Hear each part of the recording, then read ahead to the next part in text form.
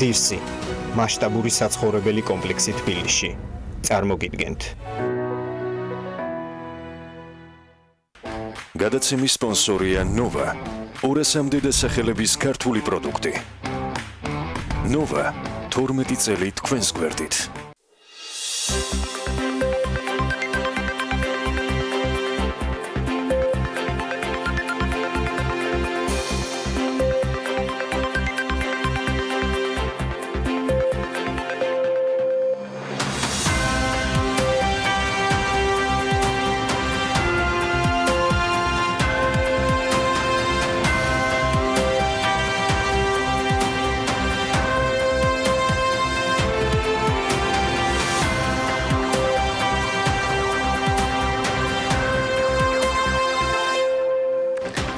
მშვიდობისა საქმიან ეთერს, საქმიან პარასკევ დღეს ვიწყებთ პირველზე ბიზნეს მედია საქართველოს გუნდთან ერთად და ვემზადებით ნაყოფიერი უქმეებისთვის.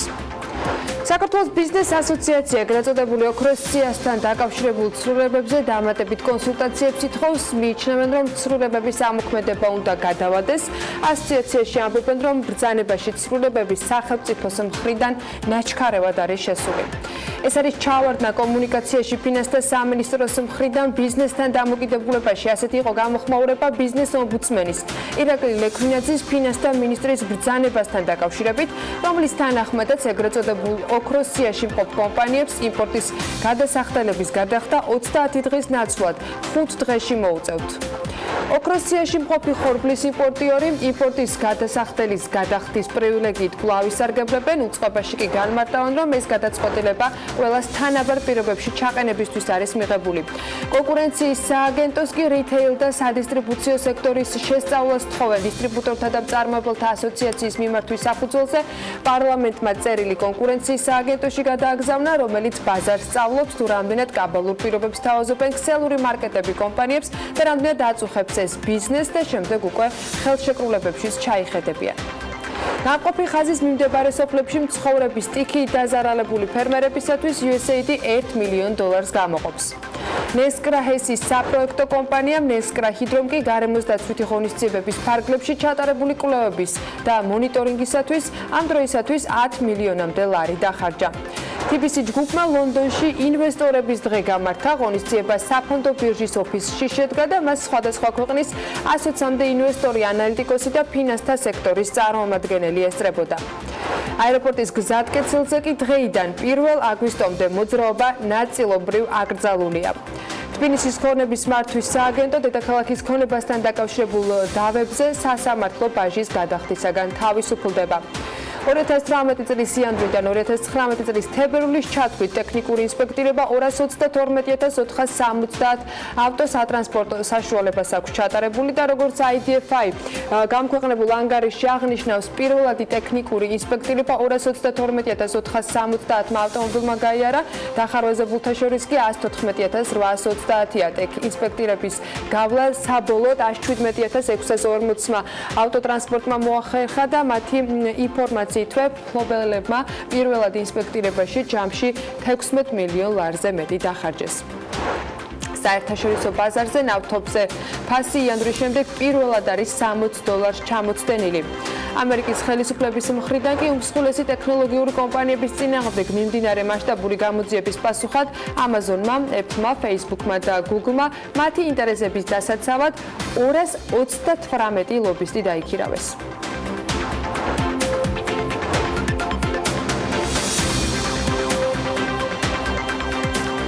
მშვიდობისა საინტერესო პარასკევს ვიწყებ დატვირთულს და თან საქმიანს ამ ყველა განსაზღვრულებისათვის მხოლოდ ბენი ჯგუფის მიერ ორგანიზებული Mercedes-Benz Business Week-ის 3დღიანი ღონისძიების დაწყებაც გამოდგება, მაგრამ საქმე და საინტერესო ამბები ისედაც ბევრია. რაც შეეხება Mercedes-Benz Business Week-ის კვირაულს, რომელიც დღეს საღამოს 7 საათისაკენ უნდა გაიხსნას და რომელიც ამ უქმეებზე სტუმრებს ძალიან საინტერესო სპიკერებსა და შეხვედრებს გვპირდება, ასეთი ამბავია. მოკლედ, მსოფლიოში პირველად და თავისთავად საქართველოშიც პირველად ბიზნეს კვირაული საქართველოში ტარდება ღონისძიებამ დაანონსებისთანავე როგორც ბიზნესის ასევე საჯარო სექტორის წარმომადგენლების ყურადღება მიიპყრო და ამ ღონისძიებაზე Mercedes-Benz Daimler-ის ოფიციალური მხარდაჭერით Ben Exclusive-ის და საქართველოში Mercedes-Benz-ის ცენტრის მიერ თბილისში ხორციელდება ეს შეკრება. მომხიბვლელია საერთაშორისო და ქართული სპიკერების ჩამონათვალით ამ კვირაულზე გერმანიიდან მოწვეული სტუმრების გარდა ბრენდინგის მამა წოდებული ცნობილი უკრაინელი მარკეტინგის ექსპერტი და სპიკერი იქნება ასევე თავისი საერთაშორისო გამოცდილების გამზიარებელი. ამავე დროს ბიზნეს კვირაულზე საერთაშორისო სპიკერების გვერდით ძალიან საინტერესო თემებით იქნებიან ქართული გამომცვალებიც მარიამ ქრუიშვილი, მათ შორის საქართველოს ტურიზმის ადმინისტრაციის ხელმძღვანელი და ქართული ტურიზმის ტრენდებსა და ბიზნეს ტურიზმის იმ უახლოეს მიმართულებებზე ისაუბრებს, ისიც წყალობითაც საქართველოს მსოფლიო ტურიზმის რუკაზე ადგილი უკვე დაიკავა. ასევე იქნება დათო ტურაშვილი, რომელიც სპეციალურად ბიზნეს კვირაულისათვის მომზადებული თემით ლიტერატურით და ბიზნესით წარდგება მსმენელის წინაშე და აქვე შეგახსენებთ, რომ Mercedes-Benz Business Week Georgia ბიზნეს სექტორის თვის მნიშვნელოვან თემებზე და საერთაშორისო გამოცდილების გასაზიარებლად 7, 8 და 9 ივნის მოუყრის თავს დაინტერესებულ ადამიანებს. მოკლედ ვემზადებით კვირაულისათვის და ამასობაში რა ხდება. კომპანიების ეგრეთ წოდებული ოქროსია გაუქმებულია ბიზნეს იმპორტის გადასახდელების გადახდისვა და 30 დღის ნაცვლად 5 დღეში მოუწევს. ეს სრულება საქართველოს ფინანსთა მინისტრ ბანო მაჭავარიანის 2019 წლის 31 მაისის ხელმოწერილი ნომერ 162 ბრძანებით არის გათვალისწინებული. ბიზნესისათვის თემა რომ პრობლემურია BMG-ის მიერ გამოქვეყნებული მასალების შემდეგ პირველივე წუთებში გამოჩნდა. გვიფიცგებენ დავხუროთ ბიზნესი, საჩუქარი გაგვიკეთეს. ესა გამაცამტურებელი მდგომარეობა ჩვენი ბიზნესისათვის. ეს იყო ბიზნესისათვის მოულოდნელი და არ ყოფილა კომუნიკაცია. ასეთი იყო გამოხმაურებები და დადებითი შეფასება თემაზე პრაქტიკულად არ მოგვისმენია, არა და გუშინ ძალიან ბევრ რესპონდენტს ვესაუბრეთ. მიზეზებიც ადვილი მისახოდრია და უფრო ჩაშლილად მათ შესახებ საქმიანი დილის ეთერში ცოტა მოგვიანებით მოგიყვებით, თუმცა კითხვა საქმე დავტოვებთ. ჩავთვალოთ, რომ კარგი გადაწყვეტილებაა, თუმცა ამაზეც შეგვიძლია ვიდაოთ, მაგრამ მაინც რატომ უნდა ხდებოდეს ასეთი გადაწყვეტილების მიღება ასეთი დაჩქარებული წესით და ამ კითხვაზე პასუხის მიღება ძალიან საინტერესო იქნება მათ შორის ფინანსთა სამინისტროსგან, თუმცა ისიც უნდა აღვნიშნოთ, რომ მორჩებათთან კონსულტაციები იწყება და არ არის გამორიცხული, რომ ბიზნესის მოთხოვნის საფუძველზე ფინანსთა მინისტრმა ბრძანებას გადახედოს და გადაწყვეტილება შეცვალოს. ამას ვნახავთ. მოდი ახლა სახელმწიფო კომპანიის, კონკრეტულად კი საქართველოს რკინიგზის ამბებს ჩავხედოთ, რომლის შემოსავლებიც კლებას განაგრძობს. ამ სახელმწიფო კომპანიამ 2018 წელი 424 მილიონ 600.000 ლარის შემოსავლით დაასრულა. ეს წინა წლის იგივე მაჩვენებელს თუ შევადარებთ, არის 2.2%-ით ნაკლები. ნინო კვინტრაძე მიმუშავა თემას და ძალიან ბევრი საინტერესო რიცხვით შეაგროვა Forbes-ის მკითხველისათვის. აღმოჩნდა, რომ რკინიგზის შემოსავლები ბოლო 3 წელია მცირდება.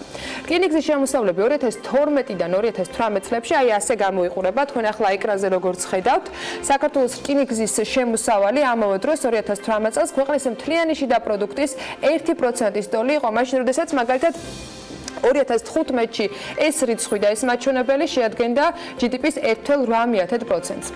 რკინიგზის შემოსავლების ყველაზე დიდი წილი ტრადიციულად ტვირთების გადაზიდვაზე მოდის. 2018 წელს კი საქართველოს რკინიგზამ 10.500.000 ტონა ტვირთი გადაზიდა. ნაცვლად 2017 წლის მოცულობისა, რომელიც იყო 10.672.568 ტონა. მოკლედ, გასულ წელს შემცირდა ნავთობპროდუქტების გადაზიდვით მიღებული შემოსავალი და მან 16 მილიონ 200.000 ლარით გადააჭარბა, ნაცვლად წინა წლის 107 მილიონი ლარისა. ნავთობპროდუქტების უმეტესობა აზერბაიჯანზე მოდიოდა 27% არის ამ ქვეყნის წილი, შემდეგ კი თურქმენეთია 19%, რუსეთის წილი 20%-ია და ყაზახეთზე 11% მოდის. რაც შეეხება ნედლ ნავთობს, საქართველოს რკინიგზის მიერ გადაზიდული ტვირთების მოცულობის 94% არის ამ შემთხვევაში აზერბაიჯანზე. საქართველოსთან გადაზიდული ნედლი ნავთობის საბოლოო დანიშნულების პუნქტები კი იტალია და შეერთებული შტატებია. რკინიგზამ 2018 წელს ნედლი ნავთობის გადაზიდვით 3.900.000 ლარის შემოსავალი მიიღო. 2017 წელს ეს მაჩვენებელი იყო თითქმის 5 მილიონით მეტი, 8.100.000 ლარი. შემცირებულია მარცვლეულის გადაზიდვით მიღებული შემოსავალიც და მან 7.600.000 ლარი შეადგინა, მაშინ როდესაც 2017 წელს იყო 400.000 ლარით მეტი, ანუ 8 მილიონის ტოლი. რაც შეეხება შავი ლითონების და ჯართის გადაზიდვას ამ გზით რკინიგზა თითქმის 10 მილიონი, დაახლოებით 9.800.000 ლარის შემოსავალი მიიღო და აქაც 200.000 ლარით შემცირებული მაჩვენებელი გვაქვს. 11.300.000 იყო შემოსავალი შაქრის გადაზიდვით, ეს კი წლიურად 38.4%-ით შემცირებულ მაჩვენებელს გვაძლევს. ქიმიკატებისა და სასუქების გადაზიდვით მიღებული შემოსავალი კი გაიზარდა 8.1%-ით და მან 13.700.000 ლარი შეადგინა. გაზრდილი ამავე დროს სამშენებლო ტვირთების გადაზიდვით მიღებული შემოსავალიც და 2018 წელს იყო 6.600.000 ლარის მოცულობის. რკინიგზამ 5.400.000 ლარის შემოსავალი მიიღო ეგრეთ წოდებული ინდუსტრიული ტვირთების გადაზიდვის, ცემენტის გადაზიდვით მიღებული შემოსავლიდან კი 1.5 მილიონ ლარამდე არის გაზრდილი შემოსავალი. ამავე დროს გასულ წელს გაიზარდა რკინიგზის ბონდების შემოსავლიანობაც. მაგალითად და კერძოდ, რკინიგზის 10 წლიანი კორპორატიული დოლარი დენომინირებული ბონდების შემოსავლიანობა 2018 წლის ბოლოს იყო 6.5%, მაშინ როდესაც 2017-ში 4.7% შეადგინა მან.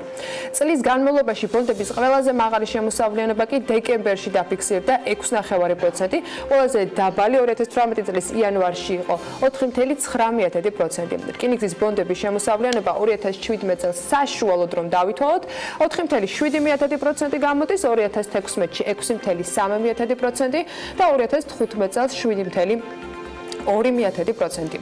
რაც შეეხება კომპანიის წმინდა მოგებას, რკინიგზის აუდირებული მონაცემებით ის კვლავ ზარალზე რჩება. 2017 წელს მაგალითად რკინიგზის ზარალი იყო 354 მილიონი. ამ პერიოდში ეს მაჩვენებელი თბილისის შემოვლითი რკინიგზის პროექტის აქტივების გაუფასურების ზარალში აღიარებას უკავშირდებოდა და ამ ფაქტორების გარეშე 2017 წელს რკინიგზის მოგება იყო 29 მილიონი, ან უნდა ყოფილიყო უბრალოდ. 2018 წელს კი რკინიგზას 716.5 მილიონი ლარის ზარალი უფიქსირდება. მიზეზებს Forbes-თან რკინიგზაში ასე განმარტავენ. 2018 წელს კომპანიამ IFRS 36 შესაბამისად აქტივების გაუფასურება მოახდინა, რის დროსაც იხელმძღვანელა ბოლო რამდენიმე წლის განმავლობაში ტვირთბრუნვის შემცირებით, რამაც თავის მხრივ გამოიწვია ძირითადი საშუალებების საბუღალტრო ღირებულების დაკორექტირების აუცილებლობა, რაც დადასტურებულია არის დამოუკიდებელი აუდიტორის მიერ და აისახა ფინანსურ ანგარიშგებაში ზარალის ფორმით. რამაც კურსდაშორისი სხვაობით მიღებულ ზარალთან შეადგინა 283 მილიონი დოლარი. ამას თავად რკინიგზა განმარტავს Forbes-ისთვის მოწოდებულ განცხადებაში. და ამასთან ამბობენ იმას, რომ ტვირთბრუნვის გაზრდის პირობებში ძირითადი საშუალებების ღირებულება დაუბრუნდება თავდაპირველ ნიშნულს. აი, რაც შეეხება ტვირთბრუნვას, რკინიგზაში იმასაც განმარტავენ, რომ ბოლო რამდენიმე წლის განმავლობაში ტვირთის შემცირება ძირითადად გამოწვეული იყო ნედლი ნავთობის მილსადენში გადამისამართებით, რამაც მნიშვნელოვანი ცვლილება ტვირთის გადაზიდვის სტრუქტურაში შეიტანა. რკინიგზა განცხადებაში იმასაც განმარტავს, რომ ბოლო პერიოდში მენეჯმენტის მიერ გატარებული ღონისძიებების შედეგად 2019 წლის პირველი კვარტლის მონაცემებით სატვირთო გადაზიდვებიდან მიღებული შემოსავალი 28%-ით არის გაზრდილი. წინა წლის იმავე პერიოდს ედარება, რა თქმა უნდა, მონაცემი. თხევადი ტვირთების გადაზიდვის შემცირება კი მშრალი ტვირთების გადაზიდვის 15%-იანმა ზრდამ დააკომპენსირა, მათ შორის გასამაგებულია საკონტეინერო გადაზიდვები. შესაბამისად, 2019 წლის პირველი კვარტლის შედეგებს თუ ჩავხედავთ, გადაზიდვების მაჩვენებელი გაზრდილია 4.3%-ით. ამ წლის პირველი კვარტლის მონაცემების შესაბამისად 8%-ით გაზრდილია ჯგუფის მთლიანი საოპერაციო შემოსავალიც, ხოლო საოპერაციო ხარჯები 4.7%-ით შემცირდა. ასევე 33%-იანი ზრდა არის საოპერაციო მოგების კუთხით წინა წლის იმავე პერიოდთან შედარებით. სხვადასხვა იმავე განცხადებაში რკინიგზა აღნიშნავს, რომ მიუხედავად იმისა, რომ გზავრთა გადაყვანები წამგებიან სეგმენტს წარმოადგენს და გარკვეულწილად სოციალურ ხასიათსაც ატარებს, კომპანიამ ტარიფების მინიმალურ დონეზე შენარჩუნების და სამგზავრო მატარებლების utilizatsiis gazrდის შედეგად მგზავრთა გადაყვანის ზარალის შემცირება, კერძოდ 2018 წელს მგზავრთა გადამყვანებიდან მიღებული შემოსავლების 20%-იანი ზრდა მოახერხა წინა წელთან შედარებით. 2019 წლის პირველ კვარტალში ასევე 12%-იანი ზრდა არის დაფიქსირებული წლის ანალოგიურ პერიოდთან შედარებით. და ისიც უნდა აღვნიშნოთ სხვათა შორის, რომ ბილეთის ფასის ცვლილებასთან დაკავშირებით რკინიგზამ გასულ წელს ასევე მიიღო გადაწყვეტილება, როდესაც არ მოხდა ფასების შემცირება კონკრეტულ სეზონთან დაკავშირებით. ის რკინიგზის წამგებიანობაზე ნეტად თუ დაისვა საპარტნიორო ფონდში გამართულ შეხვედრაზე, ესეც საინტერესო ამბავი იქნება, თუმცა ამ შეხვედრიდან მხოლოდ მოკლე რელიზი გვაქვს და მეტი არაფერი ვიცით. ვიდრე ბიზნეს სიახლეებზე გადავინაცვლებთ, კიდევ ერთი ანგარიში, რომლის ტექ ინსპექტირებასთან დაკავშირებითაც IDFI-მ გამოაქვეყნა. ორგანიზაცია აღნიშნავს, რომ 2018 წლის იანვრიდან 2019 წლის თებერვლის მონაცემებთან დაკავშირებით ავტომობილების მფლობელებმა პირველად ინსპექტირებაში ჯამში 16 მილიონ ლარზე მეტი დახარჯეს. ამასთან მათივე განმარტებით შინაგან საქმეთა სამინისტრო დახარვეზების საფუძვლებს არ აღრიცხავს, ანუ ეს ინფორმაცია არ გვაქვს და მითითებულია, რომ რაც უფრო ახალი არის ავტომობილი, მით უფრო ნაკლები არის დახარვეზების შემთხვევები. ესეც ლოგიკურად შეიძლება აიხსნას. სტატისტიკურ მონაცემებს კი თავი ნინი ლონგურაშვილმა სრულად მოუყარა და მოდით ვნახოთ რა ხდება ამ მიმართულებით.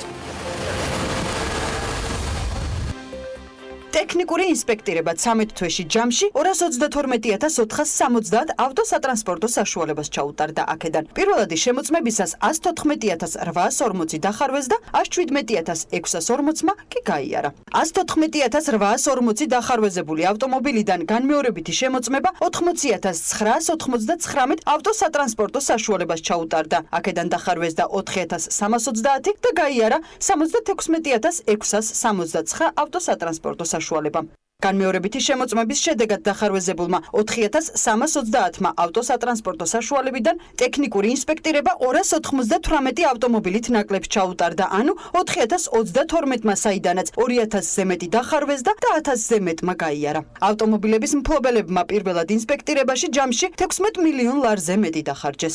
როგორ ავირიდოთ თავიდან დახარვეზებული სტატუსი? რაც უფრო ახალია ავტომობილი, მით ნაკლები არის შანსი დახარვეზდეს. დახარვეზების მაჩვენებელს თუ შევხედავთ, 2001 წლიდან 2005 წლამდე გამოშვებული ავტომობილების 40% დახარვეზდა. 2006 წლიდან 2010 წლამდე 33%, 2011-დან 2015 წლამდე 28% და საუკეთესო ვარიანტია 2016 წლიდან 2019 წლებში გამოშვებული ავტომობილები, მათი დახარვეზების მაჩვენებელი 20%-ია. 2018 წელს ტექნიკური ინსპექტირების გაუვლელობის გამო ჯარიმების ოდენობამ 1 მილიონი ლარი შეადგინა. საქართველოს ეროვნული ბანკის სავალუტო აუქციონზე ეროვნულმა ბანკმა 10 მილიონი დოლარი შეისყიდა, საშუალო შეწონილმა გაცვლითმა კურსმა კი გუშინ 2 ლარი და 74 თეთრი შეადგინა. 2019 წლის პირველ ორ თვეში ბანკს ინტერვენციის გზით 125 მილიონი დოლარი აქვს ნაყიდი, ვალუტის ეს მოცულობა სწორედ ბაზრიდან არის ამოღებული. 5 თვეში სხვადასხვა გადაცდომების გამო პროფესიული პასუხისმგებლობა 147 ექიმს დაეკისრა. ხე-ტყის უკანონო ჭრაში კი სამცხე ჯავახეთი ლიდერობას არავის უთმობს. გარემოს დაცვის და სოფლის მეურნეობის სამინისტროს USAID-ის პროექტ ზრდა საქართველოში და შიდა ქართლის რეგიონის სახელმწიფო რწმუნებულის ადმინისტრაციას შორის ურთიერთთანამშრომლობის მემორანდუმი გაფორმდა. მას ხელი შესაბამისად გარემოს დაცვის და სოფლის მეურნეობის მინისტრმა და USAID-ის პროექტის ზრდა საქართველოში ხელმძღვანელმა და შიდა ქართლის სახელმწიფო რწმუნებულმა მოაწერეს. მემორანდუმის ფარგლებში გამყოფი ხაზის მიმდებარე სოფლების მოსახლეობა, რომელიც სეტყვის შედეგად არის დაზარალებული, დახმარებას მიიღებს. USAID-ის მიერ დაფინანსებული პროექტი 5 წლიანი პროგრამა, რომელიც მიზნად მდგრადი ეკონომიკური განვითარების ხელშეწყობას 5 რეგიონის 91 თემში ისახავს მიზნად. მიმდინარე წლის 5 თვეში სხვადასხვა გადაცდომების გამო პროფესიული პასუხისმგებლობა 147 ექიმს დაეკისრა. აქედან 119 ექიმს წერილობითი გაფრთხილება მიეცა, 27 ექიმს სახელმწიფო სერტიფიკატის მოქმედება სხვადასხვა ვადით შეუჩერდა, 1 ექიმს კი სახელმწიფო სერტიფიკატი საერთოდ გააუქმდა. სამედიცინო საქმიანობის სახელმწიფო რეგულირების სააგენტოს ინფორმაციით მიმდინარე წელს პაციენტებისათვის გაწეული სამედიცინო დახმარების ხარისხი შესწავლილია 60 შემთხვევაში და მათივე ინფორმაციით 2017 წელს პროფესიული პასუხისმგებლობა ჯამში 300 ექიმს დაეკისრა, 2018 წელს კი ეს რიცხვი იყო 342.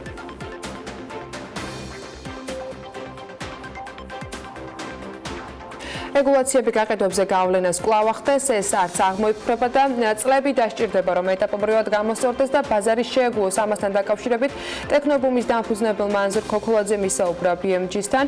მისი განმარტებით წელს ის მაღაზიების გახსნას არ აანონსებს, რადგან არარენტაბელურია და უფრო ონლაინ გაყიდვების მიმართულებას გააძლიერებს. მისივე თქმით, ტექნიკის ბაზარი შემცირებულია როგორც საბანკო რეგულაციების გამო, ისე ლარის გაუფასურების შედეგად.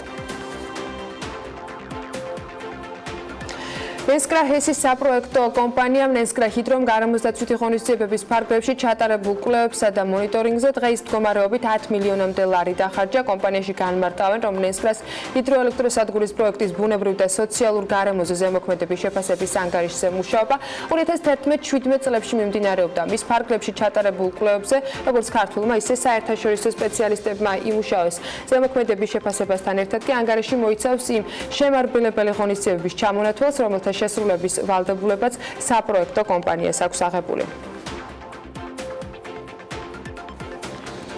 გარემოსდაცვითი ზედამხედველობის დეპარტამენტის ინფორმაციით, მაისში ქვეყნის მასშტაბით ხე-ტყის უკანონო მოპოვების და ტრანსპორტირების ყველაზე მეტი 23 ფაქტი სამცხე-ჯავახეთშია გამოვლენილი.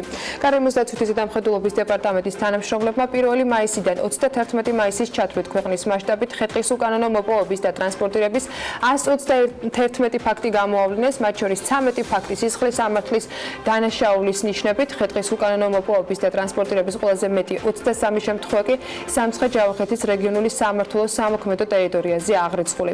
სამეგრელო ზემო სვანეთის რეგიონული სამმართველოს მასშტაბით 19 ფაქტი დაფიქსირდა იმერეთში 16, გურიაში 2, რაჭა-ლეჩხუმი ქვემო სვანეთის რეგიონში 8, აჭარის რეგიონული სამმართველოს სამოქმედო ტერიტორიაზე 15, მცხეთა-მთიანეთში 11, შიდა ქართლში 6, ქვემო ქართლის მასშტაბით 13 და კახეთის სამმართველოს სამოქმედო ტერიტორიაზე 18 ფაქტი აღრიცხული. ჯამში ამოღებულია უკანონოდ მოპოვებული 9746 მეტრ კუბი ხე-ტყე. რუსთაველის გამზირზე ნარჩენების სეპარირებისათვის განკუთვნილი ურნები დაიდგმება. ქაღალდის, პლასტიკის, მინის და შერეული ნარჩენი შეგროვების მიზნით თბილსერვის ჯგუფმა ამ ტერიტორიაზე 80 კონტეინერი განათავსა. ახალი ურნები კი დედაქალაქის საკრებულოდან ფილარმონიის მიმდებარე ტერიტორიამდე იქნება განთავსებული. პარალელურად განხორციელდა ძველი ურნების დემონტაჟით. სამუშაო პროცესს თბილსერვის ჯგუფის ხელმძღვანელობდა მთაწმინდის გამგებელი, ადგილზეც დაესწრნენ. ნარჩენების სეპარირების სისტემაზე ქვეყანა 2019 წლიდან ეტაპობრივად უნდა გადავიდეს, რაც ევროკავშირთან ასოცირების ხელშეკრულებით გათვალისწინებული ერთ-ერთი ვალდებულებაა. სეპარაციის სისტემის დანერგვის და მოსახლეობის ცნობიერების ამაღლების მიზნით კი გასულ წელს თბილისის მერიასა და არასამთავრობო ორგანიზაციებს შორის ურთიერთთანამშრომლობის მემორანდუმიც ამოქმედდა და საპილოტო პროექტიც არის განხორციელებული. შემოდგომაზე მესტიაში ახალი სასტუმრო გისტოლა გაიხსნება. გისტოლაში ჯამში 3 მილიონი ლარის ინვესტიცია უნდა განხორციელდეს. ბიზნესმენის თქმით, რომელიც ამ სასტუმროს აშენებს, ის 4 სართულიანი იქნება და 53 ნომერს მოიცავს. სასტუმროს სახელწოდება გისტოლა კი მესტიაში უშბაზე მაღალი მყინვარწვერის სახელიდან გამომდინარეა შერჩეული, რომელიც ზღვის დონიდან 4860 მეტრზე მდებარეობს. სასტუმრო ბიზნესი საქართველოში პერსპექტიული საქმეა, თუ სტაბილურობა იქნება. ყოველწლიურად ტურიზმის 30-40%-იან ზრდას ვაფიქსირებთ. ტურიზმი კი შემოსავლიანი დარგია, ამბობს ბიზნესმენი. ტოიოტა ცენტრი თბილისის დამფუძნებელი BMG-სთან ასევე აღნიშნავს, რომ უახლოეს მომავალში ის სვანეთის სხვადასხვა სოფელში, მათ შორის ბეჩოში და ეცერში საკუთარი კვების მრეწველობის შექმნასაც გეგმავს, მათ შორის ქათმების და საქონლის ფერმის მოწყობას. სოფელს ალვანის მოსახლეობა სამუშაო ჯგუფს ქმნის, რომელიც თუშეთის გზის გაწმენდით სამუშაოებს დააკურდება. მოსახლეობასა და საგზაო დეპარტამენტის წარმომადგენლებს შორის შეთანხმება ნაწილობრივ შედგა. ადგილობრივები კი განმარტავენ, რომ სამუშაოებს დააკურდებიან და თუ პრობლემა მალე არ მოგვარდება, ისინი პროტესტს გააგრძელებენ. საავტომობილო გზების დეპარტამენტი და ტენდერში გამარჯვებული კომპანია არილი კი დღეიდან მშავალი აბანომალოს დამაკავშირებელ გზაზე უკვე დამატებით მძიმე ტექნიკას შეიყვანენ და ამასთან ახმეტის მუნიციპალიტეტის მერის გადაწყობილების გადაწყვეტილებით ამ გზის 56 კილომეტრზე ხელოვნური ტბის მონაკოზე საქონლის გადასაადგილებელი ბილიკიც უნდა მოეწყოს. საავტომობილო გზების დეპარტამენტში განმარტავენ, რომ თუშეთთან დამაკავშირებელი გზა სავარაუდოდ 2 კვირაში გაიხსნება. სოფელ ზემო და ქვემო ალვანის მოსახლეობა თუშეთის გზის გაწმენდითი სამუშაოების დაჩქარებას ითხოვს, რაც მათი პროტესტის მიზეზი რამდენჯერმე გახდა. მაგალითად, ახმეტის მუნიციპალიტეტის საკრებულოს სხდომის ჩაშლის ერთ-ერთი მიზეზით სწორედ ეს საპროტესტო გამოსვლები იყო. ამერიკულმა კომპანია Coca-Cola ენერგეტიკული სასმელის წარმოება დაიწყო. ერთადერთი ენერგეტიკული სასმელი საუკეთესო Coca-Cola-ს არომატით, ეს ბრენდის ენერგეტიკული ხაზის ახალი სლოგანია. Energy შეიცავს კოფეინს, გუარანას, ექსტრაქტს, B ჯგუფის ვიტამინებს და Red Bull-ისაგან განსხვავებით არ შეიცავს ტუარინს. განმარტავენ კომპანიაში Coca-Cola-ს ენერგეტიკული სასმელი ევროპულ ბაზარზე უკვე იყიდება და მისი ღირებულება საშუალოდ 1 ევროდან და 19 ცენტიდან იწყება. Red Bull-თან შედარებით ის 20%-ით იღირს, რაც მის თვითღირებულებაზე დაახლოებით ბაზარზე არის 99 евро ცენტი. როდის გამოჩნდება საქართველოს ბაზარზე ენერგეტიკული სასმელი და რა იქნება მისი ფასი, ეს ჯერჯერობით უცნობია. Online სავაჭრო პლატფორმა Amazon კი ამანათების დრონების დახმარებით გადაზიდვას გეგმავს. კომპანიის აღმასრულებელმა დირექტორმა ლოს-ანჯელესში განვითარებულ კონფერენციაზე თქვა, რომ ინოვაციური პროექტი მომდევნო თვეებში დაიწყება. მისი თქმით, ჯერ კონკრეტული დრო არ არის დაზუსტებული, თუმცა, როგორც თავად აღნიშნავენ, დრონები 25 კილომეტრის მანძილზე ფრენას და 2.3 კილოგრამი პაკეტების გადაზიდვას მაქსიმუმ 30 წუთში მოახერხებენ. ამ ახალი გამოწყობით ინტერნეტ სავაჭრო გიგანტს მომსახურების გაუმჯობესება და დროის შემცირება სურს მომსახურებაში. ამერიკის შეერთებული შტატების ავიაციამ სხვათა შორის კონცერნს დრონების გამოყენებაზე ნებართვა რამდენიმე დღის წინ უკვე მისცა. Amazon-მა დრონის მეშვეობით ამანათების გადაზიდვა 2016 წელს დიდ ბრიტანეთში დატესტა. საბერძნეთი კი გერმანიისაგან რეპარაციას ითხოვს. გერმანულ ენოვანი მედია აღნიშნავს, რომ წერილობითი სახის შესაბამისი მიმართვა გერმანიაში საბერძნეთის ელჩმა ოფიციალურ ბერლინს უკვე გაუგზავნა. საუბარია 376 მილიარდ ევროზე, რომელიც საბერძნეთის მთავრობის აზრით გერმანია პირველი და მეორე მსოფლიო ომის პერიოდში საბერძნეთისათვის მიყენებული მატერიალური ზარალის ასანაზღაურებლად უნდა გადაიხადოს. საბერძნეთის პარლამენტმა აპრილის შუა რიცხვებში სპეციალური რეზოლუციაც მიიღო, შეიმუშავა და დაამტკიცა. დოკუმენტით კი დეპუტატების ქვეყნის პრემიერ-მინისტრს ალექს ციპრას ავალდებულებენ, რომ ყველა დიპლომატიური და იურიდიული საშუალებით მათი მოთხოვნის დაკმაყოფილება იყოს მიღწეული.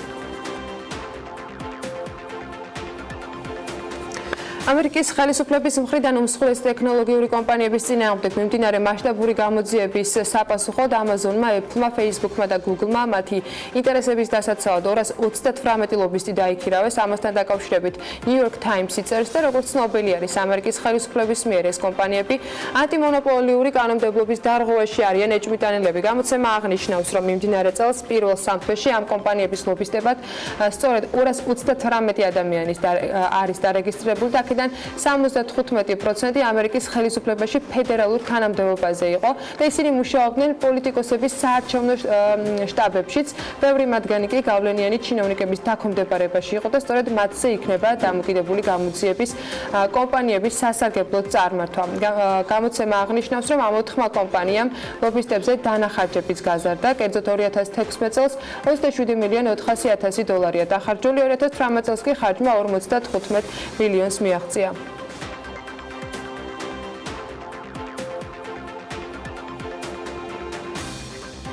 ამერიკის შეერთებული შტატების ახალი შეზღუდვა კუბას ამჯერად ვაშინგტონის გადაწყვეტილება ტურიზმს დაარტყამს. თეთრმა სახლმა კუბას წინააღმდეგ სანქციების გამკაცრების შესახებ ინფორმაცია აპრილში გაახმაურა, დღეიდან კი შეზღუდვების ახალი პაკეტი შევიდა ძალაში. ახალი რეგულაციით შტატების მოქალაქეებს კუბაში გარკვეული მარშრუტებით მოგზაურობა აეკრძალებათ, კერძოდ საკრუიზო ხომალდებით, დიდი სამოგზაურო გემებით, იახტებით, კერძო ლაინერებით და ვერტმფრენებით კუნძულოვან ქვეყნებში შესვლა ტაბუ დადებული თემა გახდა. ასევე აიკრძალებათ ჩააგრძელა ქვეყნის გაცნობიტი ხასიათის ჯგუფური ექსკურსია ტურებით. ვაშინგტონის გადაწყვეტილებით სანქციები არ ეხება მათ, ვისაც კუბაში ნათესაობის და ახლობლების მონახულება სურთ, ასევე შეზღუდვა არ დაწესდება მედიის წარმომადგენლებზე, დიპლომატიური წრეების და ჰუმანიტარული სექტორის წარმომადგენლებზე. უცხოელი ანალიტიკოსები კი ვარაუდობენ, რომ თეთრი სახლის გადაწყვეტილება კუბას ფინანსურად დიდ ზიანს მიაყენებს, რადგან ბოლო პერიოდში ქვეყნის ბიუჯეტში ამერიკელი ტურისტებისაგან მილიონობით დოლარი შედიოდა.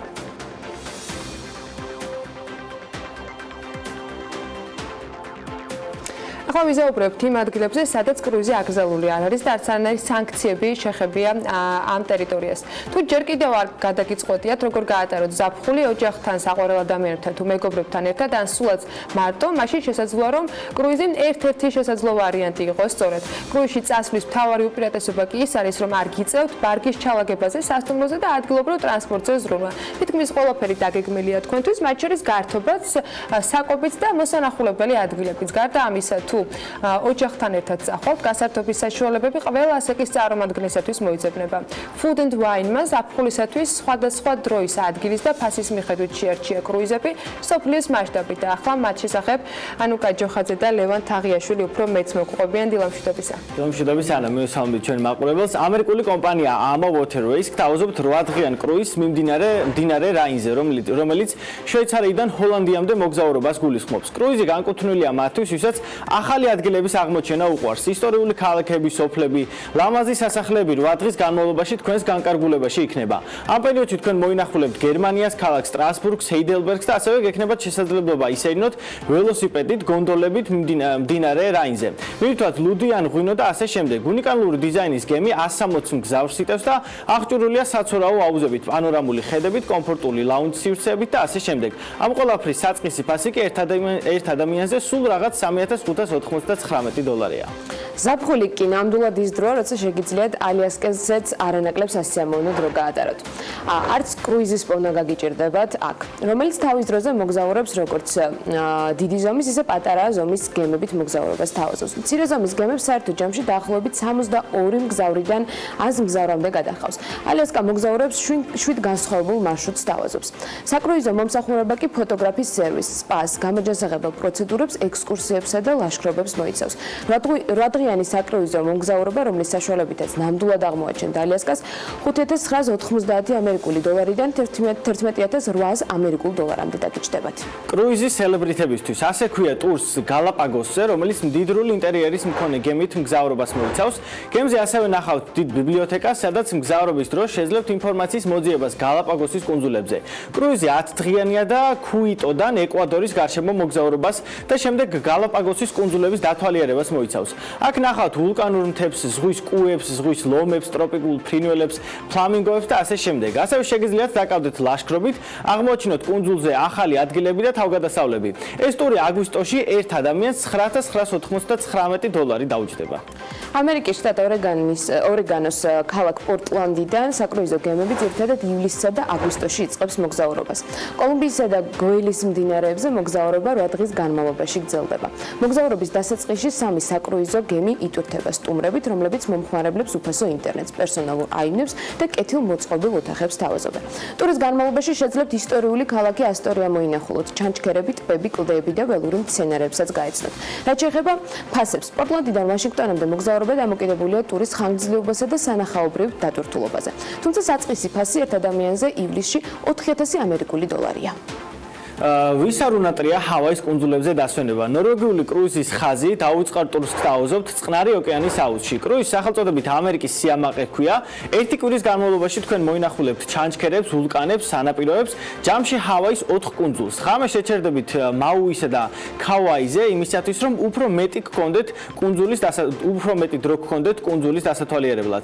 თუ ჯიბეზე ხელსაც გაიკრავთ, კონოსა და ჰილოზე ექსკურსიებსა და ექსპედიციებსაც ეზიარებით და გაიმრავალფეროვნებთ თქვენი ინსტაგრამისა თუ უბრალოდ დასამახსოვრებელ ამბებს. ექსკურსია ასევე მოიცავს ტურს ვერტმფრენით, აკვალანგით, სამზარეულოს მასტერკლასებს და ასე შემდეგ. მისი ღირებულება ჩვენს ტურში ყველაზე ნაკლებია 1599 დოლარი. თუმცა თუ ოთახი ოკეანის ხედით გინდათ, მაშინ დამატებით 200 დოლარის გადახდა მოგიწევთ. შემდეგ კრუიზს კი ინგლისიდან ნორვეგიამდე მივყავართ. მოგზაურობა ლონდონიდან იწყება. პრინცეს კრუიზი ასე ქვია საკრუიზო გემს, რომელიც თავის სტუმრებს აუზებს სხვადასხვა გასართობ პროგრამებს, მაღაზიებს და კვების ობიექტებს თავაზობს. პირველი გაჩერება ნორვეგიაში, სტეინვენჯერის პორტშია, სადაც დღემდე არის შემორჩენილი ისტორიული შენობები. საკრუიზო გემით ოლდენის პორტშიც აღმოჩნდებით, სადაც ტურის ორგანიზატორები სხვადასხვა ადგილობრივ ექსკურსიებს შემოგთავაზებენ. ამ შემთხვევაშიც ტურის ღირებულება მის ფასზე და მოსანახულებელი ქალაქების რაოდენობაზეა დამოკიდებული. თუმცა ეს მოგზაურობა ერთ ადამიანს საშუალოდ 1000 ამერიკული დოლარი უჩნდება. თუ ადრიატიკის ზღვა, ვენეცია და საბერძნეთის კუნძულები გიზიდავთ, მაშინ მომდევნო კრუიზი ნამდვილად თქვენთვისაა. აგვისტოში Seaburn Odyssey გაძლევთ შესაძლებლობას აღმოაჩინოთ ვენეცია, მურანოსა და ბურანოს კუნძულები, დალმატიანის სანაპირო, მონტენეგრო, სადაც კოტორის შუა საუკუნეების ქალაქს დაათვალიერებთ. ასევე საბერძნეთის კუნძულს სახელად კორფუ, აქ თქვენ ულამაზეს ხედებთან შეხვდებით ზეთისხილის ბაღებს, ტრადიციულ სოფლებს, ეწევით ასევე სპარტას, კეფალონიას, ათენს, აკროპოლის. ეს ყველაფერი თუ გემზე ოკეანის ხედით გსურთ, რომ დაათვალიეროთ, ჯამში 4799 დოლარი დაგიჯდებათ. და ბოლოს ფლორიდიდან ბაჰამამდე მოგზაურობაზე უარს ალბათ არც არავინ არ იტყვის. Disney Cruise Line 4 დღიან ტურებს კანავერალის პორტიდან სთავაზობს დაინტერესებულ პირებს. კრუიზზე Disney-ის პერსონაჟებს, ძველ მელოდიებს და ცეკვის პერფორმანსებს იხილავთ. გაივლით ასევე პატარა ქალაქ ნასაუსაც, სადაც შეძლებთ რომ დელფინებთან ერთად იცურავთ ან მარჯნის რიფები დაათვალიეროთ. მეორე დღეს კი გაიღვიძებთ თუ არა Disney-ის კუნძულზე აღმოჩნდებით, სადაც ახალი თავგადასავალი გელოდებათ. ტურები ძირითადად ივლისსა და აგვისტოში იგეგმება, რომლის ხანგრძლივობაც განსხვავებულია. 3 დღიანი ტურის შემთხვევაში ფასი 1800 ამერიკული დოლარიდან იწყება, ხოლო 5 დღე 4400 ამერიკული დოლარი ღირს.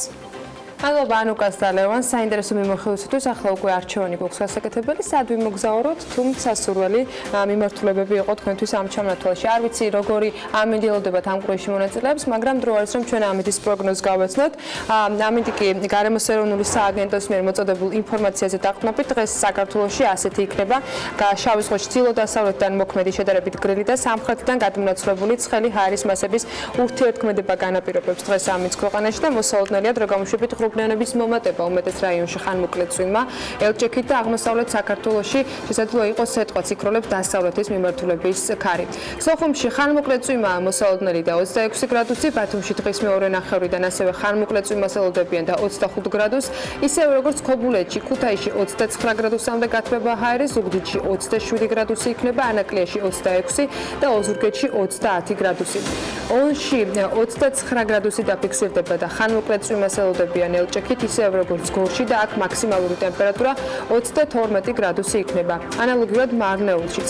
ცხინვალში მხოლოდ 31 გრადუსი დაფიქსირდება ხანმოკლე წვიმის ფონზე, რუსთავში კი 33 გრადუსს მიაღწევს ტემპერატურა. 29 გრადუსია მოსალოდნელი ახალციხეში, სადაც დღის მეორე ნახევრიდან ხანმოკლე წვიმა ელჭექით არის ნავარაუდები, ისევე როგორც ბორჯომში, ბაკურიანში და ახალქალაქში. რაც შეეხება ტემპერატურულ მაჩვენებლებს, ბორჯომში 30 გრადუსს მიაღწევს ტემპერატურა, ბაკურიანსა და ახალქალაქში კი 24 გრადუსი დაფიქსირდება. სტეფანწმინდაში ხანმოკლე წვიმაა ელჭექით მოსალოდნელი და მაქსიმუმ 30 გრადუსი, თელავში ასევე ხანმოკლე წვიმას ელჭექით ვარაუდობენ და აქაც 30 გრადუსია მაქსიმალური ტემპერატურის განმავლობაში მოსალოდნელი. რაც შეეხება თბილისს, დედაქალაქში დრო გამოშვებით ღრუბლიანობა მოიმატებს, ხანმოკლე წვიმა ელჭექით ნავარაუდები, იქროლებს ჩრდილო-დასავლეთის მიმართულების ქარი და ჰაერის მაქსიმალური ტემპერატურა 33 გრადუსი დაფიქსირდება. ასეთი არის 7 ივნისის ამიტის პროგნოზი მთელი ქვეყნის მასშტაბით, რომელსაც გარემოს ეროვნული სააგენტო გაზრდის ტრადიციულად ყოველ დღე განახლებულს და ყველაზე საიმედოს. მოკლედ, სულ რამდენიმე წუთში ასეთი ამიტის ფონზე და რა თქმა უნდა საქმიანი პარასკევით პირველ სტუმართან ერთად გიბრუნდებით.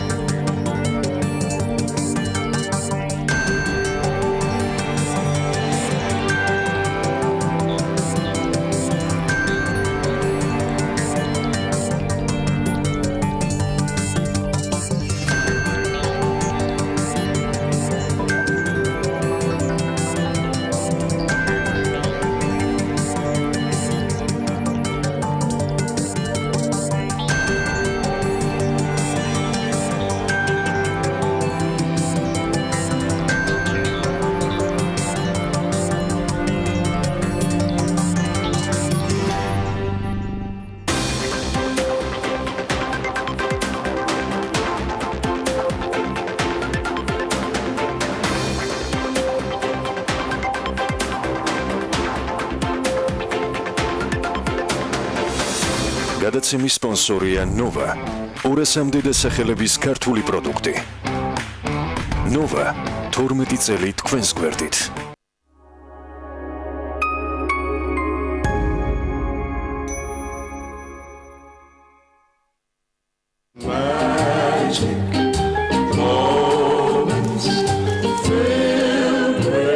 ოჯახურ შეკრებებს მიზეზი არ სჭირდება. Silk Plus-ი მთელი ოჯახისთვის. Silk TV-ის ყველა არხი, უსასრულო სასაუბრო დრო, SMS-ები და 5 გიგაბაიტი უსწრაფესი მობილური ინტერნეტი Geocell-ის 5 ნომერზე. Silk.net. ყველაფერი კავშირშია. ყველაფერი, რაც გიყვარს და რაც შენია. ნამდვილი. ცოცხალი ხილის განუმეორებელი გემო და ნაყინი. ერთდროულად გემრიელი და სასარგებლო. ვიტამინებით მდიდარი ცოცხალი ხილისა და ნაყინის ჰარმონიული შერწყმა. ცოცხალი ხილის ნაყინის უკვე საყვარელი. უნიკალური, დაუვიწყარი და განსაკუთრებული გემოები, რომელსაც ახალი დაემატა. ტყის განუმეორებელი კენკრა. ნაყინი ცოცხალი ხილით. მხოლოდ ბარამბოსგან. სიახლე გალფში. განახლებული ეკომეგობრული საწვავი G-Force Green Booster-ის დანამატით. მისი უნიკალური ფორმულა მნიშვნელოვნად ამცირებს მავნე-ნივთიერებების გამოყოფას ჰაერში. ჩვეულებრივი საწვავისგან განსხვავებით G-Force ზრდის განვლილ მანძილს. შესაბამისად, ამცირებს ხარჯს საწვავზე, ეფექტურად ასუფთავებს ძრავს ნადებისგან და ამცირებს წვეთას. გადადი G-Force-ზე, მხოლოდ გალფის ქსელში.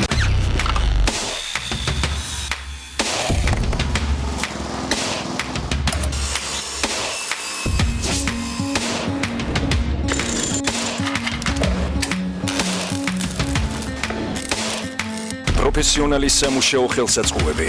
Inkco, შექმენი სამყარო შენივე ხელით. სლოტ კლუბების ქსელი 3-7-იანი გთავაზობთ საუკეთესო აპარატებს. ყველაზე მაღალ 20%-იან кэшბექს კლუბის VIP წევრებისთვის. ყოველ სამშაბათს და პარასკევს იმართება 7-იანების ტურნირი. ყოველ 4 შაბათს თამაშდება ფულადი პრიზები, 7 ახალი ავტომობილი და სუპერ პრიზი Toyota Prado. სრული საპრიზო ფონდი შეადგენს 1.221.000 ლარს. სლოტ კლუბების ქსელი 3-7-იანი. რატომაცვია კურდღლის ფორმა და არა სუპერგმირის? იქნები მინდომ რომ სპექტაკლი ფერმის ცხოველებზეა. აბა ვნახოთ როგორ ვატარებთ მას. ჩემო კარგო, შენ ცდები, იმიტომ რომ დედა სისუფთავის გამაძლიერებლების შემცველთა იციყენებს. ის იქნება სუფთა და ქათქათა თეთრი.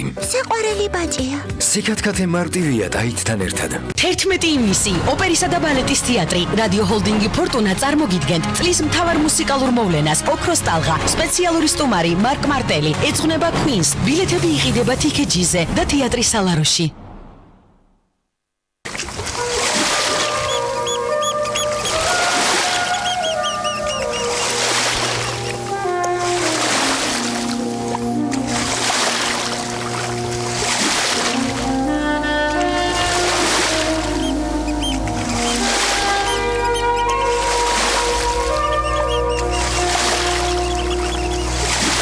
იმოგზაურეთ სიყვარულით.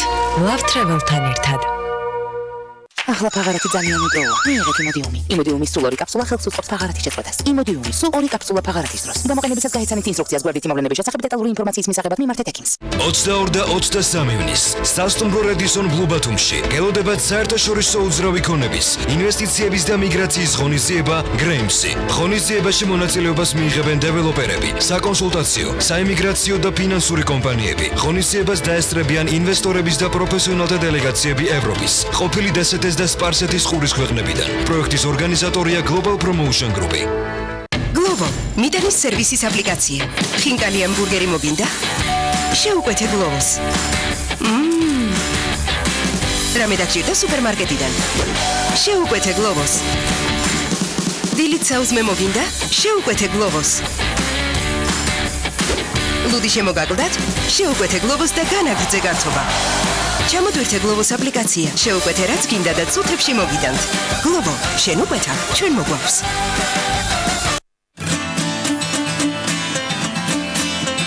8 ივნის ვაგონჩენში ჯგუფი მგზავრები ახალი პროგრამით. კონცერტის საინფორმაციო მხარდამჭერია TV პირველი. ამის ყურება მთელი დღე შემიძლია. სამწუხაროდ ეს რეკლამა მთელი დღე ვერ იქნება, მაგრამ როდესაც ლუდი იდეალურია, 10 წამიც კი საკმარისია. Harpy, ნამდვილი ირლანდიული ლუდი გინესისგან. კბილეული ჩემს სახლში ყოველთვისაა. ამიტომ ჩემთვის მნიშვნელოვანია ის არა მარტო გემრიელი, არამედ ჯანსაღიც იყოს. როცა ჩემი შვილები სანდომის კბილეულს მიირთმევენ, შვიდად ვარ, რადგან ვიცი, რომ ის ყოველთვის ახალი და ეკოლოგიურად სუფთაა. სანდომი ფართო ასორტიმენტს გვთავაზობს და არჩევანშიც არ ვარ შეზღუდული. სანდომი, ბრენდი, რომელსაც ვენდობი. საბავშვო დღეები ავერში. 2+2 აქცია ჰუმანას და ჰიპის ფაფებზე. 2+1 აქცია ნესტრეს ფაფებზე. 2+1 აქცია ბიუფენის პროდუქციაზე. 20%-იანი ფასდაკლება ლაკალოტის საბავშვო კბილის პასტებსა და ჯაგრისებზე. ასევე ლორენის საბავშვო ეტლებსა და მანეჟებზე. ხოლო 25%-იანი ფასდაკლება მუსტელას და ტოპიგრამის პროდუქციაზე.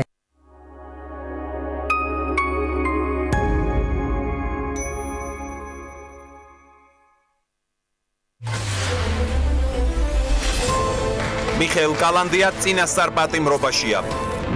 ბიძამის მირზა სუბელიანსკი ერთ თვეში ციხიდან გამოსვლა უწევს. ხორავას ქუჩის საქმის ახალი გაგრძელება. რას აპირებს მოკლული მოსწავლის დავით სარალიძის მამა. ეს არის ნაწილობრივი სამართლის აღდგენა. ეს ბრძოლა არ გაჩერდება. სად მთავრდება ზაზა სარალიძისთვის ხორავას ქუჩის საქმის გამოძიება? როდემდე დარჩება ზაზა სარალიძის კარავი რუსთაველზე? რა პასუხისმგებლობა ეკისრებათ იმ პირებს, რომლებიც საქმეს იწიებდნენ?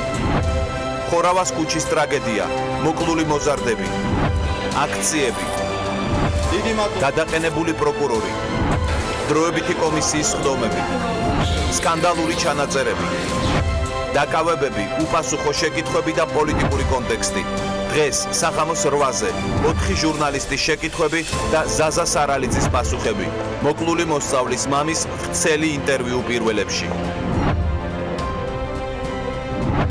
გავიგე ის ხმა თემრლანს როგორ გაუარა თაუში მაგტყუამ. ის ხმა ვიბრძენი. კიდევ ერთი კარავი და კიდევ ერთი მამა, რომელიც პასუხებს ითხოვს. მაჩალიკაშვილის საქმე, საგამოძიებო ფილმი, რომელიც დღეს პირველებში გავა. თემირლანს უსასმენები ეკეთა. ადგილზე არ იქნა აღმოჩენილი მას რა. ამ დანაშაულში ბრალეულმა, სავარაუდო ბრალეულმა უწყებამ ჩაატარა ჩხრეკა ამოღება, რაც სერიოზული დარღვევა. ყველა მნიშვნელოვანი დეტალი და უპასუხო შეკითხვები, რომელსაც ჟურნალისტური გამოძიების ფარგლებში მოუყარეთ თავი. ზურიტ გონაკაშვილს უნდა ითქვა, უნდა დათანხმებოდა იმას, რომ თემირლან მაჩალიკაშვილი უჭერდა მხარეს ტერორისტებს აქტიურად. შეერთებულზე, როდესაც ბანკში ჩადის, იქ ჩვეულებრივად მას ყველა იცნობს როგორც სეიფულა. სპეცოპერაციები, გაბრიელ სალოსის ქუჩა და პანკისის ხეობა. რა მოხდა 2017 წლის 26 დეკემბრის ღამით? პროკურატურამ არ მოგცა დაშვება ამ მასალაზე. საგამოძიებო ფილმი მალხაზ მაჩალიკაშვილი და ადვოკატები ჩვენს ეთერში. სახამოს 8-ზე 2 კარავი პირველებში.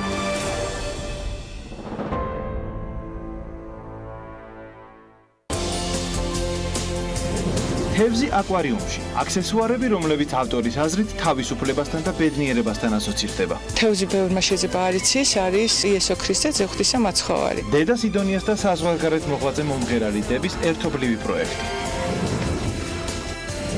რა არის ლარის ფონდი და რას უნდა მოხმარდეს შეგროვებული თანხა? ფონდი ყოველკვირეულად ამოირჩევს და გაგიზიარებთ ერთმანეთისგან განსხვავებულ აქტივობებს. საზოგადოების ნაწილი ერთი იდეის გარშემო ერთიანდება. ერთად ყველაფერს შევძლებთ. ცოლ-ქმარი, რომელთა გადაცემაც ძველი ტელეფონების შეგროვებაა. რას შეეწირა უნიკალური კოლექციის დიდი ნაწილი და როდის იხილავს ერთად თავმოყრილ 44 ისტორიულ ტელეფონს დამთვალიერებენ?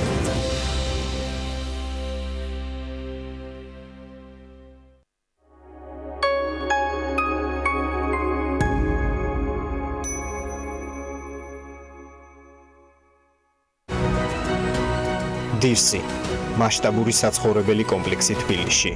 წარმოგიდგენთ. გადაცემის სპონსორია ნოვა. 200-მდე დასახელების ქართული პროდუქტი. ნოვა 12 წელი თქვენს გვერდით.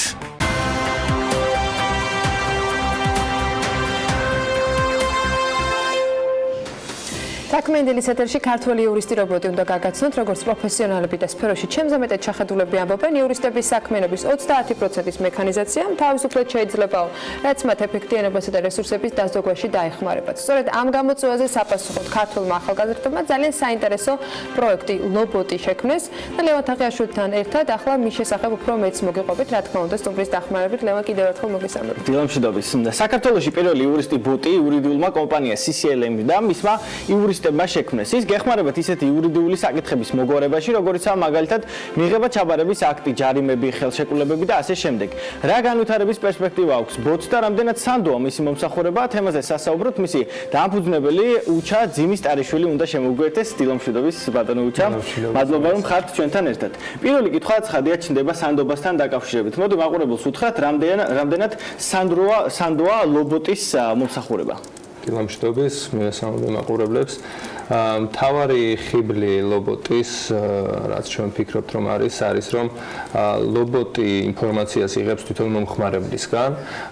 შესაბამისად, პირველადი ინფორმაცია რეალურად მომხმარებელმა დაარღვია თუ არა, ვთქვათ, რაიმე საგზაო მოძრაობის წესი პირობითად, რა საკითხზე უნდა ხელშეკრულების გაფორმება და ასე შემდეგ. ამ ყველაფერს ლობოტი იღებს მომხმარებლისგან.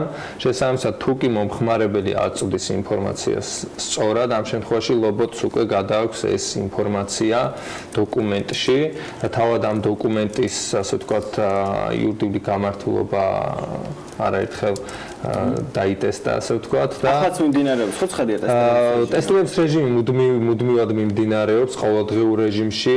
ჩვენ ამ ეტაპზე პროდუქტი გაშვებული გვაქვს, მაგრამ ასე ვთქვათ, ვეძახით რომ ეს არის სატესტო რეჟიმი ჯერჯერობით, იმიტომ რომ მუდმივად საჭიროა სრულყოფა როგორც ტექნიკური თვალსაზრისით, ასევე შინაარსობრივი კუთხით და ამ პროცესში ძალიან აქტიურები არიან თვითონ მომხმარებლებიც, რომლებიც მუდმივად აი უშუალო პროცესი რომ აღწეროთ, როგორი არის, სად უკავშირდება მომხმარებელი ბოტს და როგორ მიდის შემდეგ აი ეტაპობრივად რომ უთხრათ მაყურებელს. კი ბატონო, ამ ეტაპისათვის ლობოტი Facebook-ში მოქმედებს. ჩვეულებრივ უნდა მოძებნოს მომხმარებელმა გვერდი ლობოტი და პირველი მესიჯი გაუგზავნოს, ასე ვთქვათ, მიმოწერის დაწყებისთანავე თვითონ ლობოტი უსვავს შეკითხვებს მომხმარებელს, ამიტომ მომხმარებელს არ უწევს თვითონ ფიქრი თუ რა საკითხები უნდა მიწეროს იურისტს. ამ შემთხვევაში ავტომატურ რეჟიმში ცხადია იმ პირობებში, როდესაც უკან ამ ლობოტის უკან არის რობოტი რეალურად, ამ შემთხვევაში ის მუშაობასაც ვერ ხედავს მაყურებელი. მომხმარებელი ვერ ხედავს და 24 საათის განმავლობაში შესაბამისად ხელმისაწვდომი არის, იმიტომ რომ პროგრამა არის მარტივად რო ვთქვათ. აი კონკრეტულად რა საკითხების გადაწყვეტა შეუძლია? ჩვენ რამდენიმე მათგანი ვახსენეთ უკვე, მაგრამ უფრო რომ ჩავშალოთ, როგორც ვიცი 12 მომსახურების გაწევა შეუძლია ლობოტს. ამ ეტაპისათვის ლობოტს შეუძლია შემდეგი სერვისების გაწევა. პირველი მიმართულება, რომ დავაჯგუფოთ, არის, ასე ვთქვათ, ადმინისტრაციული ჯარიმების გასაჩივრება. იქნება ეს, ვთქვათ, საპატრულო პოლიციის ოქმი, პარკირების კომპანიის ოქმი, სხვა საკითხებზე, ვთქვათ, არასწორ პარკირებაზე, საურავზე, რომელიც ძალიან პრობლემური არის, როგორც პრაქტიკა აჩვენებს, იმიტომ რომ 10 ლარიან ჯარიმაზე მოძლიათ შემდეგ 150 ლარიანი საურავები. ერთი მიმართულება ეს არის ადმინისტრაციული საჩივრები, მეორე ეს არის ხელშეკრულებები და სხვა იურიდიული დოკუმენტები. ჩვენ გვაქვს ნასყიდობის ხელშეკრულების შედგენის საშუალება, სესხის ხელშეკრულების შედგენის საშუალება.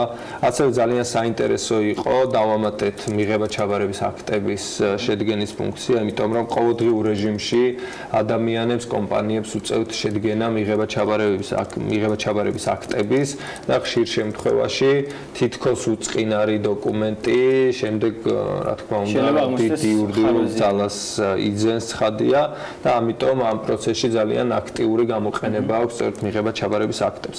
ანუ უფრო რომ ჩავშალოთ, ესე იგი მიმდინარეობს ჩათი ერთგვარი რობოტსა და მომხმარებელს შორის და საბოლოო ჯამში რა სახით უგზავნის ხელშეკრულებას ლობოტი? ესე იგი ორ ნაწილად რო დავყოთ ეს დიალოგი, ერთი ნაწილი შეეხება თვითონ საქმის არსს, ასე ვთქვათ, რაზე იდება ხელშეკრულება პირობითად ლობოტი უსვამს, რა ქონების ნასყიდობა ხდება, რა ფასად ხდება, შემდეგ მონაცემები, რეკვიზიტები, რაც ხელშეკრულებაში უნდა აისახოს და ბოლოს წაბი, ასე ვთქვათ, ონლაინ რეჟიმში იქვე ბოტი მომხმარებელს უგზავნის Word-ის დოკუმენტს ავტომატურად. შესაბამისად, უკვე მომხმარებელი იღებს Word-ის მზა დოკუმენტს, სადაც სწორედ ის მონაცემებია გადმოტანილი, რომელიც მან თავად მიაწოდა ბოტს. ან საბოლოოდ ჩვენ გვაქვს გამართული, შედგენილი ხელშეკრულება, რომელსაც ამობეჭდვა და ხელმოწერა სჭირდება. ჩვენ ხშირად ვსაუბრობთ ხოლმე, რომ ძალიან ბევრი ბიზნეს დავა არის, თუნდაც სასამართლოში ფაქტობრივად სულ დაკავებული სიტუაცია არის. ამ ყველაფერს რამდენად მოაგვარებს, ანუ დროის და რესურსების პრობლემას რამდენად გადაჭრის ლობოტი? იცით როგორ არის, რეალურად ჩვენ იურიდიულ სააგენტოს ჯერა რომ მომავალი სამართლის განვითარების ამ შემთხვევაში არის ტექნოლოგიების ეფექტიანად გამოყენებაში. ამ შემთხვევაში ლობოტი არის კერძო პროექტი, რომელიც ასე ვთქვათ ჩვენმა იურიდიულმა სააგენტომ შექმნა, თუმცა ჩვენი ხედვა გრძელვადიანი არის, რომ ამგვარი ტექნოლოგიები უნდა დაინერგოს სხვადასხვა უწყებაში და ერთ-ერთი ყველაზე აქტიურად გამოყენებადი ჩვენ ვფიქრობთ, რომ ეს უნდა იყოს სასამართლო სისტემა, იმიტომ რომ ის რაოდენობა, რაც დღეს სასამართლოში შედის საქმეების, საჭიროებს უამრავი დოკუმენტის შედგენას, უამრავი ადამიანის მომსახურებას, თუმცა თუ დავაკვირდებით ამ პროცესში ძალიან დიდი ადგილი უკავია ისეთი, ასე ვთქვათ, დავალებების შესრულებას, რომლის ავტომატიზაციაც არის შესაძლებელი. მართლა არის თუ არა შესაძლებელი, რომ 30%-ით შემცირდეს იურისტების საქმიანობა? იურისტები ჯერჯერობით პესიმისტურ ციფრებს ვამბობთ, იმიტომ რომ ჩვენი როლი ბოლომდე არ დავკარგოთ, თუმცა შეიძლება რომ რეალურად მე ვფიქრობ კიდევ უფრო მეტითაც შეიძლება, იგივე როცა სასამართლო სისტემაზე ვსაუბრობთ, როდესაც შედის, ვთქვათ, 30000 საქმე, ვთქვათ, წლიურად სასამართლოში, ვთქვათ, ერთ ინსტანციაში მხოლოდ, ამ შემთხვევაში დოკუმენტების კიდევ უფრო დიდი რაოდენობის ავტომატიზაცია შეიძლება. აქ ვსაუბრობთ იმაზე, რომ ერთი მხრივ ავტომატიზაცია შესაძლებელს ხდის, რომ დოკუმენტები მარტივად შევქმნათ ავტომატურად და უფრო შორს რო წავიდეთ, მომავალში შესაძლებელია არა მხოლოდ ვთქვათ დოკუმენტების ავტომატურად შექმნა, არამედ უკვე ხელოვნური ინტელექტის იმ დონეზე გამოყენება, რომ საერთოდ აღარ იყოს გარკვეული დონის საკითხებზე ადამიანების ჩართულობა საჭირო. საზოგადოებაში მით უმეტეს საქართველოში ყოველთვის რთული არის ნდობის მოპოვება. რამდენად ხშირად იყენებენ თქვენს ბოტს მომხმარებლები და როგორია გამოხმაურება? ჯერათ თუ არა მისი მომსახურების, იმიტომ რომ როგორც წესი კი მოსწონთ ხოლმე მსგავსი თანამედროვე ტექნოლოგიები, მაგრამ საბოლოო ჯამში მაინც ტრადიციული ხერხებით ამჯობინებენ ხოლმე თავიანთი საქმიანობის გაწევას. თქვენ შემთხვევაში როგორ ხდება? ჩვენი სტრატეგია გულისხმობს არა მხოლოდ მათ მიერ გამოყენებას სერვისების, ვინც ისედაც იყენებს იურიდიულ სერვისებს, არამედ ისეთი ჯგუფის მიერ სერვისების გამოყენებასაც, ვისაც მანამდე იურისტის მომსახურებით არ უსარგებლია, ან აქვს წარმოდგენა, რომ ეს იქნება ძალიან ძვირი, იქნება ძალიან რთული იურისტის აყვანა.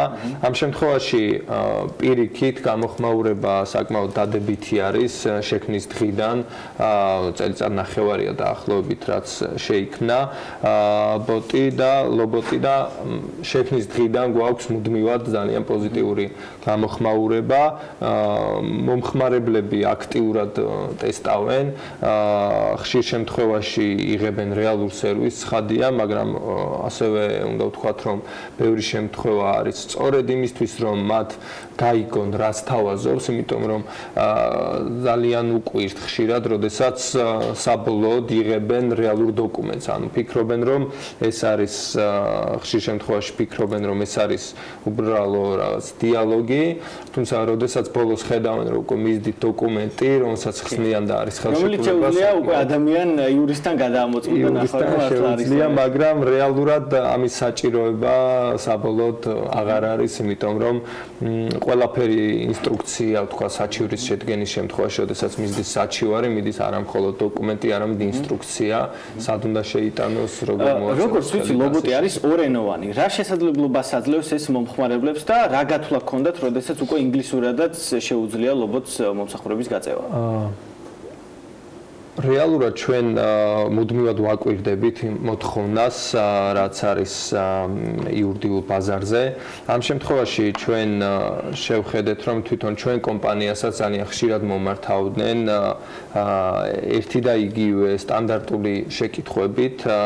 შესაბამისად, ჩვენ ჩავთვალეთ, რომ მნიშვნელოვანი იქნებოდა საქართველოშივე შიგნით ყოფილიყო არა მხოლოდ თქვათ ქართულენოვანი დიალოგი, არამედ ეს ყოფილიყო სერვისი უცხოელებისთვისაც, რომლებსაც პირველადი წარმოდგენა უნდა თქვათ შეექმნათ საწყის პროცედურებზე, როგორ ხდება თქვათ რაც რეგისტრაცია, სად უნდა მივიდნენ დოკუმენტის ასაღებად, ადგილობრივ მცხოვრებლებზე, ვინც უცხოეთიდან არიან ჩამოსულებით, აი კონკრეტული სეგმენტი როგორ გაქვთ არჩეული? ეს პირველ ეტაპზე ჩვენ ავიღეთ უნივერსიტეტის სტუდენტები, რომლებიც ჩამოდიან საქართველოში, ძალიან პოპულარული არის ქართული უმაღლესი განათლების სისტემა უცხოელებში და ძალიან ხშირად მოგმართავდნენ თქვათ ჩამოსვლა ერთია, სწავლის დაწყება ერთია, მაგრამ აქ დამკვიდრებისთვის უამრავი იურიდიული პროცედურის გავლა არის საჭირო. და აი ბოლო კითხვას დაგისვათ, არ გვაქვს ბევრი დრო, მინდა ვკითხოთ თვითონ კომპანიაზეც, როგორია სამოვალო გეგმები და მონეტიზაციას როდის დაიწყებთ, იმიტომ რომ როგორც ვიცი, ამჟამად უფასო არის სამომსახურების გაწევა. როგორც გითხარით, ჩვენი გრძელვადიანი გეგმა იგივე უცხოენის დამატების მიზანი იყო, რომ ეს არ იყოს მხოლოდ ქართული პროექტი და ჩვენ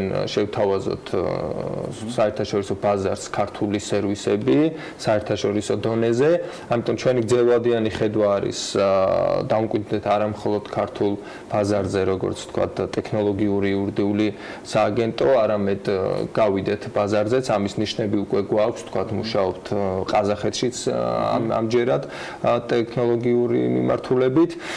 შესაბამისად, ჩვენი გრძელვადიანი მიზნები არის, რომ გაუმართოთ სისტემას სრულყოფილად. ეს ფაქტიურად ბოლო ეტაპზე ვართ უკვე. ივნისის ბოლოს ალბათ სრულ გამართვას დავასრულებთ, ინტეგრაციაც მოხდება შესაბამისი და თუმცა როცა ჩვენ ვსაუბრობთ მონეტიზაციაზე, აქ უნდა აღნიშნოთ, რომ ეს იქნება სიმბოლური თანხა იმისათვის, რომ უბრალოდ გამოყენებადი იყოს ყველა სეგმენტის მხრიდან. მე წარმატებებს გისურვებ და ძალიან დიდი იმედი მაქვს, რომ თანამედროვე ტექნოლოგიები უკვე უფრო მეტად შემოვა ჩვენს საქმიანობაში, იქნება ეს თუნდაც იურისტების, ექიმების თუ სხვა ნებისმიერი აუცილებელი საჭიროების. გაგიკვირდებათ, მაგრამ ჩვენც ამის იმედი გვაქვს, როგორც იურისტებს. ძალიან კარგი. წარმატებებს გისურვებ და დარწმუნებული იმედი მაქვს, რომ ჩვენს დაგიხმარებთ. ჟურნალისტების და ტელეწამყვანების ეძლევა საერთაშორის ამბობენ, რომ ძალიან ახლოს არის ეს, როცა ნახოთ უჩა ძიმისტარიშვილი იურისტი ბოტი ლობოტის დამფუძნებელი იყო ჩვენთან ერთად საქმიანი დილის ეთერში. ახლა კი რაჭისკენ უნდა გადავინაცვლოთ, რომელსაც წინა კვირას პრემიერი მამუკა ბახტაძე სტუმრობდა. დაანონსდა რამდენიმე პროექტიც, რომლის დამატებითი დეტალებიც BMG-მ გაარკვია. შესაბამისად, ტრადიციულად ანუკა ჯოხაძე გვერდება რაჭისაბებით, რომელიც დროის სიმცირიდან გამომდინარე დისტანციურად იყო მოკითხვის რეჟიმში, მაგრამ დაარწმუნებულია, რომ ძალიან მალე თვითონაც მოიკიდებს სურჩანთას და ავტოსტოპით, როგორც იცის ხოლმე, რაჭასაც ესტუმრება საინტერესო ამბებსაც მოგვიმზადებს, მაგრამ რა სიახლეები გვაქვს ამ დროისათვის, ახლა საქმიანი დილის მაყურებელს გაგვაცნობს. ანუკა, კიდევ ერთხელ მოგესალმები. ანა, მოგესალმები კიდევ ერთხელ. მეც დარწმუნებული ვარ, რომ დროის სიმცირის მიუხედავად მაინც ჩავალ რაჭაში და უკვე ადგილზე ვნახავ იმ პროექტებს, რომელიც ამ დროისთვის მიმდინარეობს. მანამდე კი ამბროლაურის მერიის მიერ მოწოდებულ ინფორმაციას დავჯერდეთ, რომელიც დარწმუნებული ვარ, არა მარტო რაჭველებს აინტერესებს. როგორც ამბროლაურის მუნიციპალიტეტის მერიაში ამბობენ, 2019 წელს 42 მილიონ ლარამდე დაიხარჯება. თანხების ძირითადი ნაწილი კი გზებისა და წყალსადენის სისტემების მოწესრიგებაზე იხარჯება. მუნიციპალური განვითარების ფონდის და საავტომობილო გზების დეპარტამენტის მიერ ამბროლაურის მუნიციპალიტეტში ასევე ხორციელდება 18 მილიონიანი პროექტი ჭრებალო-ნიკორწმინდის 25 კილომეტრიანი გზის პროექტი, რომელზეც BMG დაახლოებით 1 წლის წინაც გიყვებოდათ. აღნიშნული პროექტი წლის ბოლომდე დასრულდება. ანუკა, როგორც ვიცით, მუნიციპალური განვითარების ფონდი სოფელ ნიკორწმინდაშიც ახორციელებს სამუშაოებს. ამ კუთხით რა სიახლეები გვაქვს? რაც შეეხება ნიკორწმინდის ტაძრისა და მიმდებარე ტერიტორიის კეთილმოწყობის სამუშაოებს, რომელიც ამ ეტაპზე მიმდინარეობს. პროექტის ღირებულება 2 მილიონ ლარზე მეტია.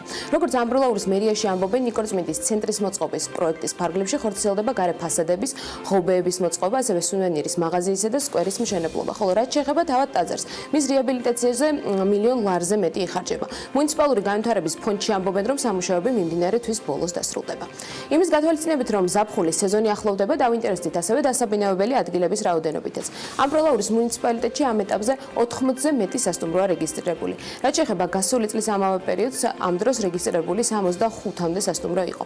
ამ ეტაპზე ამბროლაურის მუნიციპალიტეტის სასტუმროებში ერთდროულად შეიძლება 1200-მდე ადამიანი განთავსდეს. თამაშ შემდეგ რაც პრემიერ-მინისტრი რაჭა სესტუმრა საქმიანმა დილამ რაჭა ლეჩხუმის და ქვემოსვანეთის გუბერნატორსაც უმასპინძლა ამავე ეთერში, თუმცა მისი სტუმრობის შემდეგ გარკვეული საკითხები მაინც დარჩა პასუხგაუცემელი. ერთ-ერთი ასეთი იყო მაგალითად ამბროლაურში შესაძლო ბულვარის მშენებლობა. დამატებითი ინფორმაცია რა გვაქვს ამაზე? რაც შეეხება ამბროლაურის ბულვარს, რომელიც ჩვენი ეთერის საშუალებით, ასევე ჩვენი ეთერის საშუალებით ამბროლაურის მერმა დაახლოებით 1 წლის წინ დაანონსა. ამ ეტაპზე მდინარე კრიხულას ნაპირსამაგრის სამუშაოები მიმდინარეობს. როგორც მერიაში ამბობენ, ტერიტორიაზე რეკრეაციული ზონის გაკეთება, ასევე ბულვარის მოწყობა, კაფე ბარებისა და გასართობი ცენტრების მშენებლობა იგეგმება. მათი თქმით, სამუშაოების დასრულება 2021 წლისთვის იგეგმება, რაშიც 3 მილიონ ლარამდე დაიხარჯება. და ბოლოს მინდა გაზიფიცირების თემასაც შევეხო.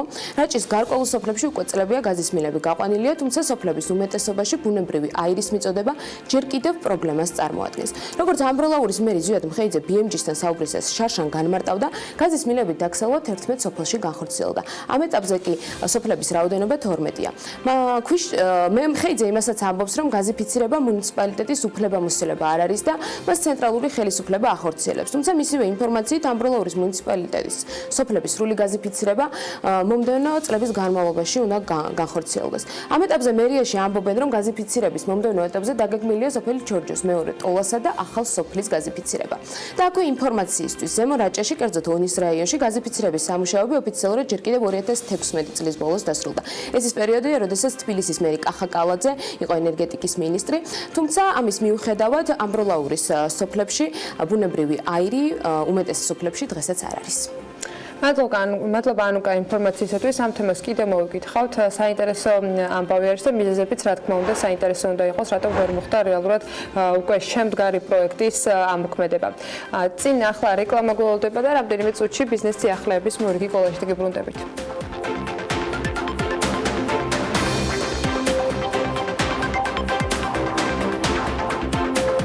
გადაცემის სპონსორია ნოვა. 200-მდე დასახელების ქართული პროდუქტი. ნოვა 12 წელი თქვენს გვერდით.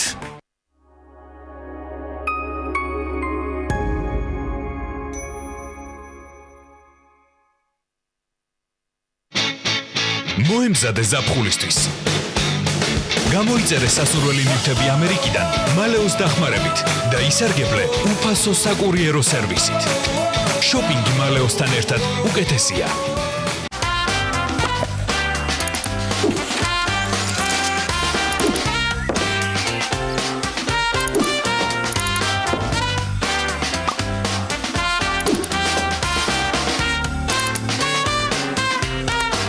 Online shopping-ის სრულყოფილი გამოცდილება მთელი საქართველოს მასშტაბით.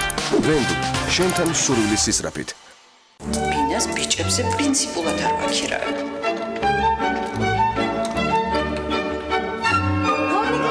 რამდენჯერ გსმენი? თავი ისე იგრძენი, როგორც საკუთარ სახლში.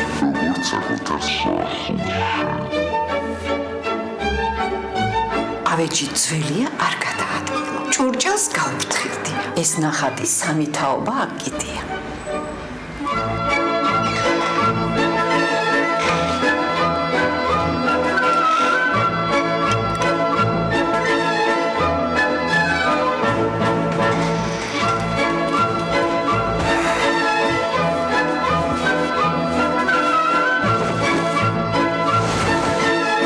ერთადერთი ადგილი, სადაც შეგიძლია იგრძნო თავი საკუთარ სახლში, არის შენი საკუთარი სახლი.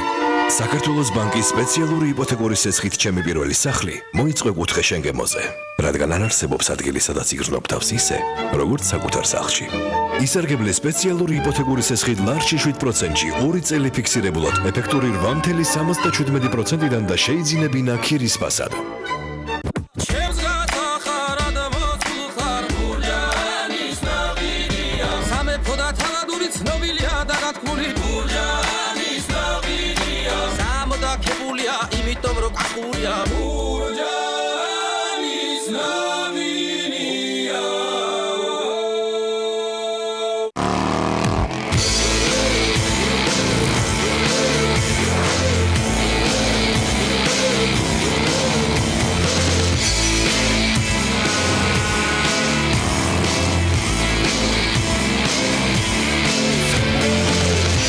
აირჩიე მაგთის ახალი პაკეტი მარტივი 5 და მიიღე სრული მობილური მომსახურება. ულიმიტო საუბარი მაგთის ქსელში, ულიმიტო SMS-ი და 1000 მეგაბაიტი მობილური ინტერნეტი. მარტივი 5, მარტივი კომუნიკაცია. მაგთი ხარისხია. რემონტების სეზონი დაიწყო. მოაკითხეთ უმაღლესი ხარისხის სარემონტო მასალებს მოდენაში. კერამიკული ფილები, ბუნებრივი და დეკორატიული ქვები, სააბაზანო ავეჯის ფართო არჩევანი. მოდენა ჯორჯია, მაღალი ხარისხი, მისაღებ ფასად. ვა, ხრუსტიმი ახალ შეფუთვაში? დიახ, შვენივრად გამოიყურება, სულ სხვა დონეა. ხრუსტიმის სრულიად ახალ საფეხურზე. შეაფასე ხრუსტიმის ორცხობილების მრავალფეროვნება ახალ შეფუთვაში. წარმოიდგინეთ, მაცოცხლებელი შავი ჩაის, უგემრიელესი ხილის და დამამშვიდებელი მცენარეების გემო და იდეალური შერწყმა. ეს არის ფიუს ჩაი, ეს გასაოცარი ნაზავი, გაგრილებისა და განახლების საუკეთესო კომბინაციაა. ეს არის ამაღელვებელი შეხება, შენი გრძნობების გამოსახვეწებლად. დააგემოვნე ფიუს ჩაის საამური მიქსი. კალცემინი ადვანსი აკავებს კალციუმს და უნარჩუნებს ძვლების სიმტკიცეს. კალცემინი ადვანსი თქვენი ძვლების სიმტკიცისთვის. გამოყენებისას გაეცანით ინსტრუქციას. გვერდითი მოვლენების შესახებ დეტალური ინფორმაციის მისაღებად მიმართეთ ექიმს. ბაია. გასინჯე ფიუს ჩაის ახალი, უგემრიელესი ნაზავი ჩაისა და დღის გენგრის გემოთი. ახლა ფაღარათი ძალიან უდროა. მიიღეთ იმოდიუმი. იმოდიუმის სულ 2 კაფსულა ხელს უწყობს ფაღარათის შეწყვეტას. იმოდიუმი სულ 2 კაფსულა ფაღარათის დროს. გამოყენებისას გაეცანით ინსტრუქციას გვერდითი მოვლენების შესახებ დეტალური ინფორმაციის მისაღებად მიმართეთ ექიმს. მზად ხარ? მის ოჯახთან შესახვედრად. ამ მნიშვნელოვანი მოვლენისთვის. პირველი ჩახუტებისთვის. ჩვეულებრივი კბილის პასტისგან განსხვავებით, ახალი რევოლუციური ფორმულა Colgate Total აერთიანებს ორ ბუნებრივ კომპონენტს, ცინკს და არგინინს. იბრძვის ბაქტერიებს კბილებზე, ენაზე, ლოყებსა და ღრძილებზე და იცავს მათ 12 საათის განმავლობაში. იმისთვის, რომ იყო აბსოლუტურად მზად. ახალი Colgate Total იყავი მზად ყველაფრისთვის. ახალი Colgate Total უზრუნველყოფს მინანქრის აქტიურ დაცვას, პირის ხრუდან არასასიამოვნო სულის მომენტალურ ნეიტრალიზაციას და ებრძვის კბილების მომატებულ მგრძნობელობას. ახალი Colgate Total მოწინავე ფორმულა მთელი პირის ხრუს ჯანმრთელობისთვის. კაცის წვერი შეიძლება სპილენძის მავთულივით უხეში იყოს. სწორედ ამიტომ მაქსამის პირები კიდევ უფრო გავაუმჯობესეთ. მაქსამი ერთჯერად სამპირიან საპარზე 5ჯერ მძლავრია. ჯილეტ მაქსამი შექმნილია 15ჯერ იდეალურად გაპარსვისთვის. ჯილეტი. სადეთ ჯილეტ მაქსამის ეკონომიური შეფუთვა. ახლა მაღაზიებში. 19 ივნის ბია გიწევთ მეოთხე საერთაშორისო საინვესტიციო ფორუმზე. პირველად საქართველოში. მილიარდელი ოჯახების აქტივების მმართველი რიჩარდ ვილსონი ისაუბრებს დაგროვილი კაპიტალის დაბანდების დასავლურ პრაქტიკაზე. სოფლიოს წამყვანი საინვესტიციო ბანკები კი მიმოიხილავენ რეგიონულ ეკონომიკასა და საინვესტიციო შესაძლებლობებს რეგიონში. დარეგისტრირდით დღესვე bia.forum.gi. შენი ბიზნესის უკეთესი მომავლისთვის.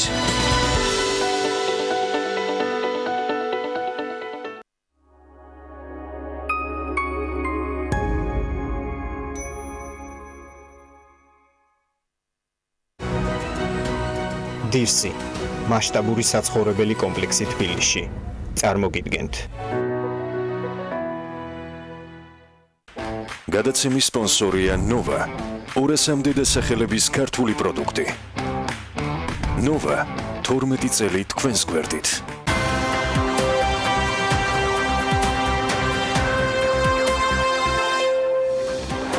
ცესხის გამცემის სუბიექტების ეგრეთ წოდებული ლომბარდების წარმომადგენლები საქართველოს ეროვნულ ბანკში შეხვედრაზე გუშინ მივიდნენ, რაც ცვლის მარეგულირებელი ლომბარდებისათვის და როგორია სექტორის პასუხი რამდენიმე წამში ბიზნეს სიახლეებში. საბაჟო პროცედურების და საბაჟო რეგულაციების ევროკავშირის საბაჟო კანონმდებლობასთან თავსებადობით და ყველა კომპანიის ერთნაირ პირობებში ჩაყენებით ხსნის ფინანსთა სამინისტრო გადაწყვეტილებას ოქროს სიის გაუქმებასთან დაკავშირებით. საქართველოს ბიზნეს ასოციაციაში ფინანსთა მინისტრის ბრძანებაზე ამბობენ, რომ ეს გადაწყვეტილება უკან გადადგმული ნაბიჯია. გადაწყვეტილების მიღების ფორმა მიუღებელია, ბიზნეს ორწყობილად წაართვეს, ვადის გონივრულობას არ ვეთანხმებით, ეს ჩავარდნა კომუნიკაციაში ფინანსთა სამინისტროს მხრიდან, ბიზნესთან დამოკიდებულებაში და ასე შემდეგ. ბრძანება, რომელსაც ხელს ივანე მაჭავარიანი აწერს, ბიზნესისათვის მიუღებელია და არა მხოლოდ მათთვის. შენიშვნებისა და პრეტენზიების მიუხედავად, ფინანსთა სამინისტროში გუშინ ამბობდნენ, რომ ამ გადაწყვეტილებით ყველა კომპანია თანაბარ პირობებში იქნება ჩაყენებული. 217 მსხვილი კომპანია სარგებლობდა პრეფერენციული პირობით საბაჟო გადასახდელების გადახდის ვადა მათთვის იყო განსაზღვრული 30 დღის ვადით და დღეს მიღებულია გადაწყვეტილება და ეს კომპანიებიც ჩადგებიან თანაბარ პირობებში საშუალო და მცირე ბიზნესთან. მეორეს მხრივ ჩვენ გვაქვს მოგეხსენებათ ვალდებულება რომ ჩვენი საბაჟო პროცედურები და საბაჟო რეგულაციები ჰარმონიზებული იყოს ევროკავშირის საბაჟო კანონმდებლობასთან და ეს გადაწყვეტილება კიდევ ერთი წინ გადადგმული ნაბიჯია ამ მიმართულებით. ამ ბიზნეს სუბიექტებს, ვისაც შეეხოთ აღნიშნული რეგულაციის ცვლილება, მიეცათ გონივრული ვადა ახალ რეგულაციებთან ადაპტაციისთვის, არა აქცეზური საქონლის იმპორტიორებს ეს ვადა განესაზღვრათ 30 დღის ვადით, ხოლო აქცეზური საქონლის იმპორტიორებს 10 დღის ვადით. ვფიქრობ, ეს არის ჩავარდნა კომუნიკაციაში ფინანსთა სამინისტროს მხრიდან ბიზნესთან დამოკიდებულებაში. ეს ბიზნეს ომბუდსმენმა თქვა ირაკლი ლექვინაძემ ეგრეთ წოდებულ ოქროსიაში მყოფი კომპანიებისათვის გათვალისწინებული იმპორტის გადასახდელის დაფარვის ვადებთან დაკავშირებით შეღავათის გაუქმებაზე ფაქტის შეფასებისას. საუბარია იმპორტის გადასახდელების 30 დღიანი ვადის 5 დღემდე შემცირებაზე. ლექვინაძე ამბობს, რომ ასეთი მნიშვნელოვანი გადაწყვეტილების დროს ბიზნესი ინფორმირებული უნდა იყოს. ეს არის ჩავარდნა კომუნიკაციაში ფინანსთა სამინისტროს მხრიდან ბიზნესთან დამოკიდებულებაში, რადგან ესეთი მნიშვნელოვანი ცვლილება, რომელიც ეხება ოქროსია, სადაც არიან ყველაზე რეპუტაციული კომპანიები და მათი რაოდენობა 200-ს აჭარბებს, ხდება მსგავსი ტიპის ცვლილება, ამაზე ბიზნესი უნდა იყოს მე ვფიქრობ ინფორმირებული. ჩვენ მივიღეთ ის, რომ 31 მაისს შევიდა ბრძანებაში ცვლილება, 2 ივნისს გამოქვეყნდა მაცნეში, 5 ივნისს გავრცელდა რელიზი და 12 ივნისს რიგი კომპანიებმა უკვე უნდა გადაეწყონ ახალი რეგულაციების მიხედვით. ამიტომ მე ვფიქრობ, რომ 100 დროში ეს სწრაფად გადაწყობა ფინანსური მოდელის არის საკმაოდ რთული ამ კომპანიებისთვის და მინიმუმ რაც უნდა მოხდეს, მე ვფიქრობ, მანამდე სანამ არ გაიმართება კონსულტაციები ფინანსთა სამინისტროში აღნიშნულ კომპანიებთან, მოხდეს იმ მოცემულობის შენარჩუნება, რომელიც დღეს ჩვენ რეალურად გვაქვს. პარლამენტის დარგობრივი ეკონომიკისა და ეკონომიკური პოლიტიკის კომიტეტის თავმჯდომარეს რომან კაკულიას მიაჩნია, რომ ზოგადად ოქროსია არ უნდა არსებობდეს, თუმცა მას შენიშვნები ძირითადად ვადის გონივრულობასთან და სათანადო კომუნიკაციის არარსებობასთან დაკავშირებით აქვს. ინსტიტუციები რომ არ მივიღოთ საერთოდ ეს კომიტეტზე, ან შეგვიძლია ამ დათქვით მივიღოთ, რომ თუ ეს გადაწყვეტილება მიუღებელია ბიზნეს სექტორისთვის. ბიზნესი კონკრეტულად ითხოვს კონსულტაციებს და ეს კონსულტაციები სავარაუდოდ ორშაბათიდან დაიწყება. იქამდე კერძო სექტორში აღნიშნავენ, რომ მათი გეგმები და გათვლები ასე მოულოდნელად მიღებულ ცვლილებებს რთულად მოერგება და ბევრი პრობლემა შეიძლება შეიქმნას. არა მარტო ჩვენ და შევაფასებ, რა ვიცი, უარყოფითად, გავგებარიათ ჩემთვის აბსოლუტურად, რატომ მოხდა ეს ცვლილება, რას ემსახურება, ну საბოლოო ჯამში ეს იქეთ მიდის ალბათ რომ თანხა ამოიღონ სახელმწიფომ ამოიღოს თანხა ბიზნესიდან რაც აუცილებლად უარყოფითად აისახება ზოგადად ბიზნესზე თუ კი ასეთი მოთხოვნა იქნება თუ კი თუნდაც ის რომ საერთოდ არ გაუკვდეს და გადავადდეს მაინც ეს რა თქმა უნდა შეღავათი იქნება იმიტომ რომ როდესაც ასეთი ცვლილება ხდება მესმის რომ ეს რაღაც სახელმწიფოს აუცილებლობით არის გამოწვეული, მაგრამ ამის შესახებ რაღაც ინფორმაცია უნდა არსებობდეს, რომ კომპანიები მოემზადონ ამისთვის.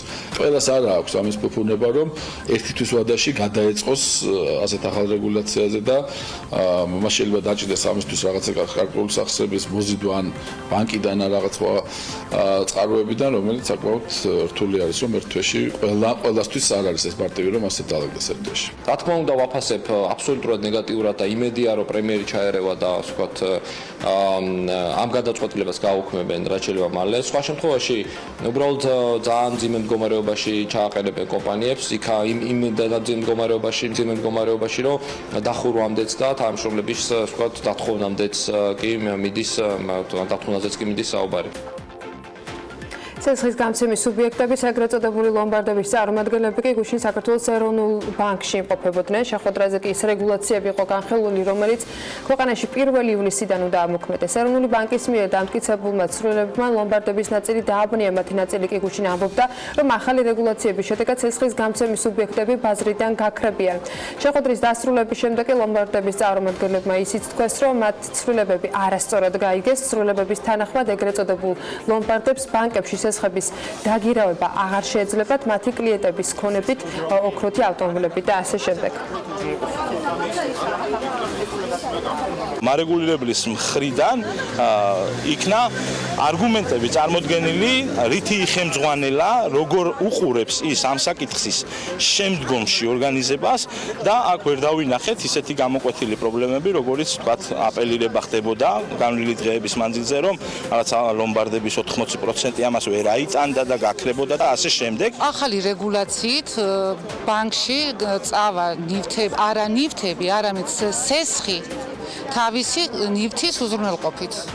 და არც ბანკს ექნება ესე რომ აიღოს და გაყიდოს ნივთი ისე ტყუილად და ჩვენც ასევე არ გვექნება რაიმე ვალდებულება გამოვითხოვოთ ბანკისგან ზედმეტი გარდა იმ სასესხო სესხის თანხისა, რაც თქვათ გავეცით კლიენტზე. ეკონომიკის სამდგრადი განვითარების მინისტრმა ნათია თურნავამ ბიზნეს საზოგადოებას გუშინ საინვესტიციო პოლიტიკის მიმართულებით ახალი მიდგომები წარუდგინა. სამინისტროში სამუშაო შეხვედრა 11 ბიზნეს ასოციაციასთან გაიმართა, რომლებიც მცირე და საშუალო ბიზნესის სეგმენტს ფარავენ. როგორც თავად უწყება გავრცელებულ ინფორმაციაში აღნიშნავს, მხარეებმა სამინისტროს პროაქტიული მიდგომები განიხილეს, რომლებიც ინვესტორებისათვის კონკრეტული პაკეტების მიწოდებას, ასევე დარგობრივი ხედვიდან უფრო მეტად რეგიონალურ ხედვაზე გადართვას გულისხმობს. შეხვედრაზე ასევე ითქვა, რომ თითოეული რეგიონის მიხედვით შეიქმნება სახელმწიფო პროექტების ჩამონათვალი, რომელიც მორგებული იქნება კონკრეტულად იმ რეგიონის საჭიროებებზე და პირველ რიგში სიღარიბის დაძლევის ამოცანაზე. ნათია თურნავამ კი აღნიშნა, რომ საუბარია მთელ რიგ ახალ წამოწყობებზე, ტექნოლოგიებზე, ახალ პროგრამებზე, რომლებიც შეიძლება განხორციელდეს ისეთ რეგიონებში, სადაც ტურიზმის ან ინდუსტრიული განვითარების პოტენციალი მაღალია, მაგრამ ის ათვისებული არ არის.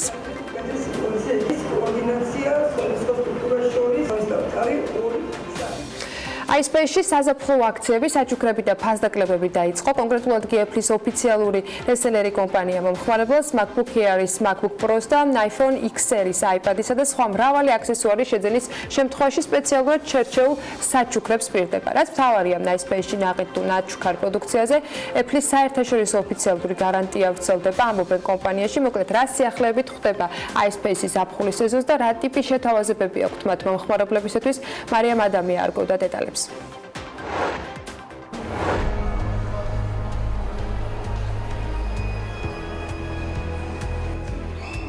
მდებარეობა სავაჭრო ცენტრი გალერეა თბილისი, სართული მეორე. ეს საქართველოში Apple-ის ერთადერთი პრემიუმ რესელერი მაღაზიის iSpace-ის მისამართია, სადაც წარმოდგენილია Apple-ის მხოლოდ ოფიციალური პროდუქცია და ასევე სხვადასხვა მაღალი კლასის აქსესუარები, მათ შორის Beats, Marshall, JBL და Marley. ეს ყველაფერი ქართველი მომხმარებლებისთვის სიახლე არ არის და კომპანია უკვე მეორე წელია ოპერირებს ბაზარზე, თუმცა მიზეზი თუ რატომაც მოხდა ის საქმიანი დილის ობიექტივში საზაფხულო შეთავაზებებს უკავშირდება.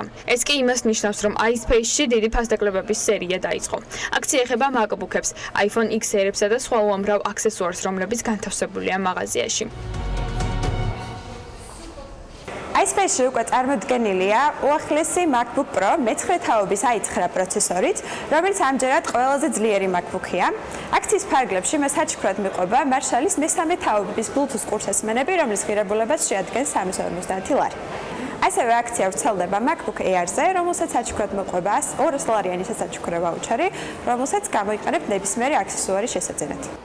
საზაფხულო აქცია ასევე ეხება iPhone XR-ს, რომელიც მნიშვნელოვანი გარდატეხაა როგორც ტექნიკური მახასიათებლებით, ასევე დიზაინის და ის Apple-ის ყველაზე გაყიდვადი iPhone-ია ბაზარზე. ჩვენთან წარმოდგენილია iPhone 10-ის ყველა მოდელი. iPhone 10 არის უნიკალური არჩევანი, რადგან ის აღჭურვილია 6.1 დიუმიანი Retina ეკრანით. უახლოესი და უმძლავრესი A12 პროცესორი. მას გააჩნია iPhone-ის ისტორიაში ყველაზე მძლავრი ელემენტი. ასევე იგი გამოირჩევა თავისი კამერით, რომელსაც შეძლებთ 4K სტუდიური ფოტოების და ვიდეოების გადაღებას. მის შეძენის შემთხვევაში თქვენ ფასაკლებასთან ერთად გადმოგეცემათ iPhone-ის кейსი და ეკრანის დამცავი. საჩუქარი გელით მსოფლიოში უძლიერეს iPad 11-ზეც, რომლის სიძლიერე გამოიხატება მის უახლეს და უძლიერეს A12X Bionic პროცესორში, რაც საშუალებას აძლევს შეასრულოს ნებისმიერი სირთულის დავალება. ასევე აღსანიშნავია მისი Liquid Retina display, მაღალი რეზოლუცია, მსუბუქი წონა, Face ID და სხვა უამრავი მახასიათებელი. iPad Pro 11 ინჩის შეძენის შემთხვევაში საჩუქრად გადმოგეცემათ $300 Smart Folio ჩასადები. iSpace მომხმარებლებს ფასაკლებებს თავაზობს ასევე ისეთ პროდუქციებზე, როგორებიც არის Beats, Marshall, Marley, თუმცა ნებისმიერი ნივთის შეძენისას არ უნდა დაგავიწყდეთ, რომ მათზე Apple-ის საერთაშორისო ოფიციალური გარანტია ვრცელდება, რომელსაც საქართველოს ბაზარზე ემსახურება Apple-ის ავტორიზებული სერვისის პროვაიდერი iSupport. მომხმარებელს კი კონსულტაციას Apple-ის მიერ დატრეინინგებული ექსპერტები უწევენ, ასე რომ თუ კი Apple-ის პროდუქციას ირჩევთ, მათ შესაძენად საუკეთესო პერიოდი ზაფხული მაღაზია კი iSpace-ია.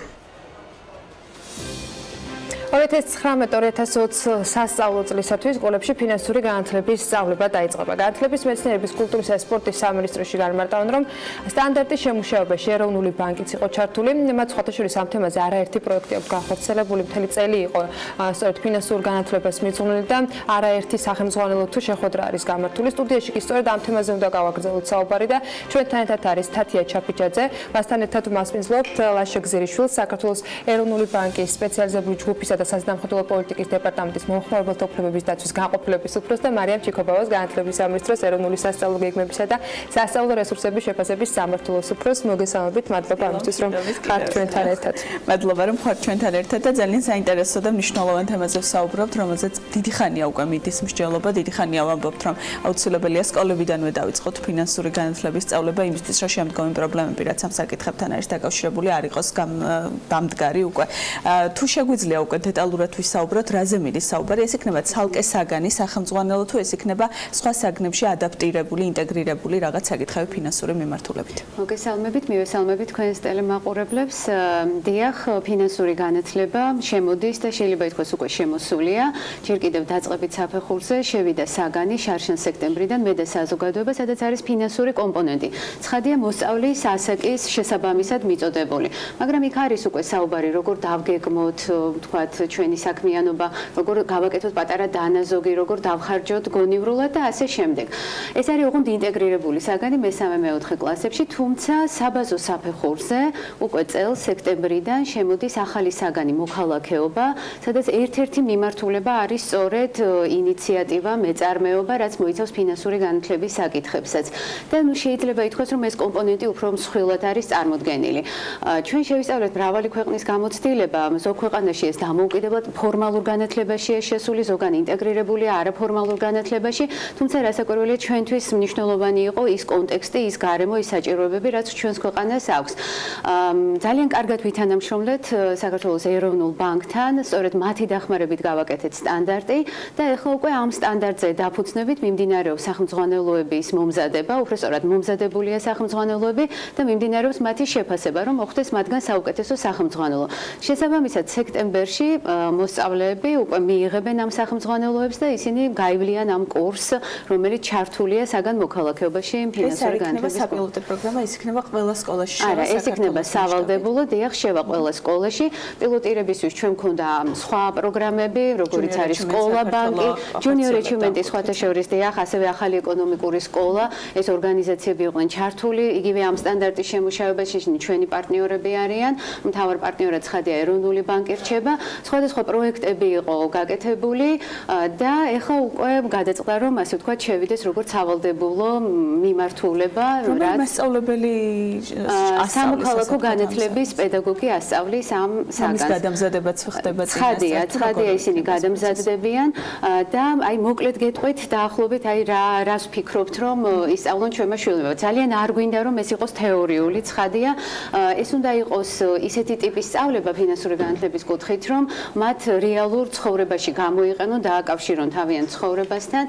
შეიძლება ითქვას, რომ ფინანსური წიგნიერება აღიარებულია როგორც სასიცოცხლო უნარი. მართლაც აი როგორ ვიურთიერთოთ ბანკებთან, როგორ გავაკეთოთ დანაზოგი, როგორ მოვექცეთ თქვა პასუხისმგებლობით, რატომ უნდა მოვექცეთ ნასესხებ ფულს და ასე შემდეგ. აი ასეთი ტიპის საკითხებია და მინდა გითხრათ, რომ წელს შედის მე-7 კლასში, მომავალი წლიდან იქნება მე-8 კლასში ეს საგანი მოქალაქეობა, სადაც ასევეა ფინანსური განათლება წარმოდგენილი და მე-9 კლასშიც. აი შეიძლება ითქვას, რომ 3 წლის განმავლობაში საკმაოდ ისეთი სისტემური კურსი გვექნება. 3 წლის განმავლობაში სახელმძღვანელოების სხვადასხვა იქნება და უკვე შედგენილია 3 შემთხვევაში. სტანდარტი დამტკიცებულია, წელს მხოლოდ მე-7 კლასის სახელმძღვანელოები შევა, გამოვაცხადებთ უკვე ზაფხულში მე-8 კლასის სახელმძღვანელოს, ანუ ეტაპობრივად მოხდება მათი შესვლა, ასე ვთქვათ, სკოლებში. ძალიან დიდი მადლობა.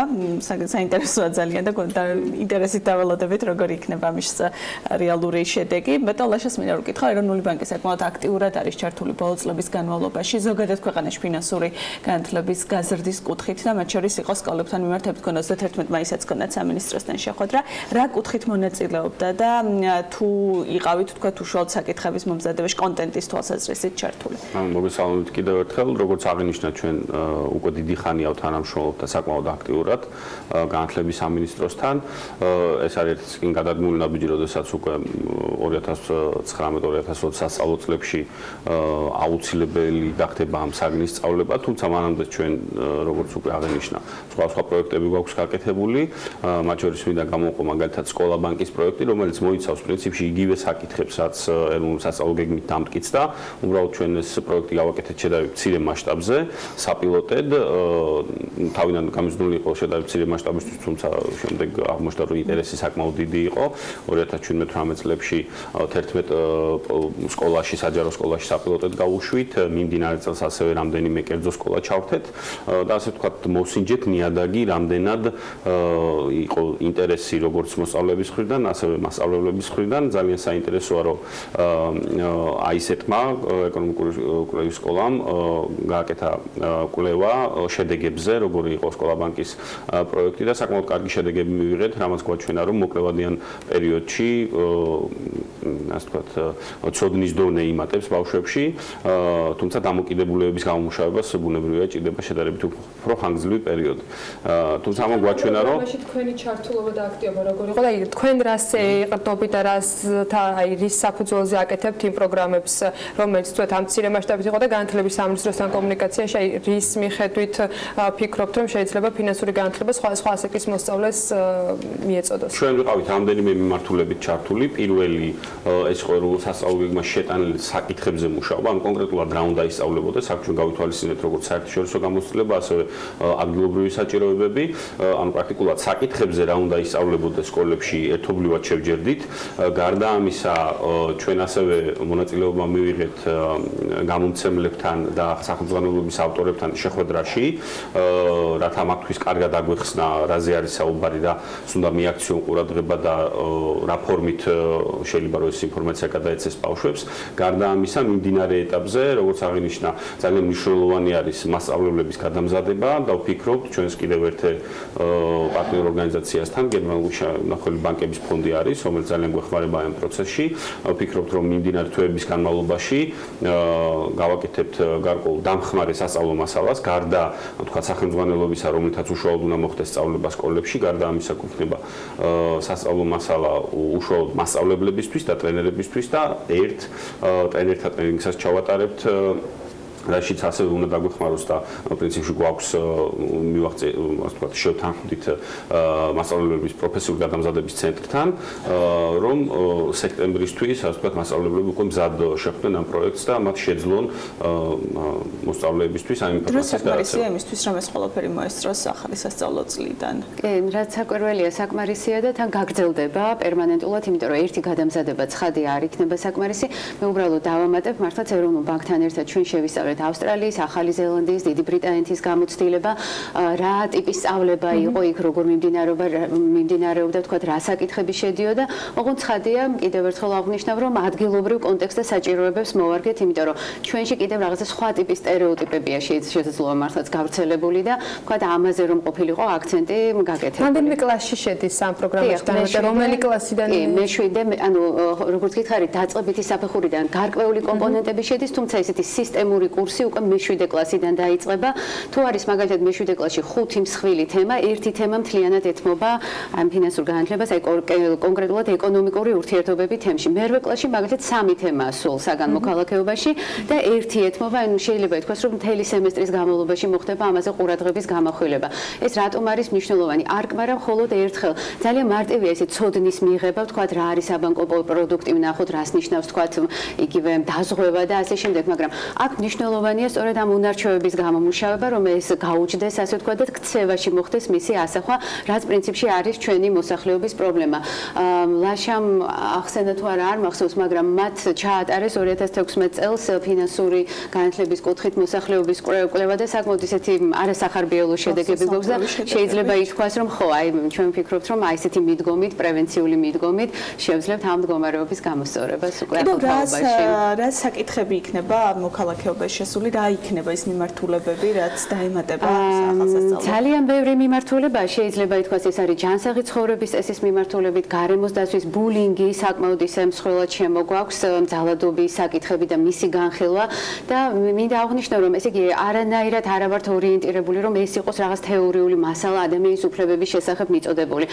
უნდა წავიდეს მუშაობა პროექტული აქტივობით, დავალებებით, ამიტომ შემოვიტანეთ საკვანძო, სადისკუსიო კითხვები, რომ რაღაცნაირად ბიძგი მივცე და ეს სახელმძღვანელოებიც ყოველ შემთხვევაში იმედი მაქვს ჯერ დასრულებულა პროცესი, სწორედ ასეთი ტიპის იქნება აგებული, რომ გამოიწვიოს ასე ვთქვათ პროექტულ დავალებებზე ორიენტირება, დისკუსიები და ასე შემდეგ. ხომ გქონიათ წინა რეკულება, ვთქვათ, რაიმე რა დონეზეა ახლა სკოლებში რაღაც ფინანსური განათლების კუთხით ცნობიერება და ხომ არ გეგმოთ ასე ვთქვათ რაღაც კონკრეტული როცა შევავკვე საგანი და იქნება სწავლების შემდგომ ჩატარებას და სკოლებში უშუალოდ მოსწავლეებთან ჩვენ ესე არ შეგვიტარებია, თუმცა ცხადია დავეყდანით კვლევას, რაც ჩაატარა ეროვნულმა ბანკმა და ცხადია, რომ ეს იყო ჩვენთვის ძალიან მნიშვნელოვანი და სასიგნალო. და პრინციპში აქამდე არც ქონია ჩვენ ასეთი ტიპის სწავლება შემოტანილი და ამდენად არც ველოდებოდით, რომ ვინმეს ესე იგი უბრალოდ შეიძლება ოჯახიდან ქონოდა რაღაც ინფორმაცია, მაგრამ როგორც ესეთი სისტემური მიდგომა არ ყოფილა და ეს არის პირველად, როდესაც სავალდებულოდ, ასე ვთქვათ, ყველა მოსწავლეს შეეხება. ბადილაშა, ეროვნული ბანკის გეგმები როგორი არის ამ მიმართულებით? წელი იყო გამოცხადებული ფინანსური განათლების წელს, ძალიან ბევრი პროექტი და პროგრამა იყო დაანონსებული. სიახლეები თუ შეგვიძლია რომ გაუზიაროთ საქმიანობის მაყურებელს კიდევ რას აპირებს და რამდენად გააგრძელებთ იგივე პროგრამების განახლებაში ჩართულობას განათლების სამინისტროსთან მუშაობაში? ბუნებრივია ჩვენი თანამშრომლობა განათლების სამინისტროსთან გაგრძელდება, გარდა ამისა ჩვენც გვაქვს დაგეგმილი ჩვენი მხრივ გარკვეული პროექტები. ჩვენ შაშანაც აღნიშნეთ, რომ ფინანსური განათლების წელი გამოცხადება 2018 წლისა გამიზნული იყო იმისთვის, რომ ასე ვთქვათ, მიგვეპყრო საზოგადოების ყურადღება და ცნობიერება აღმოაყენებინა იმასთან დაკავშირებით, რომ ფინანსური განათლება არის მნიშვნელოვანი. თუმცა ეს არ ნიშნავს, რომ თუნდაც 2019 წელს ან მომდევნო წლებში ჩვენ არ გვექნება რაღაც პროექტები და როგორც აღნიშნეთ, ერთი კვირის წინ ჩვენ მქონდა ფინანსური განათლების ეროვნული სტრატეგიის კომიტეტის მორიგი სხდომა, სადაც მათ შორის იყო წარმოდგენილი განათლების სამინისტრო, ასევე სხვადასხვა დაინტერესებული პირები და ჩვენ დავამტკიცეთ 2018-20 წლების სამოქმედო გეგმა, სადაც გაიწერა კონკრეტული სამიზნე ჯგუფები, ვისაც გავაკეთებთ აქცენტს და ასევე კონკრეტული პროექტები, რასაც გავაკეთებთ აი ამ წლების განმავლობაში. რამდენიმე შემიძლია, რომ კონკრეტული ჯგუფები გამოყოფილია, ასე ვთქვათ, აღნიშნული არის მათ შორის სტრატეგიაში, ეს არის ახალგაზრდები კიდევ და კიდევ, ასევე დასრული მოსახლეობა, სოფლად ცხოვრები მოსახლეობა და განსაკუთრებული ცხოვრებისეული საჭიროებების წინაშე მდგარი ადამიანები, რომლებიც მაგალითად იქნება ინტეგრირებული ისევ სასწავლო დაწესებულებებში თუ თქვათ ეს იქნება რაღაცა სხვა მიმართულებები? ეს არის სამიზნე ჯგუფები, რომელიც გაწერილია სტრატეგიაში, რაც გულისხმობს, რომ ჩვენი შემდგომი წლების აქტივობები ეროვნული ბანკის მიმართული იქნება იქითკენ, რომ აი ამ სამიზნე ჯგუფებს მოვარგოთ სხვადასხვა ტიპის სასწავლო მასალები.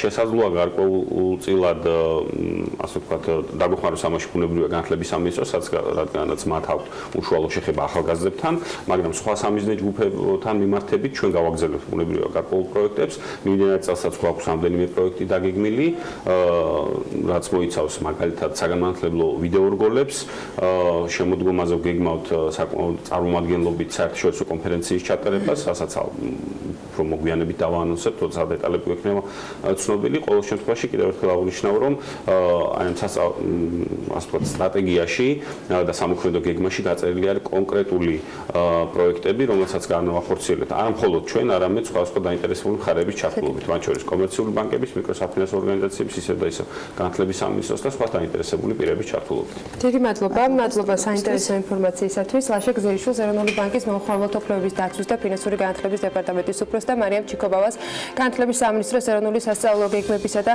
სასწავლო რესურსების შეფასების სამმართველოს უფროსს მასპინძლობთ საქმე ენდილის ეთერში. ახლა მცირე საერკლავო პაუზა გველდება და რამდენიმე წუთში დაგიბრუნდებით.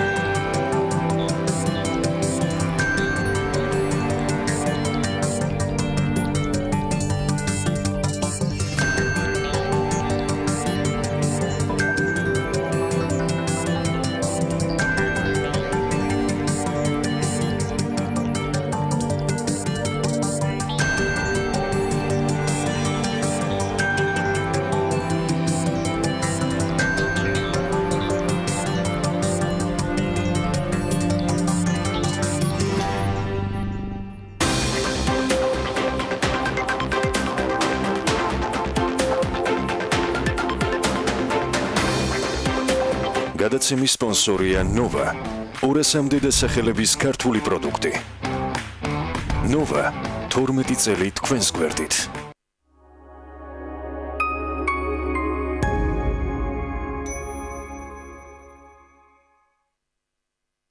PSP-ში აქცია ვინის ფაფებზე დაბრუნდა. შეიძინეთ 100%-ით ნატურალურ რძეზე დამზადებული ვინის 2 ფაფა და მიიღეთ მესამე საჩუქრად. ასევე საუკეთესო ფასი ვინის რძეზე. მხოლოდ 12 ლარად და 80 თეთრად. ჰიპის 2 ფაფის შეძენისას მიიღეთ კიდევ 2 ფაფა საჩუქრად. ჰიპის 2 პაუჩის შეძენისას მესამე საჩუქრად. დასაჩუქრით ნუტრილაკის ნებისმიერი პროდუქტის შეძენისას და მიიღეთ 2 წყობილა, როცა გავიზრდები. PSP. ყველაფერი საუკეთესო ბავშვებს. ბინას ბიჭებზე პრინციპულად არ ვაქირავებ.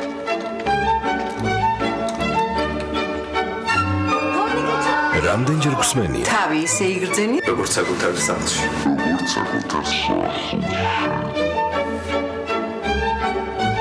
ავეჯი ძველია არ გადაადგილო. ჭურჭელს გავფრთხილდი. ეს ნახატი სამი თაობა აკიდია.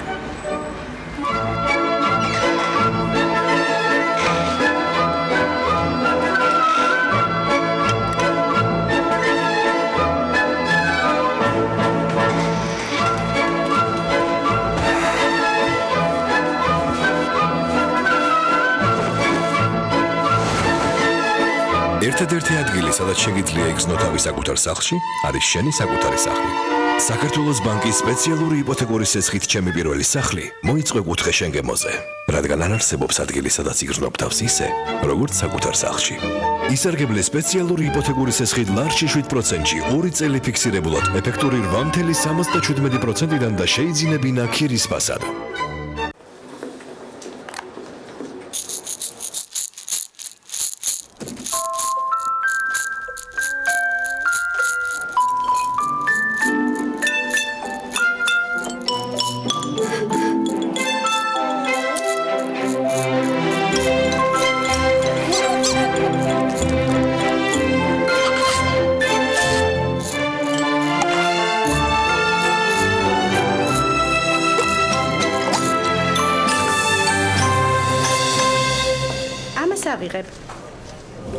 სიმღერის საუკეთესო ბავშვებს. PSP, ჩემი ოჯახის აფთიაქი. დღეს იმდენი საქმეა. ახლა ფაღარათი ძალიან უდროა. მიიღეთ იმოდიუმი. იმოდიუმის სულ 2 კაფსულა ხელს უწყობს ფაღარათის შეწყვეტას. იმოდიუმი. სულ 2 კაფსულა ფაღარათის დროს. გამოყენებისას გაიცანით ინსტრუქციას გვერდით მოვლენების შესახებ დეტალური ინფორმაციის მისაღებად მიმართეთ ექიმს.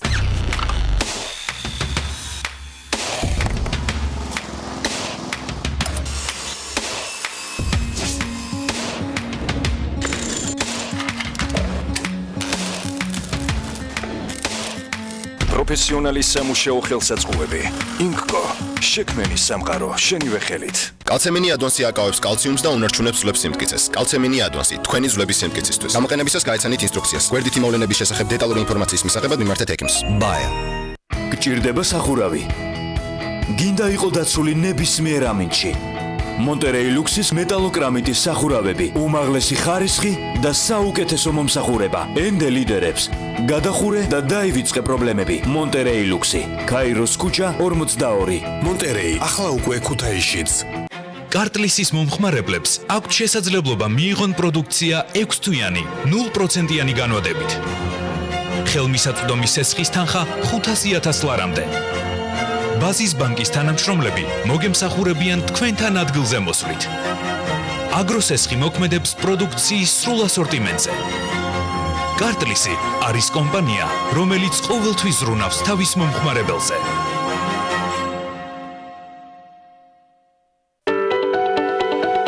19 ივნისს ბია გიწევთ მეოთხე საერთაშორისო საინვესტიციო ფორუმზე. პირველად საქართველოში. მილიარდელი ოჯახების აქტივების მმართველი რიჩარდ უილსონი ისაუბრებს დაგროვილი კაპიტალის დაბანდების დასავლურ პრაქტიკაზე. სოფლიოს წამყვანი საინვესტიციო ბანკები კი მიმოიხილავენ რეგიონულ ეკონომიკასა და საინვესტიციო შესაძლებლობებს რეგიონში. დარეგისტრირდით დღესვე. ბია forum.g. შენი ბიზნესის უკეთესი მომავლისთვის.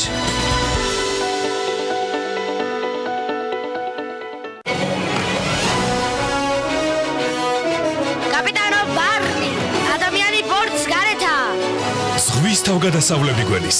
დაარეგისტრირეთ ბარნის შეფუთვების კოდები, მოიგეთ საჩუქრები და იმოგზაურეთ ბარსელონას აკვაპარკში. 8 ივნისს ვაგონჩენში ჯგუფი მგზავრები ახალი პროგრამით. კონცერტის საინფორმაციო მხარდამჭერია TV პირველი.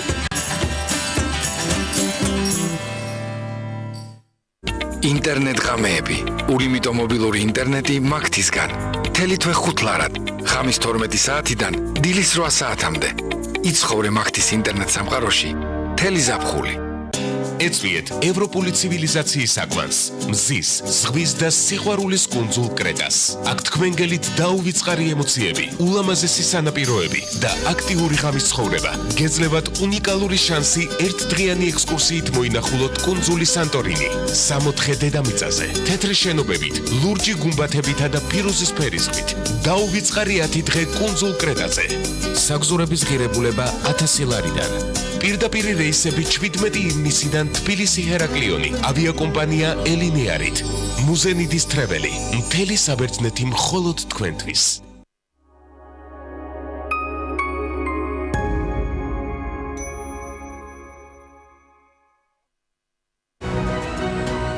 დირსი, მასშტაბური საცხოვრებელი კომპლექსი თბილისში.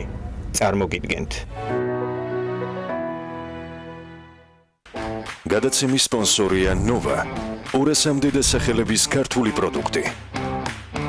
ნოვა 12 წელი თქვენს გვერდით.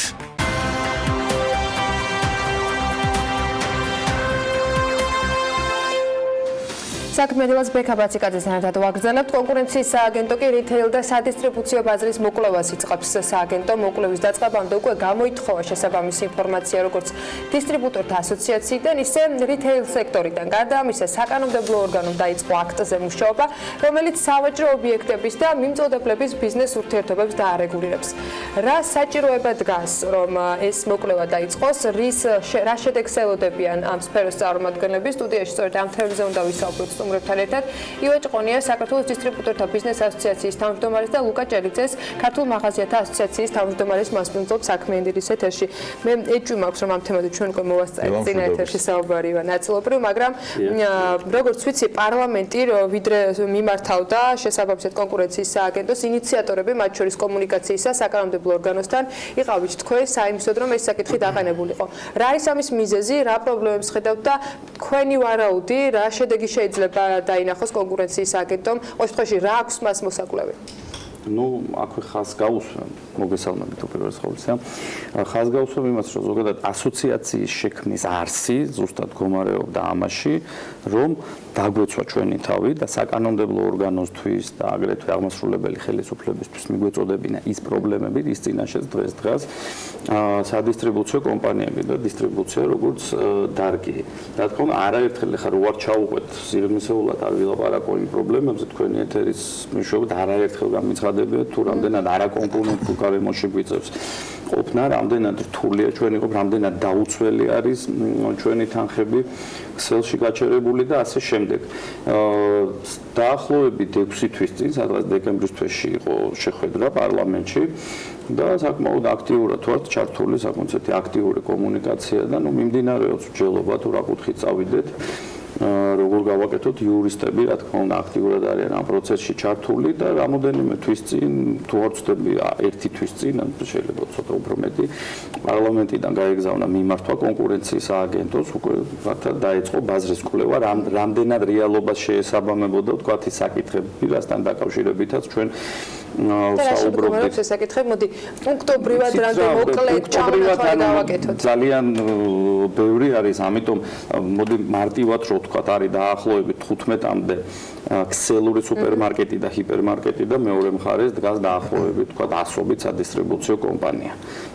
არის რომ აქვთ გარკვეული ესე ვთქვათ power, რომლითაც რიგ შემთხვევებში, ანუ ეს ჩვენი ხედვა არის, ამას კონკურენციის სააგენტო დაადგენს შემდეგ, რომ ბოროტად იყენებენ და რიგ შემთხვევებში კომპანიებს აიძულებენ, რომ კაბალურ პირობებზე ხელი მოაწერონ. გამომდინარე იქიდან, რომ ევროპულ ქვეყნებში, როგორიც არის ლიეტუვა, საბერძნეთი, გერმანია, დიდი ბრიტანეთი, რომლის მაგალითებიც მოყავს ჩვენ და რომლის მაგალითების მიხედვითაც ვცდილობთ, რომ იქ რაც არის მოვარგოთ ჩვენ რეალობას, არსებობს პრაქტიკა, ზუსტად ამით ვიხემძღვანელეთ და თვლით, რომ საქართველოშიც უნდა იყოს გარკვეული რეგულაცია, რადგანაც ჩვენ უბრალოდ ვერ ვახერხებთ, რომ რაღაც კონსენსუსამდე მივიდეთ და რაღაც შედეგს მივაღწიოთ, რომელიც ჩვენთვის იქნება, ვთქვათ, მოგებენ. მოდი აი მარტივ მაგალითს მოვიყვანთ, ხო? თავშევიკავებთ, რა თქმა უნდა, ჩამოთვლისგან ქსელების და ასე შემდეგ კონკრეტიკის და მაგრამ ერთ-ერთი სუპერმარკეტის ქსელი, რომელთანაც მოლაპარაკებაზე ჯდები, ვთქვათ, 2018 წელს მოელაპარაკე, აქვს 50 მაღაზია, თითო მაღაზიაში შესulis საფასური არის, ვთქვათ, 500 ლარი, იქ თითო განლაგებაზე ითხოვს რაღაც 50 ლარს, თუ არის იმპორტირებული პროდუქცია, ქართული თუ ეხლა დიჩეღავაც უკეთებენ 30 ლარს ითხოვენ.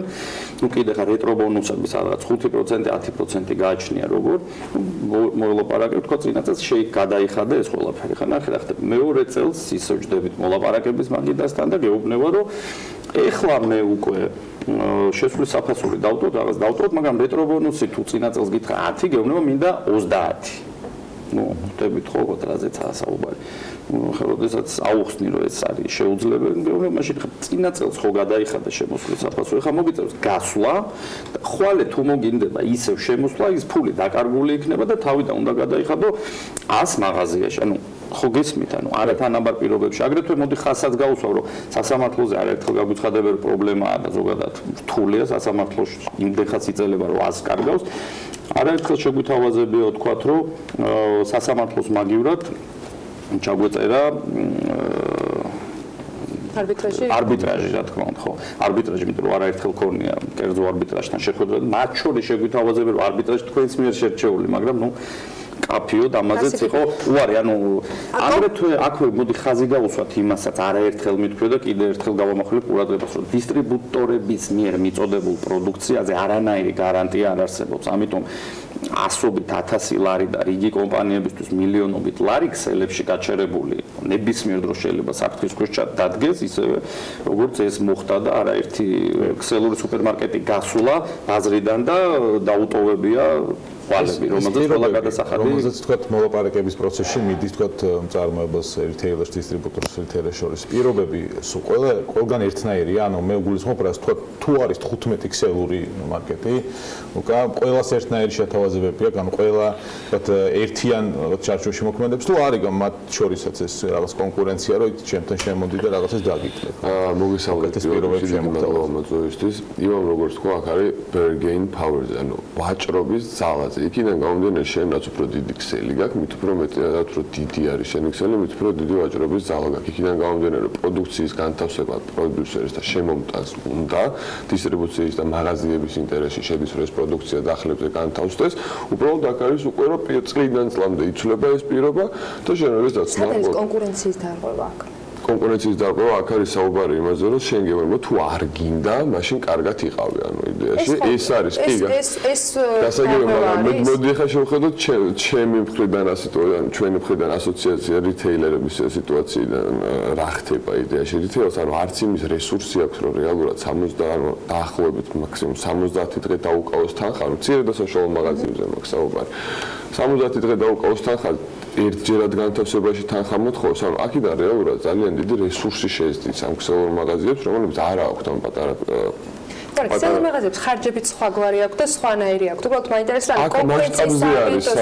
კონკურენციის სააგენტოს თქვათ მოსაკვლევი საგანი რა არის მოსაკვლევი საგანი და მაგალითად ერთ-ერთი დიდი ჰიპერმარკეტი არ დავასახელებ, როდესაც შედის გარკვეულ ლოკაციაზე დემპინგური ფასით ყიდის პროდუქციას და იძულებულია გარშემო მყოფ სხვადასხვა პატარ-პატარა მაღაზიები დაიკეტონ. აი მაგალითს ყველაზე მარტივი მოვლენა ხა როგორ ანტიდემპინგური კანონიც არის. არა, ანტიდემპინგური კანონია, მაგას არ გულისხმობს ზუსტად, ანუ იმ ანტიდემპინგურში ეგ არ შედის, რომ ის სხვა რამეს გულისხმობს, ის გულისხმობს, რომ იმპორტირებული პროდუქცია უნდა იქნას მოკლეული ჩინეთში, უკრაინაში, თურქეთში, რაფაში, რომ ადგილობრივზე არა საუბარი და ხა წარმოიდგინეთ, როდესაც პირობითად შედის და კოკა-კოლას ფასი შესატანი არის ლარი და ყიდის 70 თეთრად, როდესაც გვერდზე მცირე ზომის მაღაზიაში იგივე ღირს ლარი და 20.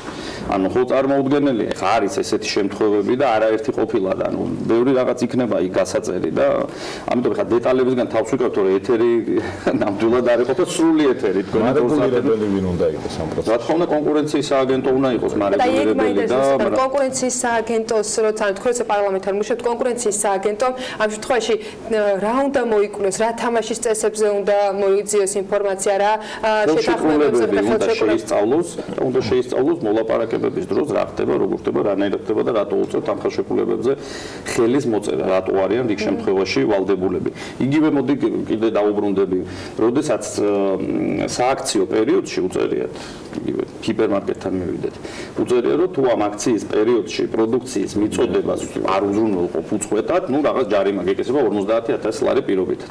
როდესაც დემპინგური ფასით ყიდეს, ანუ მიწოდებული გაქვს ლარად და გიყიდის 70 თეთრად. ანუ წარმოდეთ, შენ თვითღირებულებაზე იაფად ყიდეს. არის ხოლმე შემთხვევა, უბრალოდ ხება დახლებიდან პროდუქცია მიდიან და შემდეგ წყვეტაში ეგ და ამის შემდეგ აჯარიმებენ და წარმოიდგინეთ ის ფაქტურად ჯარიმა გაცილებით მეტია ვიდრე მოგება უნდა ენახა. როგორ ფიქრობთ ახლა? არის შესაძლებელი თუ არ არის? კითხავთ.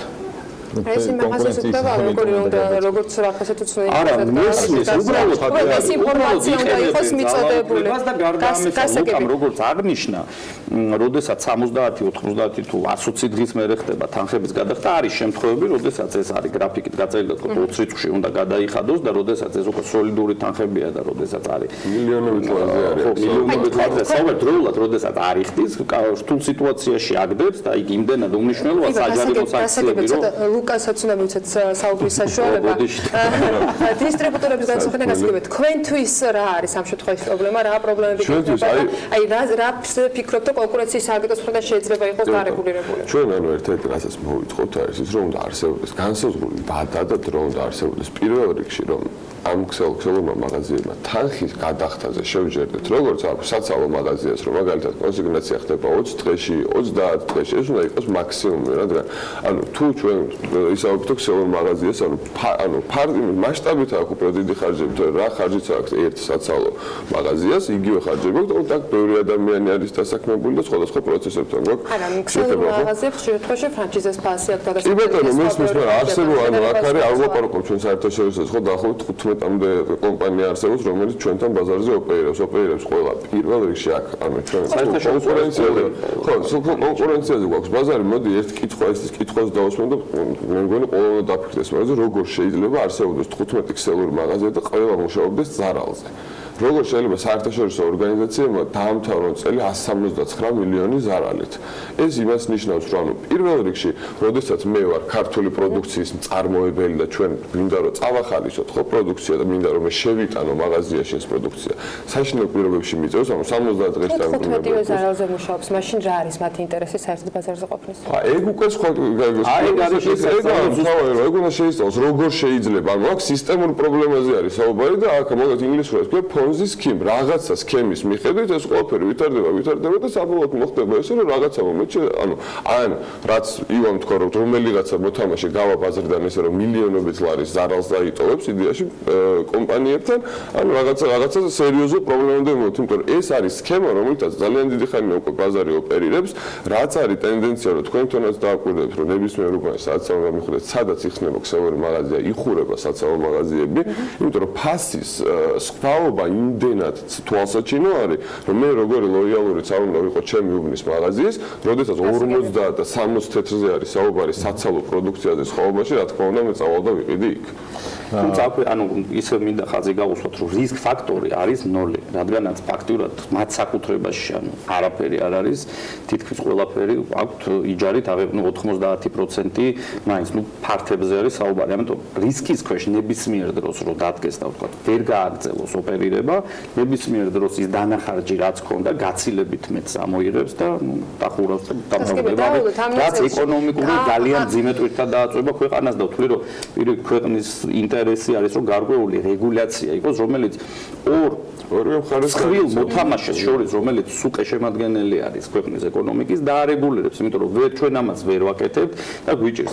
ანუ ზუსტად რაც აღნიშნა ლუკამ არის რომ დემპინგური ფასები და აქ თქვა გარკვეული ფინანსური რესურსი დემპინგური ფასით ყიდის, რადგანაც გვერდით მოთამაშე ჩაძიროს, ანუ ჩაიძირება შემდეგ როგორ ფიქრობთ, ეხლა ფასებს აუწევს და ნახავთ როგორი იქნება, აი კიდევ ერთ თემაზე მინდა რომ ერთი კითხვა მოვასწრე ძალიან მოკლედ მე შევაჯამოთ და როგორი იქნება კონკურენციის სააგენტოს დასკვნა და როგორი იქნება პარლამენტის მხრიდან ამაზე საკანონმდებლო მუშაობა, მაგრამ ასეთ მეკითხოთ ჩვენ რეკლამის შემდეგ, რომელიც რამდენიმე წუთში უნდა დაიწყოს, 2 წუთში დაახლოებით, ანუ 2 წუთი გვაქვს პასუხისათვის, ოქროსიაზე უნდა ვისაუბროთ, ფინანსთა სამინისტროს მიერ გამოცემულ ბრძანებაზე, გუშინ შენი მოკლე კომენტარიც მოვისმინე თემაზე, როდესაც ვადები შეიზღუდა იმპორტიორებისათვის. პრობლემა არის ის, რომ გვიან იყო გაფრთხილებული ბიზნესი, თუ პრობლემა არის ის, რომ თანაბარი თქვათ პირობების მიცემა უნდა ფინანსთა სამინისტროს ძალიან მოკლედ მინდა რომ ორივე პასუხოთ. მავნებლური გადაწყვეტილება ესე ვიტყოდე. სხვას ვერაფერს ვერ დავარქმევ, იმიტომ რომ როგორ შეიძლება რომ ბიზნეს სექტორი არ გააფრთხილო, ხო? თანაბარ პირობებში თუ ვაყენებთ, მოდი მცირე და საშუალოს ხელი შეუწყოთ და ზევით ავწიოთ. ანუ როდესაც მცირე და საშუალოს საშუალება ქონდა, რომ წინასწარი დეკლარირების შემთხვევაში 15 დღეში გადაეხადა. ისიც ჩამოწყვეს 5 დღეზე, ანუ მცირე და საშუალო ბიზნესაც მარწუხები მოუჭირეს და ამ გადაწყვეტილებას ვეძახი მავნებლობას. მე კომუნიკაცია არ უნდა ყოფილიყო, ბიზნესი არ უნდა გაიფრთხილებინათ, ეხლა არსობით კომპანიას გზაში პროდუქცია მოდის და გადასახდელი ექნებათ მილიონობით ლარი, რისთვისაც მოუმზადებლები არიან, თითქმის ყველა ესე ვიტყოდი, უნდა მიმართონ საბანკო სექტორს, დაიმატონ, უნდა იხადონ პროცენტი მენე კრედიტში და ასე შემდეგ. ეხლა რავი, სხვა სახელს თუ დაარქმევთ ამ გადაწყვეტილებას, დროულად უნდა იქნა შეჩერებული, უნდა დაიწყოს კონსულტაციები ბიზნესთან და მხოლოდ ამის შემდეგ გაქონდა რაიმე ფორმით კომუნიკაცია. სახელმწიფოს თუ ჭირდება რაღაც შეიძლება გასაგები იყოს, მაგრამ უნდა იყოს კომუნიკაცია და აგიხსნა რომ მომზადებული შეხვდეთ. ეხლა გუშინ გადაწყვეტილებას იღებ და ადრეში გაიქნებოდა თქვენთვის გონიურობა და ეს გადაწყვეტილება დაახლოებით 3 თვით ადრე უნდა დაწყებულიყო ბიზნესთან კომუნიკაცია მინიმუმ 3 თვით ადრე, მაგრამ ივას ნათქვამს დავამატე იმას, რომ აქ თავი კითხვა არის, რომ ეს ყოფილი რატო ხდება? მიზეზი რა არის იმისა, რომ სახელმწიფოს უწყვეტავს ერთ თვეში იქნება ეს თანხა იდეაში გადახდილი თუ 5 დღეში, ანუ თუ ამაზე გვაქვს საუბარი, რომ 25 დღე უწყვეტავს სახელმწიფოებრივ თვალსაზრისით და ბიუჯეტში თანხის ჩარიცხვას, ეს კი რაღაცა სერიოზულ პრობლემას. გლობალურ პრობლემასთან. რაღაცა ძალიან სერიოზულ პრობლემასთან გვაქვს შეხება და თუ ეს არ არის,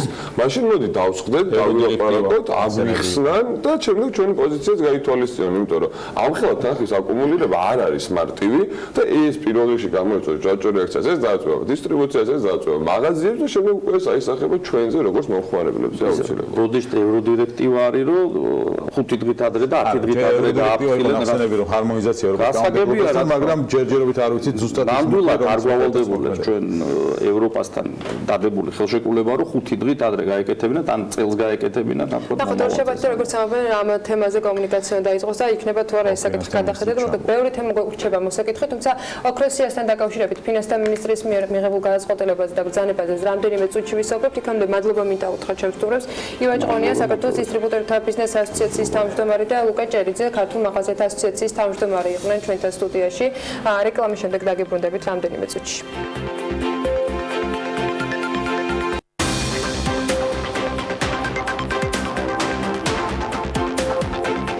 გადაცემის სპონსორია Nova.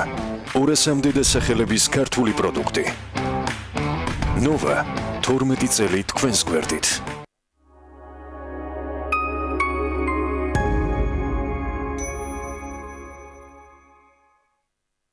ჰიპერმარკეტების ქსელი მოდუსი, ყველა საერთაშორისო ბრენდი და შიდა წარმოების სამშენებლო, სარემონტო მასალები ერთ სივრცეში, სრული ასორტიმენტი ავეჯის, შპალერის, საღებავების, სველი წერტილების, ჭურჭლის და სხვა უამრავი პროდუქტის კატეგორიიდან.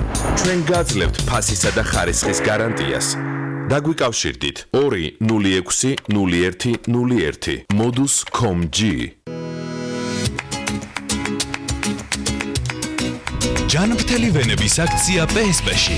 შეხვდით გაზაფხულისა და ზაფხულის სეზონს მომზადებული. შეიძინეთ PSP-ში 1 კოლოფი ტურბო მიკრონჯი და მიიღეთ ტურბოგელი საჩუქრად.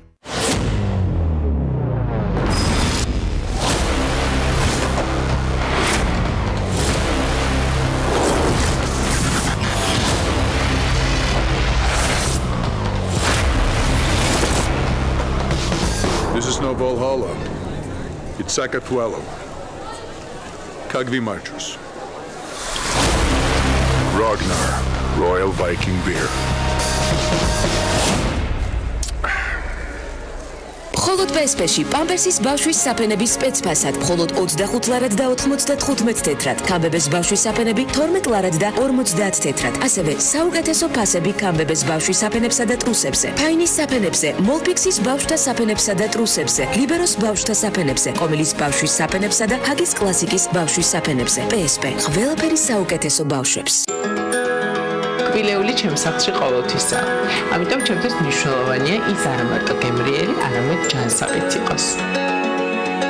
როცა ჩემი შვილები სანდომის კბილეულს მიირთმევენ, შვიდად ვარ, რადგან ვიცი რომ ის ყოველთვის ახალი და ეკოლოგიურად სუფთაა. სანდომი ფართო ასორტიმენტს გვთავაზობს და არჩევანშიც არ ვარ შეზღუდული.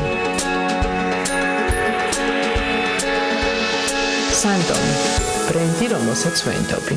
ფინას ბიჭებზე პრინციპულად არ ვაქირავებ.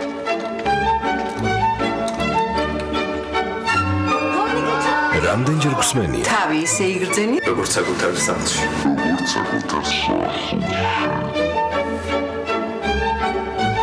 ავეჯი ძველია, არ გადაადგილო. ჭურჭელს გავფრთხილდი. ეს ნახატი სამი თაობა აკიდია.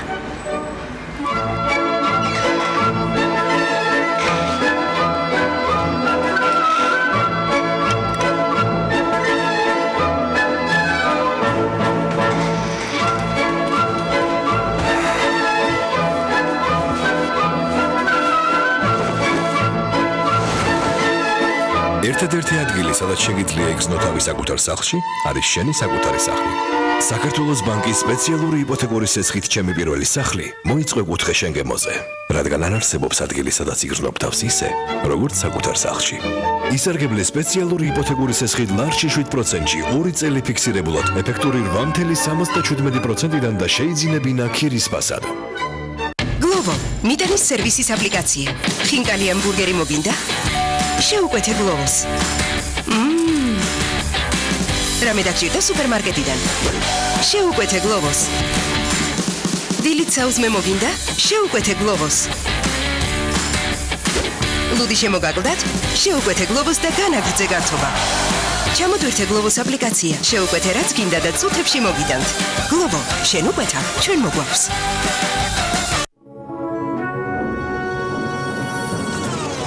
შეხვდით ორეოს. სიახლე ორეო თენს. სითხელე ხას უსვამს გემოს.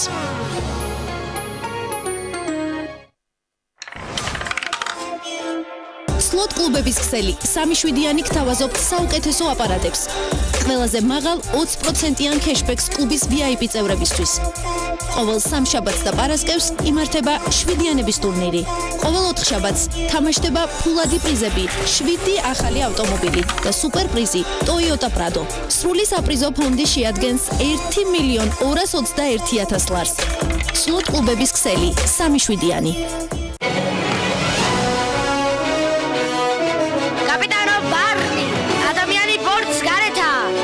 ზღვის თავგადასავლები გველის. დაარეგისტრირეთ ბარნის შეფუთვების კოდები. მოიგეთ საჩუქრები და იმოგზაურეთ ბარსელონას აკვაპარკში.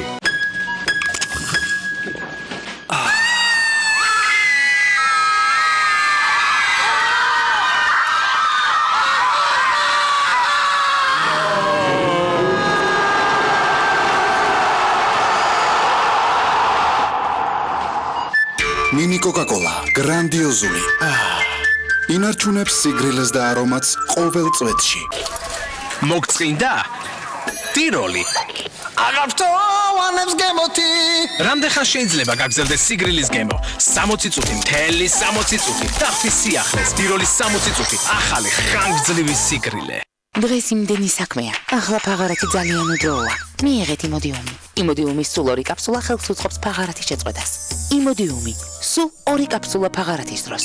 გამოყენებისას გაეცანით ინსტრუქციას გვერდით იმოვლენების შესახებ დეტალური ინფორმაციის მისაღებად მიმართეთ ექიმს. აღმოაჩინე ნამცხვარი მილკას ჯადოსნური სამყარო. დახვდი სიახლეს მილკას sensations. ნამცხვარი, რომელიც გაგაოცებს ჯადოსნურად. გააცხელე მიკროტალღურ ღუმელში და მოიხიბლები ნამცხვრის მილკას sensations ნაზი მდნარი შოკოლადის შიგთავსით. ლიტვური საცხობის პური პრემიუმი, მზესუმზირის მარცვლებით. ლიტვური საცხობი, ევროპული ხარისხის გარანტი.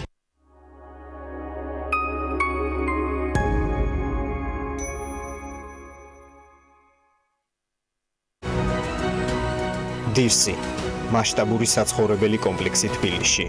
წარმოგიდგენთ. გადაცემის სპონსორია Nova. 200-მდე დასახელების ქართული პროდუქტი. Nova 12 წელი თქვენს გვერდით.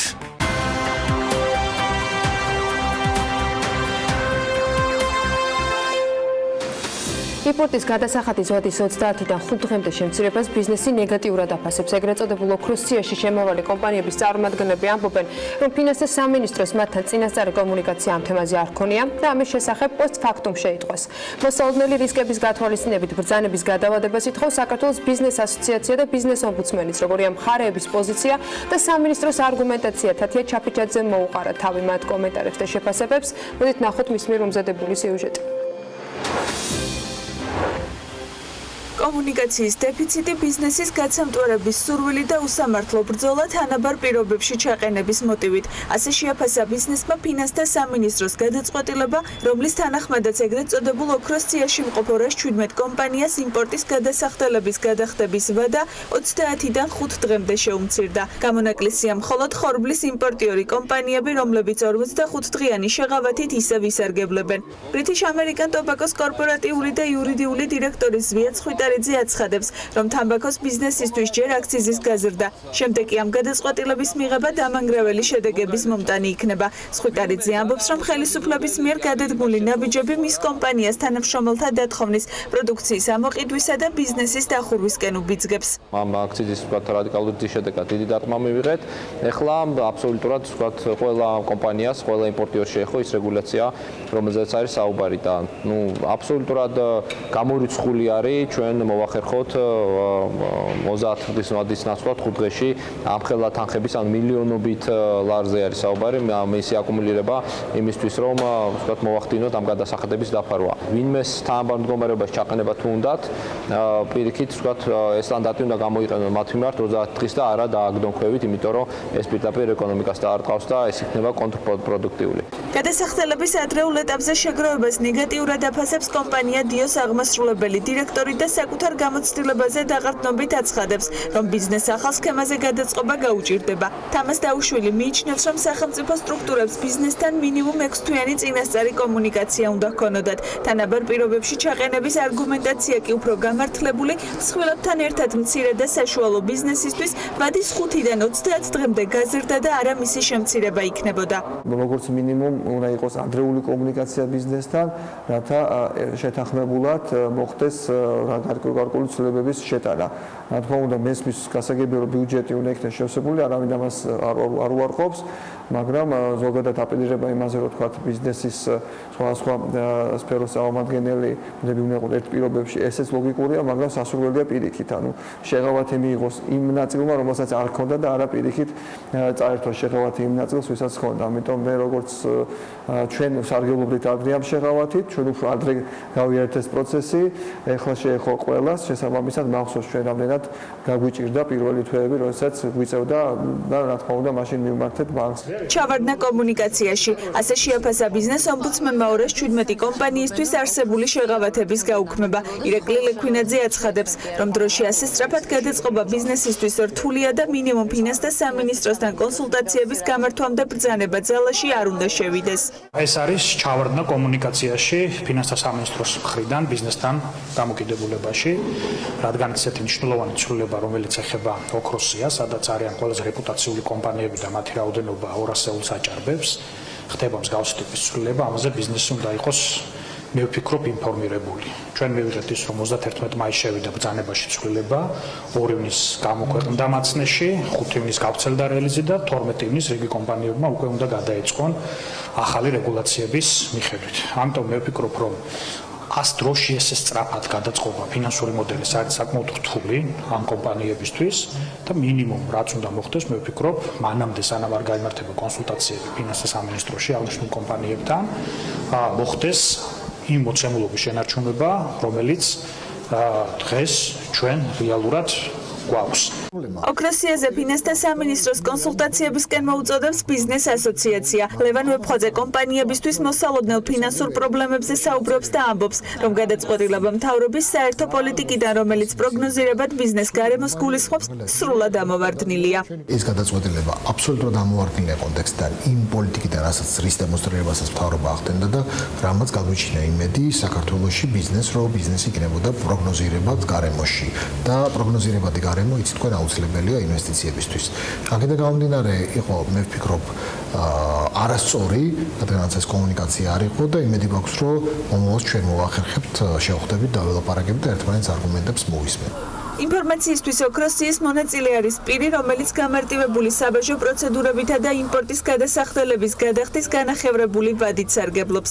შემოსავლების სამსახური ოქროსიის მონაწილის სტატუსს ანიჭებს პირს, თუ საქართველოს საბაჟო ტერიტორიაზე იმპორტში ან და ექსპორტში დეკლარირებული საქონლის საბაჟო ღირებულების მაღალი მაჩვენებელი, არანაკლებ 5 მილიონი ლარი უფიქსირდება. 31 მაისის ბრძანების საფუძველზე ცვლილება აქციზური საქონლის მიმართ გამოქვეყნებიდან მეათე დღეს, ანუ მიმდინარე წლის 12 ივნისიდან უნდა ამოქმედდეს, ხოლო სხვა შემთხვევაში გამოქვეყნებიდან 29 დღეს, ანუ 2 ივლისს. გაიმართება თუ არა თემაზე დამატებითი კონსულტაციები სამინისტროს ბიზნეს ომბუდსმენსა და კომპანიების წარმომადგენლებს შორის, ამის შესახებ მომდევნო კვირაში გახდება ცნობილი. ამ თემაზე ვაგრძელებთ საუბარს. დავით პაპიაშვილი, აუდიტორული კომპანია კრესტო პაპიაშვილის პარტნიორი შემოგვიერთდა საქმე ინდილის ეთერში. ბატონ დავით, პირველი კითხვა ასეთი ექნება. თქვენთვის რას ნიშნავდა ეს გადაწყვეტილება? რა სურს სახელმწიფო მიიღოს და რას ნიშნავს ეს ბიზნესისათვის? მოგესალმებით.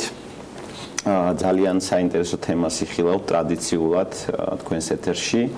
იცით, რთული სათქმელია ის თუ რა სურდა და რა მდგომარეობაში არის ესე რომ ვთქვათ ფინანსთა სამინისტრო და ის მიზეზები, რის გამოც ეს გადაწყვეტილება იქნა მიღებული. მე მინდა ვიფიქრო, რომ ფინანსთა სამინისტროს ესმის აუცილებლობა ბიზნესთან კომუნიკაციის ესეთ საკითხებზე, ესეთ მნიშვნელოვან საკითხებზე.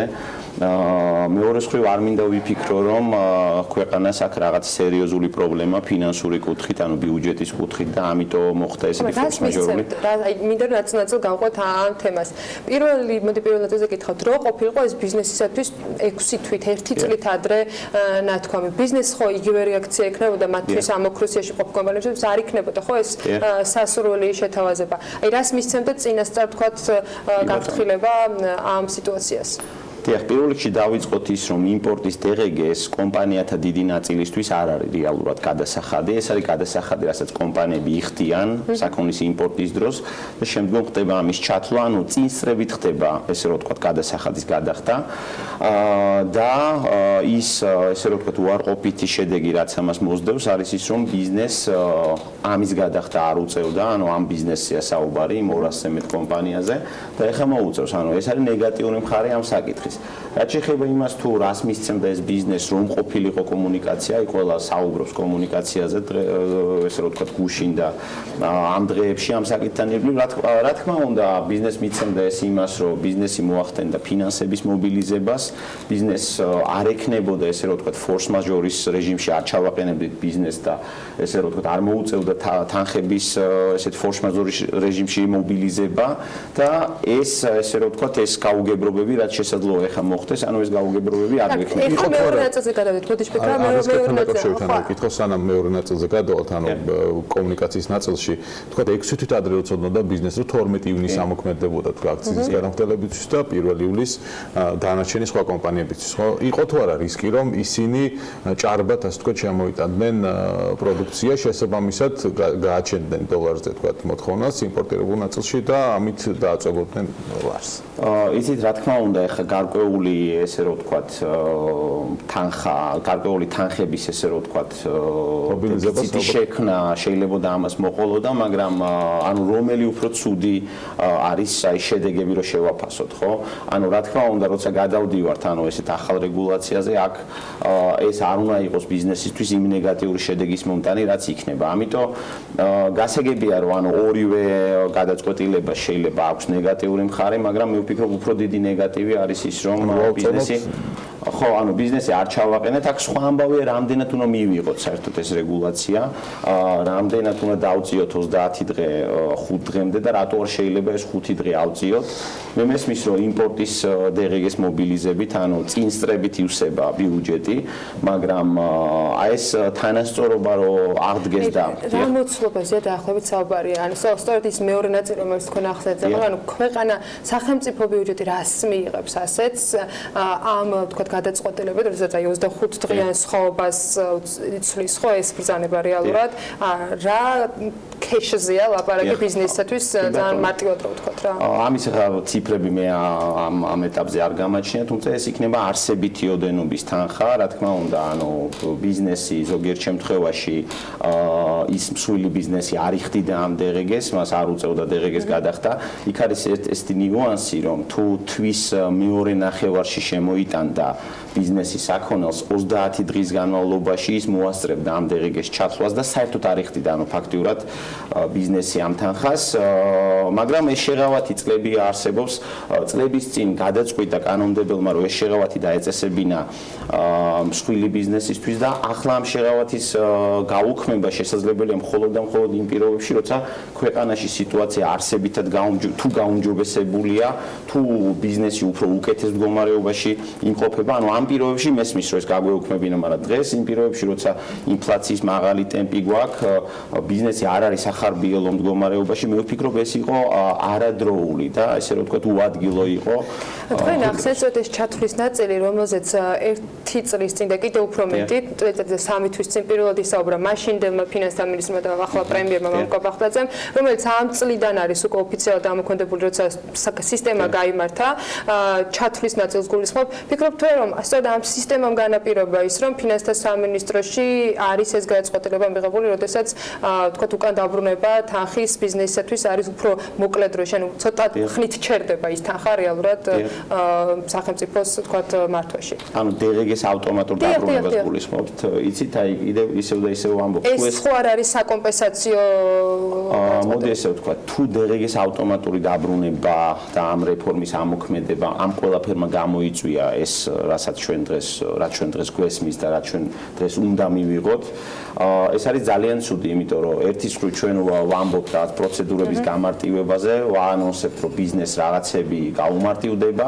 მეორე მხრივ ბიზნესს უქმნით cash-ის დეფიციტს, ანუ გასაგებია რომ ავტომატური დაბრუნების პროცესი და ეს რეფორმა ამოქმედდა, მაგრამ ბიზნეს თანხის გადახდა მაინც მოუწევს და დაბრუნების პროცესი ბიზნესმა უნდა დაიწყოს თანხის გადახდის შემდეგ. თქვენთვის არ არის მისაღები არგუმენტი, რომელიც გუშინ ფინანსთა მინისტრის მოადგილისგან მოვისმინეთ, რომ ეს არის თანაბარ პირობებში ჩაყენება და ეს არის იგივე ევროდირექტივებთან თანხმდრაში მოყვანისათვის და მეორეს მხრივ ადგილობრივი წარმოება არ უნდა იყოს ასე დაჩაგრული იმპორტირებული თქვა პროდუქტის შეამტართან.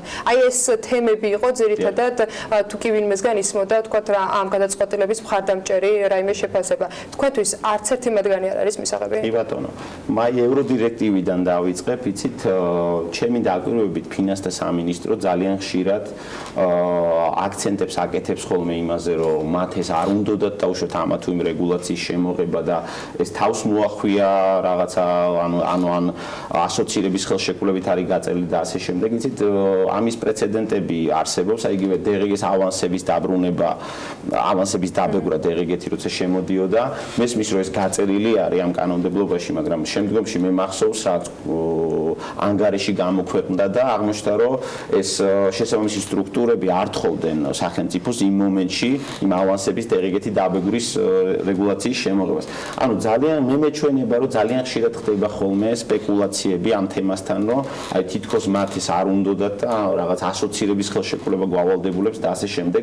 და ვფიქრობ ეს ამ შემთხვევაშიც ესე არის, იმიტომ რომ ცალსახად ესე კატეგორიულად ამის თქმა რომ ეს ანუ სავალდებულოდ შესასრულებელი იყო ამ მომენტისთვის, ამას ვერ ვიტყვით. ევროპის ქვეყნებშიც არის სხვადასხვა ესე რომ ვთქვათ სიტუაცია, არის განსხვავებული წესი გადახდის. კიდევ ერთხელ ვამბობ, ეს არ არის გადასახადის რაღაცა დაბლა დაწევის ან მაღლა აწევის მცდელობა, ეს არის გადასახადის გადახდის განწილადების, ანუ ვადაში გადახდის საკითხი და აქ მე ვფიქრობ რა გადაწყვეტილებაც არ უნდა მიიღო ფინანსთა სამინისტროს ეს ესე უხეშად წინააღმდეგობაში რაც შეეხება თანაბარ პირობებში ჩაყენებას. კი ბატონო, ვისაუბროთ ამაზე, რომ ავიღოთ ნამდვილად ეს საკითხი, ესე განყენებულად, კი ბატონო, მსხვილ ბიზნეს აქ ეს პრივილეგია და მცირე ბიზნესის პრივილეგია არ ქონდა, ანუ მსხვილ ბიზნეს რომელიც კარგი გადამხდელია ამავე ოქროსიაში ისე. კი ბატონო, მაგრამ მე მაინც წავიდოდი იქითკენ, რომ მცირე ბიზნესისთვის მიმენიჭებინა ეს პრივილეგია გამეზარდა იგივე გადახდისვა და მესმის რომ ეს ბიუჯეტში გარკვეული თანხების დანაკლის გამოიწვევდა, მაგრამ იცით, აი მე გამოვდივარ იმ შედეგიდან, რომ ჩვენს ქვეყანაში არ არის ისეთი სახარბიელო მდგომარეობა, აი იგივე ინფლაციის ტემპები ავიღოთ, რაც ძალიან აწვება იგივე იმპორტიორებს და მსხვილ იმპორტიორებს ნებისმიერი ლარის კურსის ესე რომ ვთქვათ გაუფასურება იმპორტიორს მძიმე ტვირთად აწვება, მიძვირდება მისი საქონელი, მცირდება მოთხოვნა ამაზე. სწორედ ლარის კურსზე გავლენისათვის იმპორტის თქვათ რაღაცა ფორმით, თუნდაც მცირედით შეზღუდვა მიიღოს შედეგი ქვეყანამ ამ ანუ ესეთი ბერკეტ ამის იმედზე თუ არის ესე რომ ვთქვათ ჩვენი ფინანსური სისტემა, ნუ მე ვფიქრობ რომ ეს ანუ არ ქონია კარგი შედეგები თუ ეს ამისთვის თუ კეთდება, ხო? მე არ მინდა ასევე დაუკავშირო ეს ჩვენი პრემიერის განცხადებას, ფაქტობრივად ერთი თვის წინ იყო განცხადება, რომ ჩვენი ქვეყნის ბიუჯეტი 150 კომპანიის ესე რომ აქედან ივსება და ეს არის მძიმე ტვირთი, რადგან გვაქვს მონოპოლიური მდგომარეობა, იყო ესეთი განცხადებები, იცით, იქ იყო საუბარი, რომ მცირე ბიზნესი უნდა განვითაროთ და ასე შემდეგ. იცით, მცირე ბიზნესის განვითარება თუ შეგვეძლო, ხო, ეს აქამდე შეგვეძლო გაგვეკეთებინა და მომავალში შეგვიძლია. მცირე ბიზნესის წახალისებით და რა თქმა უნდა და ეხლა რაც გვაქვს დღეს, ანუ რაც ხელში გვიჭირავს, ანუ ეს არის ეს კომპანიები, მსხვილი კომპანიები, რომელიც არის ჩვენი ეკონომიკის ძალიან მნიშვნელოვანი ნაწილი. საკითხი ასეც დგას, რომ თქვათ ამ გადაწყვეტილებით მცირე თქვათ ბიზნესი რა სარგებელს ნახავს, ანუ უფრო კონკურენტული გახდება ბიზნესთან თუ გამორიცხვის მეთოდით რომ მივდივართ რაღაც ბიუჯეტის ნაწილში შევსებას რო ჩავხედოთ თქვათ სამიწმოჩვენებს იქ არ არის თქვათ არანაირი ისეთი პრობლემა პირიქით კარგ რამეს გვეუბნებიან ციფრები, კონკურენციის ნაწილში მცირე ბიზნესი ამით უფრო გაიზარდოს რაღაცა არ არის შესახები. სხვა შეიძლება რა რისკები დაენახა სახელმწიფოს აი ამ პროცესში, რომ გამიიღოს აი სხვა რა რისკი არსებობს, რომელზეც შეიძლება გადააზღვია აი ამით სახელმწიფო. ისეთ აი რთული სათქმელია. მე დავიწყებ იქიდან რომ მე აი ვფიქრობდი და რაც ინფორმაციად მოვიძიე რომ მაინც და მაინც არც მახსენდება აი ბიზნეს ასოციაციების მხრიდან იგივე იმ ბიზნეს ასოციაციების მხრიდან რომელიც მცირე ბიზნესს წარმოადგენენ რომ ეს პრობლემა დაეყენებინათ რომ ანუ არ მახსენდება ესეთი განცხადებები რომ მათ ეთქვათ რომ აი მცირე ბიზნესი დაჩაგრულია და ეს მათი აქტიურობის შედეგი ყოფილიყოს ანუ თუ ეს პრობლემა ესე მწვავედ იდგა ამაზე საუბარი უნდა დიახ წესით დიახ ეს უნდა ყოფილიყო აი ძნელია ვერ გეტყვით ანუ შეიძლება აქ კონდეს სხვადასხვა მიზეზი რაღაცა ისეთი ასე რომ ვთქვათ არაადეკვატური ქმედებიდან დაწყებული და რაღაცა შეიძლება სულ ვერ წარმოგვიდგენია ის იყოს ამის მიზეზი შესაძლოა რაღაცა ბიუჯეტის ხარჯვით ნაწილში გესმის რომ შესვენების შევსების მაჩვენებლები აქამდე იყო კარგი ნაწილიც კარგი იყო ამ სამთეს შესაძლოა იგეგმება რაღაცა ხარჯების გაწევა შესაძლოა იგეგმება ფინანსთა სამინისტროსგან უფრო მეტი განმარტება ფაქტია რომ ყველა სჭირდება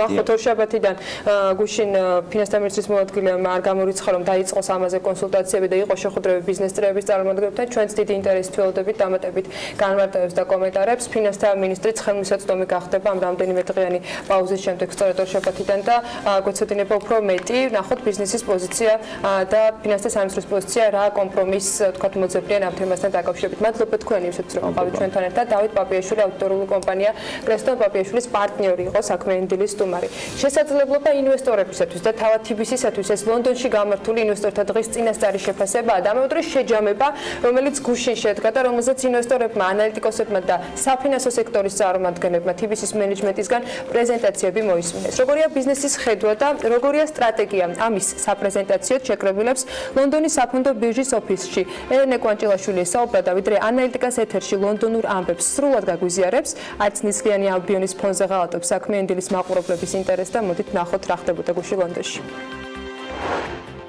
ლონდონის საფონდო ბირჟის ოფისში ინვესტორების შეკრებას იწყებენ. სპეციალურად მათთვის ინვესტორთა დღეს TBC ჯგუფი მართავს.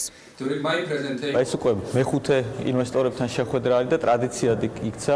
ვფიქრობთ, რომ ძალიან მნიშვნელოვანი არის როგორც TBC ბანკის გუნდისთვის, ასევე ჩვენი ინვესტორებისთვის, რომ ყოველწლიურად პირველ წყაროდან თითეული ბიზნესის ან პროექტის ხელმძღვანელისგან მიიღონ ინფორმაცია ჩვენი წარმატებების, ახალი პროექტების და ასევე სამომავლო პერსპექტივების შესახებ.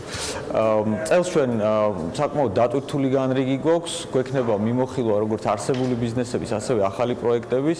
ჩემი მხრიდან მინდა აუცილებლად გაუზიარო ის წარმატებები და გეგმები, რაც გვაქვს კორპორატიულ და საინვესტიციო საბანკო ბიზნესში. გოგა ხელიძესთან ერთად თავთავიანთი მიმართულებებით მომზადებული პრეზენტაციებით ინვესტორთა, ანალიტიკოსთა და საფინანსო სექტორის წარმომადგენელთა წინაშე TBC ჯგუფის ტოპ მენეჯმენტის პრაქტიკულად ყველა წევრი წარსდგება. ინვესტორთა დღე მაკროეკონომიკური გარემოს შეფასებიდან დაწყებული TBC-ის ბიზნეს სტრატეგიით და სამომავლო მიზნებით დასრულებული. ყველა თემას ფარავს.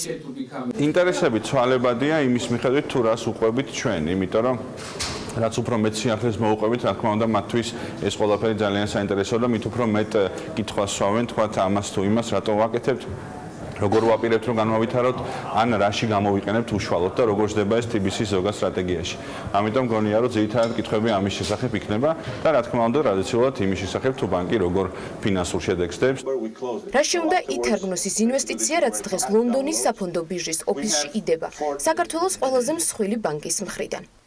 ეს ითარგმნება TBC ბანკის აქციის ფასში და თავდაჯერებულობაში, რომ ჩვენი ინვესტორთა ბაზა მნიშვნელოვნად გაიზარდოს. როგორც იცით, დღეს TBC ბანკის აქციონერთა სტრუქტურაში 70% არის დივერსიფიცირებული საერთაშორისო ინვესტორების რიცხვი, რომლებიც გადანაწილებული არიან ყველა კონტინენტზე მსოფლიოში და მათ არ აქვთ საშუალება გარდა დღევანდელი დღისა, რომ ყოველდღიურად, როგორც მოგახსენეთ, მართველი გუნდისგან მიიღონ ინფორმაცია ბიზნესის შესახებ. ძალიან მნიშვნელოვანია რომ ჩვენს ინვესტორებს და ზოგადად საზოგადოებას ჩვენს ამ ინოვაციურ ხედვაზე ვესაუბროთ ბევრი, ველაპარაკოთ და გავაცნოთ, რომ როგორ ფიქრობთ სხვანაირი მეთოდებით და ძალიან თანამედროვე მეთოდებით კიდევ უფრო წარმატებული კომპანიის ჩამოყალიბებას. იმიტომ რომ ეს ყველაფერი მე რა თქმა უნდა ითარგმნება TBC-ის წარმატებაში, TBC-ის გუნდის წარმატებაში 7000 ადამიანზე მეტი მუშაობს ჩვენთან. როგორც მოვისმინეთ, აქციების გაზრდილი ფასი და ინვესტორთა ბაზის გაფართოება. ინვესტორთა დღის შემდეგ TBC ჯგუფი ნაკლებ შედეგზე თანახმა არ არის. ახალი სამიზნე კი საკმაოდ ამბიციურია. 10 მილიონი მომხმარებელი 2022 წლის ბოლომდე. our own loans and loans which will make via partner networks. We've been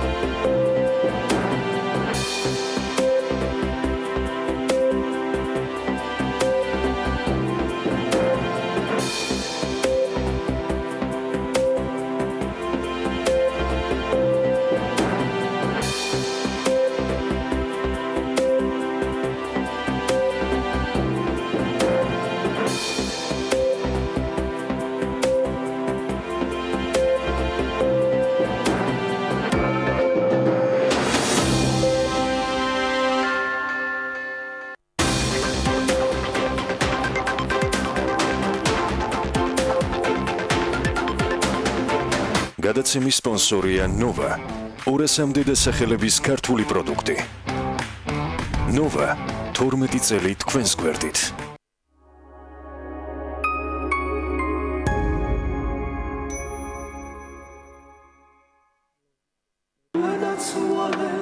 გინდა მე რა? ჩვენ შეგვიძლია ერთმანეთი გავაღიმოთ. გუგლ შემატკივროთ ერთმანეთს. ერთმანეთით ვიამაყოთ. გავახაროთ ერთმანეთი. ჩვენ გულ შემატკივროთ ერთმანეთს. რადგან გუჯერა, რომ ქართული ნიშნავს საუკეთესოს.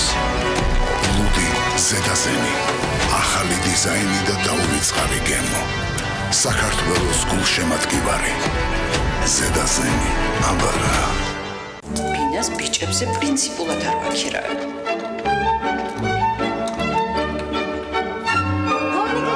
რამდენჯერ გსმენია? თავი ისე იგრძენი, როგორც საკუთარ სახლში.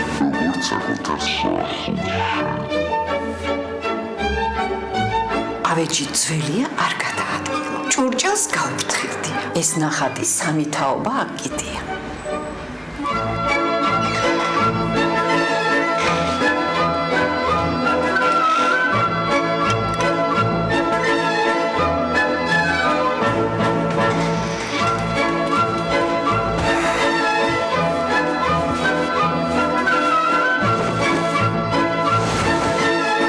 ერთადერთი ადგილი, სადაც შეგიძლია იგრძნო თავი საკუთარ სახლში, არის შენი საკუთარი სახლი. საქართველოს ბანკის სპეციალური იპოთეკური სესხით ჩემი პირველი სახლი მოიწყვე კუთხე შენგემოზე, რადგან არ არსებობს ადგილი, სადაც იგრძნობ თავს ისე, როგორც საკუთარ სახლში. ისარგებლე სპეციალური იპოთეკური სესხით ლარჯი 7%-ში 2 წელი ფიქსირებულად ეფექტური 8.77%-დან და შეიძინებინა ქირის ფასად.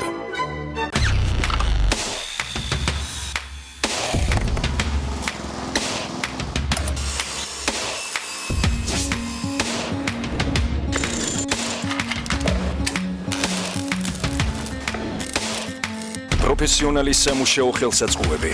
ინკკო, შექმენი სამყარო შენივე ხელით.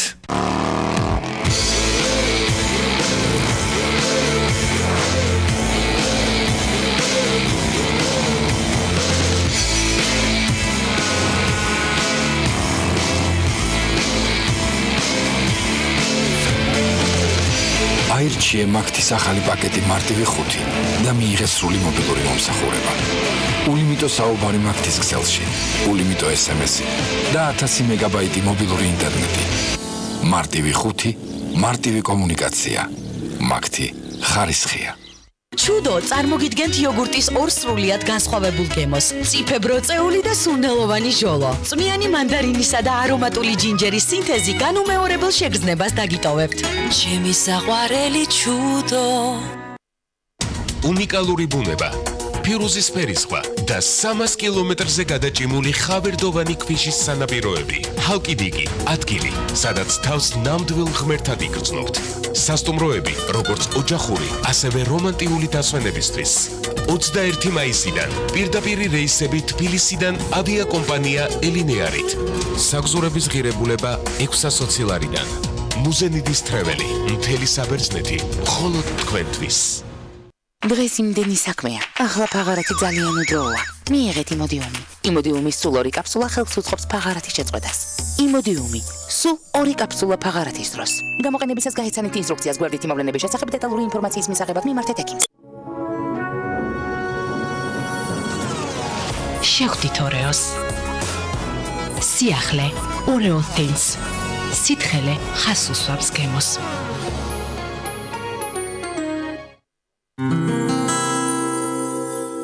მოემზადეთ ხელი ზაფხულისთვის ბეკოსთან ერთად. შეიძინე ბეკოს მაცივარი Everfresh ტექნოლოგიით. შეიგრძენი ნამდვილი ხარისხი და მიიღეს საუკეთესო საჩუქარი. სმარტფონი, ისიამოვნე ზაფხულით და დასაჩუქრდი. ბეკო.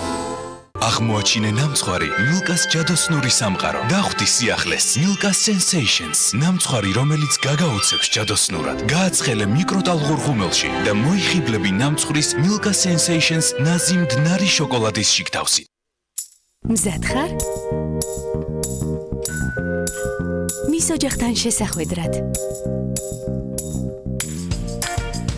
ამ მნიშვნელოვანი მოვლენისთვის. პირველი ჩახუტებისთვის. ჩვეულებრივი კბილის პასტისგან განსხვავებით, ახალი რევოლუციური ფორმულა Colgate Total აერთიანებს ორ ბუნებრივ კომპონენტს, ცინკს და არგინინს. იბრძვის ბაქტერიებს კბილებზე, ენაზე, ლოყებსა და ხძილებებზე და იცავს მათ 12 საათის განმავლობაში. იმისთვის, რომ იყო აბსოლუტურად მზად. ახალი Colgate Total იყავი მზად ყველაფრისთვის. ახალი Colgate Total უზრუნველყოფს მინანქრის აქტიურ დაცვას, პირის ღრუდან არასასიამოვნო სულის მომენტალურ ნეიტრალიზაციას და ებრძვის კბილების მომატებულ მგრძნობელობას. ახალი Colgate Total მოწინავე ფორმულა მთელი პირის ღრუს ჯანმრთელობისთვის. კაპიტანო ბარნი, ადამიანი ბორტს გარეთა. ზღვის თავგადასავლები გველის. დაარეგისტრირეთ ბარნის შეფუთვების კოდები. მოიგეთ საჩუქრები და იმოგზაურეთ ბარსელონას აკვაპარკში. ცე, ფანტაცე. გავსებს ცხოვრების ხალისით, სიმშვიდეც ხრება თავისით. ცოცხალი გემო მისი ხიბლია, ფანტასტარტიც კი ღიარულია.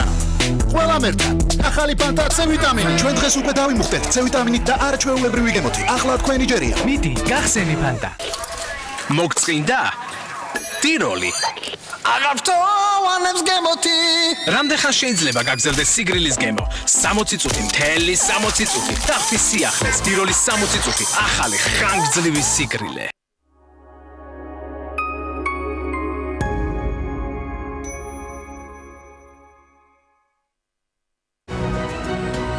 დირსი, მასშტაბური საცხოვრებელი კომპლექსი თბილისში.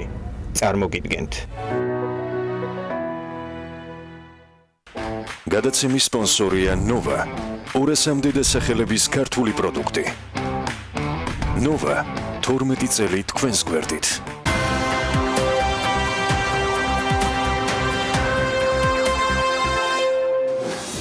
სოფლის მეურნეობის პროექტების მართვის სააგენტო, სასოფლო სამეურნეო კოოპერატივების განვითარების სააგენტო და ექსტენსიისა და საკონსულტაციო ცენტრები. სამივე სიპი ამ თვის ბოლოდან ერთი ახალი სიპის ქვეშ გაერთიანება. რა არის ამის მიზეზი? ამას დეტალურად სტუმართან ერთად გავარკვევთ. კიდევ ბევრი ძალიან საინტერესო თემა გვაქვს ამ ეთერში სასაუბროთ. წინასწარი ინფორმაციით, ერთიანი სიპების სახელწოდება წინასწარ გეტყვით, რომ საქართველოს სოფლის მეურნეობისა და სოფლის განვითარების სააგენტო იქნება. რატომ გადაწყდა ეს? ამაზე ვიწყებთ საუბარს გელა ხანიშვილთან, გარემოს დაცვის და სოფლის მეურნეობის მინისტრის პირველი მოადგილე შემოგვიერთდა სტუდიაში. მოგესალმებით ბატონ გელა. მადლობა სტუმრობისათვის. მართალია ოქროსიაზე ძალიან საინტერესო ვისაუბროთ რეკლამის დროს, მაგრამ მოდი სოფლის მეურნეობაზე გავაგრძელოთ ახლა ეთერში საუბარი. რატომ გადაწყდა ეს გაერთიანება და რას მისცემს სამინისტროს და რას მისცემს ამ სიპების შესაბამის მიმართულებებს? ეს არის ოპტიმიზაცია ხარჯების, კადრების, შედეგების თუ რისი მიმართულებით? მცირე დაზუსტება და მე თემაზე გადავალ. ერთი იყო IP, ანუ პროექტების მართვის სააგენტო, სიპი იყო კომპიუტერების განვითარების სააგენტო, რაც შეეხება ექსტენსიის ნაწილს, ეს იყო უშუალო სამინისტროს ერთ-ერთი რეგიონული სამსახური. ანუ ფაქტობრივად სამივე სამართლებრივად სხვადასხვა სტრუქტურა იყო, სხვადასხვა მიმართულებით მუშაობდა. გარემოს დაცვა და სოფლის მეურნეობის სამინისტროს დღის წესრიგში, ბოლო უკანასკნელი 2 წელია დგას ძალზე მნიშვნელოვანი ამოცანა.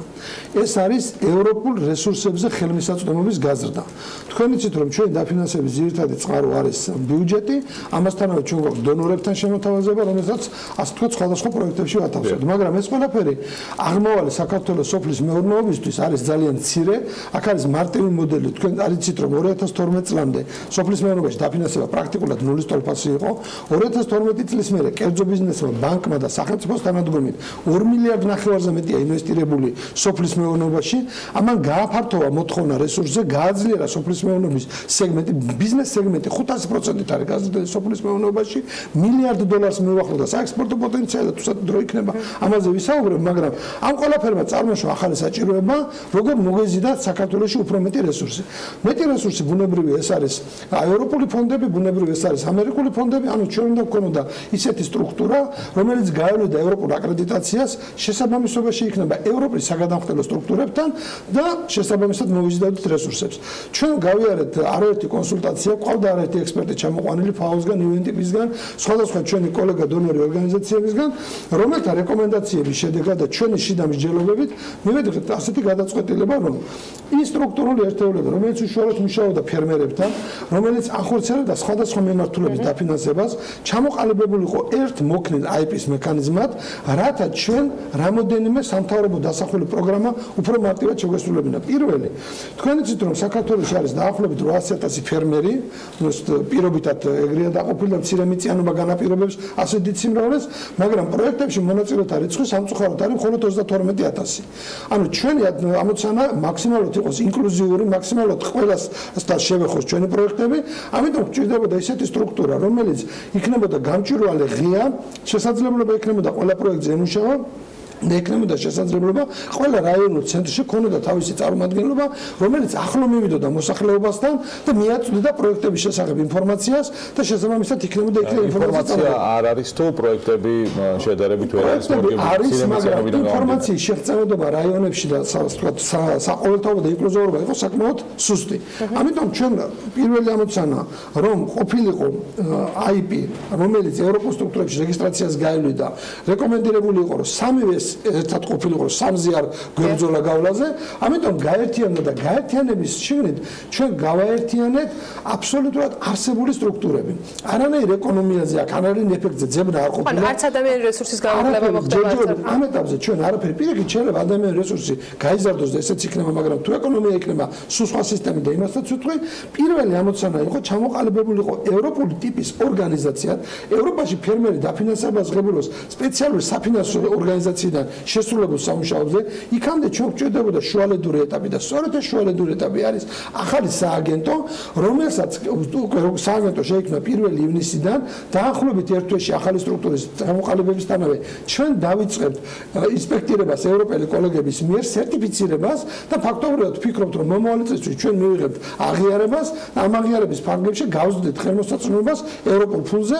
იცით თქვენ რომ მხოლოდ ფულზე საუბარი რესურსებში და სხვა სოფლის დიდი რესურსები. სამწუხაროდ ჩვენი სოფლის მეურნეობა ძალიან ბევრი მიმართულებით არის ჩამორჩენილი და ჩვენ გვაქვს გახსნილი ბაზრები. თქვენ იცით ევროპასთან ასოცირების შესაძლებლობებმა გააჩინა, ასე ვთქვათ, არეალი, სადაც შეუძლია ქართულ ფერმერს ევროპაში გაეტანოს პროდუქცია. მაგრამ პირველ რიგში ეს პროდუქცია უნდა იყოს მაღალხარისხიანი, შესაბამისი, ადეკვატური. მე აღნიშნე, რომ მაკროეკონომიკურ პარამეტრებზე გეტყვით ორ ციებს. 2012 წელს საქართველოში იმპორტირებული იყო დაახლოებით $1,200 მილიონი სოფლის მეურნეობის პროდუქცია. ზრდა 2018 წლამდე სასოფლო სამეურნეო პროდუქციის არის 8%-იანი მხოლოდ იმპორტირებული. ექსპორტირების ზრდა, ციფრებით რა გადაყალოთ, არის 88%. 10-ჯერ მეტად გაიზარდა ექსპორტი ვიდრე იმპორტი. რატომ? იმიტომ რომ ინვესტირებული იქნა ფული სოფლის მეურნეობაში, ამან გაზარდა სოფლის მეურნეობის წარმოება, გაზრდილმა წარმოებამ ნახა ევროპული ბაზარი. მაგრამ ეს ჩვენი შესაძლებლობის მხოლოდ მცირე ნაწილია. ქართულ ეკონომიკას ბევრად მეტი შეუძლია, მაგრამ სჭირდება მეტი ნახავთ ერთ-ერთ დაახლოებით სტრუქტურასაც დიდი სიამოვნებით ვისაუბრებთ. თუმცა კიდევ რამდენიმე თემა გვაქვს, მინდა რომ მოვასწროთ ფაროსანასთან დაკავშირებული ღონისძიებები და აგროდაზღვევასთან დაკავშირებული თემები. რამდენიმე თქვათ წუთში რომ ჩავატიოთ ეს ყველაფერი. რა ხდება ფაროსანას მიმართულებით? ფაროსანას მიმართულებით არის ძალზე ბრწყინვალე შედეგები. საქართველოს მიეჩვია რომ თუ რამე კარგს ვაკეთებთ ჩვენ როგორმე არ უნდა აღიაროს და მათ შორის ძალიან დიდი ბოდიში თქვენს კოლეგა ტელევიზიასთან არ ვიცი ეთიკი და უნდა ვახსენო თუ არ ვახსენო იმის გამო რომ ფაროსანაში პრაქტიკულად გადავტეხეთ მივახციეთ ასე ვთქვათ აღიარებას მსოფლიო ქვეყნები ჩამოდიან და გამოცდილებას იზიარებენ შემოდის ცხელ ხაზზე კითხვები ფაროსანა არ ჩანს და ეს მართლა წამლების შედეგია როგორ და დავამარცხეთ რეალურად ვერ ვიტყვი მაგრამ მნიშვნელოვნად შევამცირებთ ამის ფონზე დაიწყო ახლა ახალი სპეკულაციები რომ თურმე ფაროსანის წამალმა დახოცა ფუტკარი და ფუტკარი დახოცა იმ რეგიონში სადაც ჩვენი ექსპერტი გამოდის და ამბობს თელ სიუჟეტში დათმობილი აქვს 5 წამი რომ ამბობს ჯერ წამლობა არ დაგვიწყია აქ და სადაც არ შეგვიწამლია ის ფუტკარს ვერ დახოცავს ის ფუტკარი დაიხოცა ამ თვალში დავამთავრებ ამ თემას თვითონ მნიშვნელოვანია ფუტკარი დაიხოცა იმ დაავადებებით რომელიც აქვს სასუნთ გზებზე და რომელიც სასუნთ გზაც მოწამვლის შედეგს გავს თუმცა ეს მეცნიერულად დადგენილია განმარტება მიეცა იმ ოჯახს მაშინვე ეს არის დაახლოებით 3-4 კვირის წინანდელი ინფორმაცია გუშინ გააჟღერეს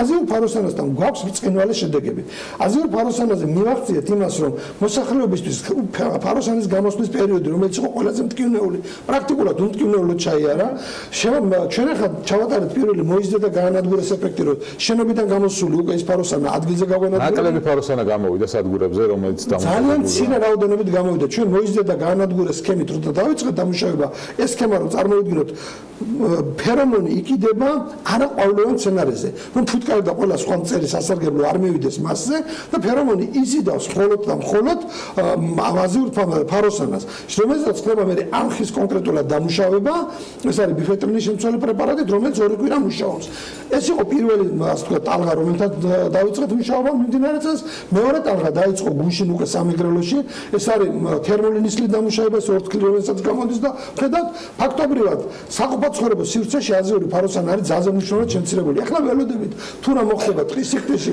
ტყეში არსებულ ფაროსანა რომელსაც ტყეში გამოიზამტრა და ეხაც უკვე ტყის პირები ჩვენ გაკონტროლებული გვაქვს მოიზრდა და მოკალის სადგურებით და რეალურად ფიქრობთ რომ იქაც ძალზე კარგი შედეგები გვექნება ისა რომ ფაროსანა ასე ვთქვათ კონტროლის ქვეშ მოექცა მიმდინარე წელს არის მეორე გაცილებით მნიშვნელოვანი ამოცანა ეს არის თხილის მოსავლის დაბრუნება დასავლეთ საქართველოს თხილის წარმოებლებით სასახად დარწმუნა რომ ფაროსანაზე მეტი პრობლემა იყო ის რასაც ჩვენ ვიმეორებდით ეს არის დაავადებები და აგროტექნიკური ღონისძიებები კი ამაზე ვისაუბრეთ ჩვენ არაერთხელ ეთერში და რაღაც ღონისძიებები დაგვინდა 15000 ფერმერი გაერთიანებული მუშაობს ახლა აგროღონისძიებების დაცვით და იმედი გვაქვს ეს მნიშვნელოვნად გარდატეხა შეიტანს ბოლო ერთი წუთი გვაქვს აგროდაზღვაზე მითხრათ მათ შორის გუშინ გაფორმდა USAID-ის დაფინანსებით ის შეთანხმება რომელიც საზღვრისპირა რეგიონში ოკუპირებულ ტერიტორიებთან მოსახლეობას დაეხმარება ამ ხელშეკრულება ამ მემორანდუმზე მინდა კითხოთ მოკლედ და ზოგადად დაზღვევის ნაწილზე რამდენად გაიზარდა თუნდაც აგროდაზღვევის ბენეფიციართა ოდენობა ჩვენ გვაქვს მუდმივად ყოველწლიურად გარკვეული დინამიკა აგროდაზღვევაში მონაწილე ფერმერების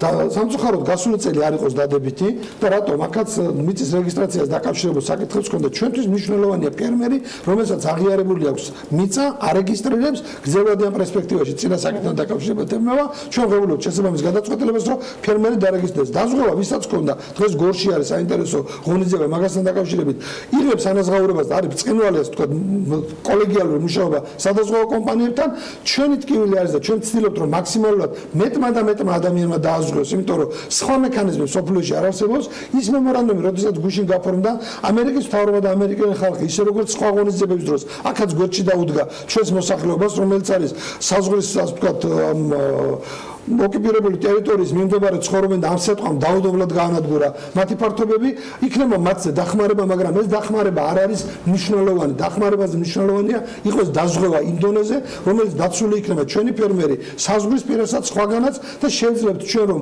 ჩვენი სოფლის მეურნეობა განავითარო და განვითარებულ სოფლის მეურნეობა დაცული იყოს სადაზღვევო კომპონენტებში იმედია რომ ეს ნაწილი იქნება კარგად გაგებული და რაც შეიძლება მეტი ფერმერისათვის აღქმული სწორად იმიტომ რომ უნიშნელოვანესი არის რომ სწორედ სოფლის მეურნეობა სადაზღვევო მიმართულებით იყოს კიდევ უფრო გააქტიურებული. მადლობა ბატონ გელა იმისათვის რომ იყავით ჩვენთან ერთად გელა ხანიშვილს გარემოს დაცვის და სოფლის მეურნეობის მინისტრის პირველ მოადგილეს მასპინძლობთ საქმიანი დილის ეთერში. მიუხედავად იმისა რომ სოფლის მეურნეობის პროდუქტიულობა სასურველს ბევრად ჩამორჩება საქართველოს მოსახლეობის თითქმის ნახევარი სოფლად ცხოვრობს და სოფლის მეურნეობაშია დასაქმებული. შესაბამისად ქვეყანაში დასაქმების ზრდის სიღარიბის შემცირების, ექსპორტის დივერსიფიკაციის და ეკონომიკის გაძლიერებისათვის სოფლის და სოფლის მეურნეობის განვითარებას გადამწყვეტი მნიშვნელობა აქვს. ამ მიმართულებით ევროკავშირი უმსხვილესი დონორი არის საქართველოში სექტორის ზრდასა და გაძლიერებაში საქართველოს ევროკავშირში სოფლისა და სოფლის მეურნეობის განვითარების ევროპის სამეზობლო პროგრამა იგივე ეპარტი ეხმარება პროგრამა 2013 წლიდან ხორციელდება და 2013-22 წლებისათვის ამ პროგრამის ფარგლებში ბიუჯეტში ქვეყანაში 179.9 მილიონი ევროა გათვალისწინებული. პროგრამა თავის მხრივ მხარს უჭერს როგორც სოფლის მეურნეობის განვითარებას, ისე არასასოფლო სამეურნეო აქტივობების დივერსიფიკაციას, როგორც არის მაგალითად სოციალური და მუნიციპალური სერვისები, ინფრასტრუქტურა, ტურიზმი, გარემოსდაცვა და ასე შემდეგ, რაც საბოლოო ჯამში ქვეყნის მდგრად ეკონომიკურ განვითარებას განაპირობებს. ეპარტის პროექტებზე და იმ მაგალითებზე, რომელსაც მისი ბენეფიციარები მთელი ქვეყნის მასშტაბით ქმნიან, კიდევ ბევრს მოგიყვებით. დღეიდან ვიწყებთ მხოლოდ ევროკავშირის ეპარტის პროგრამის ყოველკვირეულ რუბრიკას, რომელშიც სხვადასხვა მუნიციპალიტეტებში ევროკავშირის მიერ მხარდაჭერილ პროექტებზე მოგიყვებით ხოლმე პარასკევობით. რუბრიკას კი ნახავთ რუბრიკას კი გავხსნით ევროკავშირის ელჩთან კარლ ჰერსელთან ინტერვიუთი. სწორედ ამ ინტერვიუს გიტოვებთ საქმე ენდელის მაყურებელს. ორ შაბათამდე გეშვიდობით და ბედნიერ უქმეებს გისურვებთ.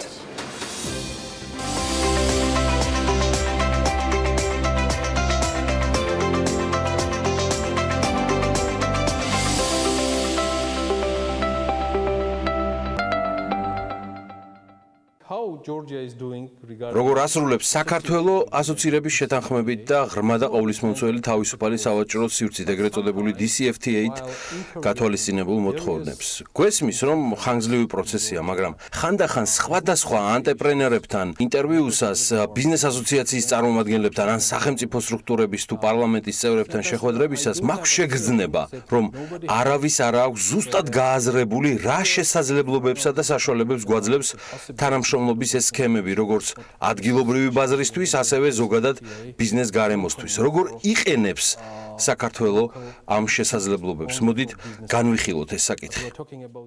ზოგადად, თუკი ჩვენ გადავხედავთ ასოცირების შეთანხმების პუნქტებს, პროცესი დადებითად მიმდინარეობს და იხვეწება იმ მოთხოვნების შესაბამისად, რასაც ევროკავშირსა და საქართველოს შორის გაფორმებული ასოცირების შეთანხმება ადგენს. აქვე აღსანიშნავია ისიც, რომ საქართველო წელს DCFTA-ის ხელშეკრულების გაფორმებიდან 5 წლის იუბილეს აღნიშნავს. ანუ აღსანიშნავად გვაქვს საქმე? დიახ, რა თქმა უნდა, ჩვენ უნდა აღვნიშნოთ იუბილე, რადგან DCFTA არის კარგი შესაძლებლობა ქვეყნისთვის. ჩემი აქ ყოფნის პერიოდში ვხედავ მრავალ წინგადადგმულ ნაბიჯს, თუმცა რასაკვირველი არის გამოწვევებიც, რაზეც ერთად მუშაობთ. DCFTA საქართველოს აძლევს ინსტიტუციური თუ პოლიტიკის რეფორმების გატარების, ასევე ევროპული და საერთაშორისო სტანდარტების დანერგვის შესაძლებლობას და ამავე დროს ბიზნესს და საქართველოში წარმოებულ პროდუქციასა თუ მომსახურებას უხსნის ევროპის 500 მილიონიან ბაზარს. ჩვენ გვსურს ევროკავშირის ბაზარზე ვიხილოთ ქართული კომპანიები. საქართველოში წარმოებული პროდუქცია გვსურს, რომ ქვეყანამ მოგება მიიღოს აქედან. თუმცა უნდა აღვნიშნოთ, რომ ეს მარტივი არ არის, რადგან განსაკუთრებული სტანდარტებია დადგენილი, რომელთა დაკმაყოფილებაც რთული და ხანგრძლივი პროცესია. შეგვიძლია თუ არა ვისაუბროთ 5 წლის თავზე DCFTA-ზე ან ასოცირების შეთანხმებებზე არა როგორც შესაძლებლობაზე, არამედ როგორც რეალურ მოგებაზე ადგილობრივი ბიზნეს ჯგუფებისთვის, რომლებიც სამწუხაროდ ორიენტაციას არა ევროპულ, არამედ სხვა ბაზრებზე აკეთებენ. ეს არის საკითხი, რომელიც მე მაწუხებს ბატონო ელჩო და აქედან გამომდინარე გეკითხებით, შეგვიძლია თუ არა ამ მიმართულებით გაძლიერების თვალსაზრისით გავაკეთოთ უფრო მეტი.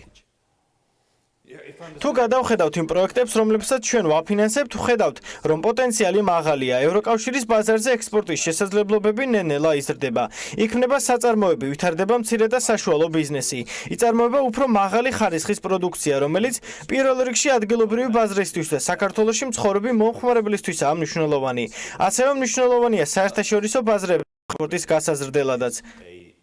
ჩემი შემდეგი შეკითხვა ეხება საქართველოს მთავრობასთან თანამშრომლობას. როგორ აფასებთ მთავრობის მიმართებას და მუშაობას სოფლის მეურნეობის და სოფლის განვითარების მიმართულებით? რამდენად ეფექტიანია მიმდინარე რეფორმები?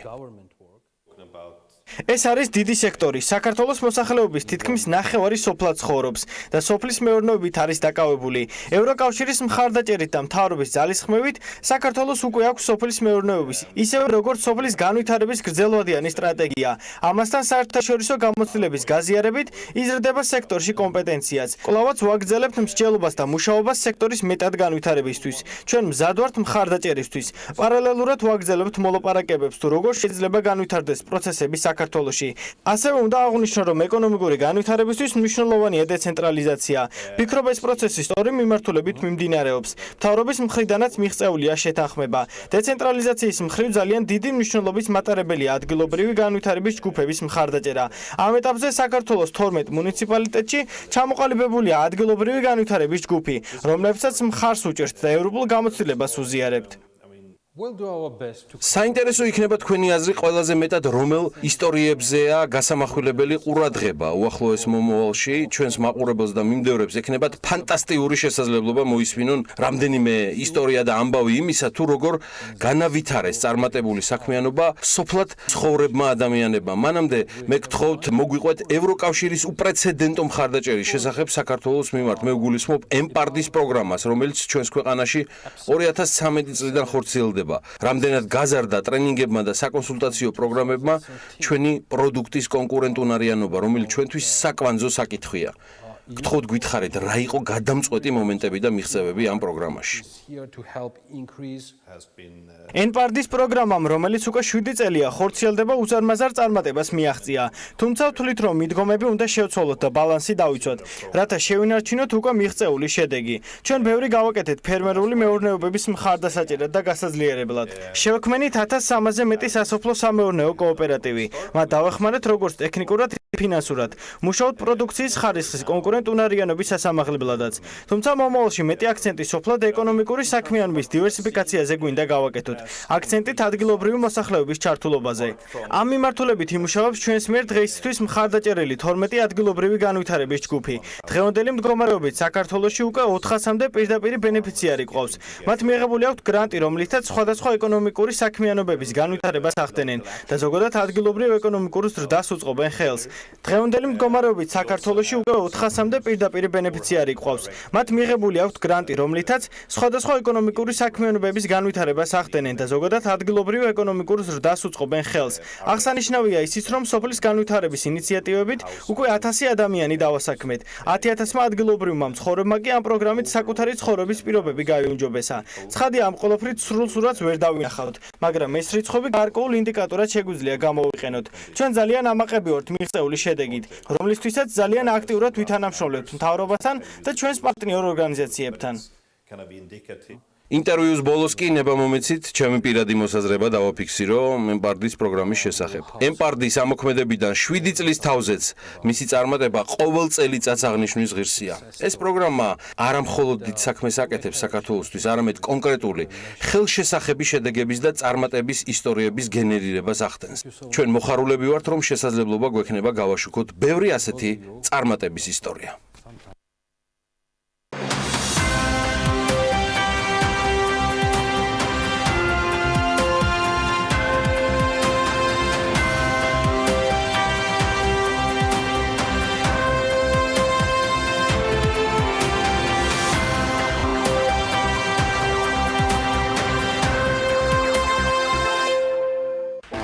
გადაცემის სპონსორია ნოვა. 200-მდე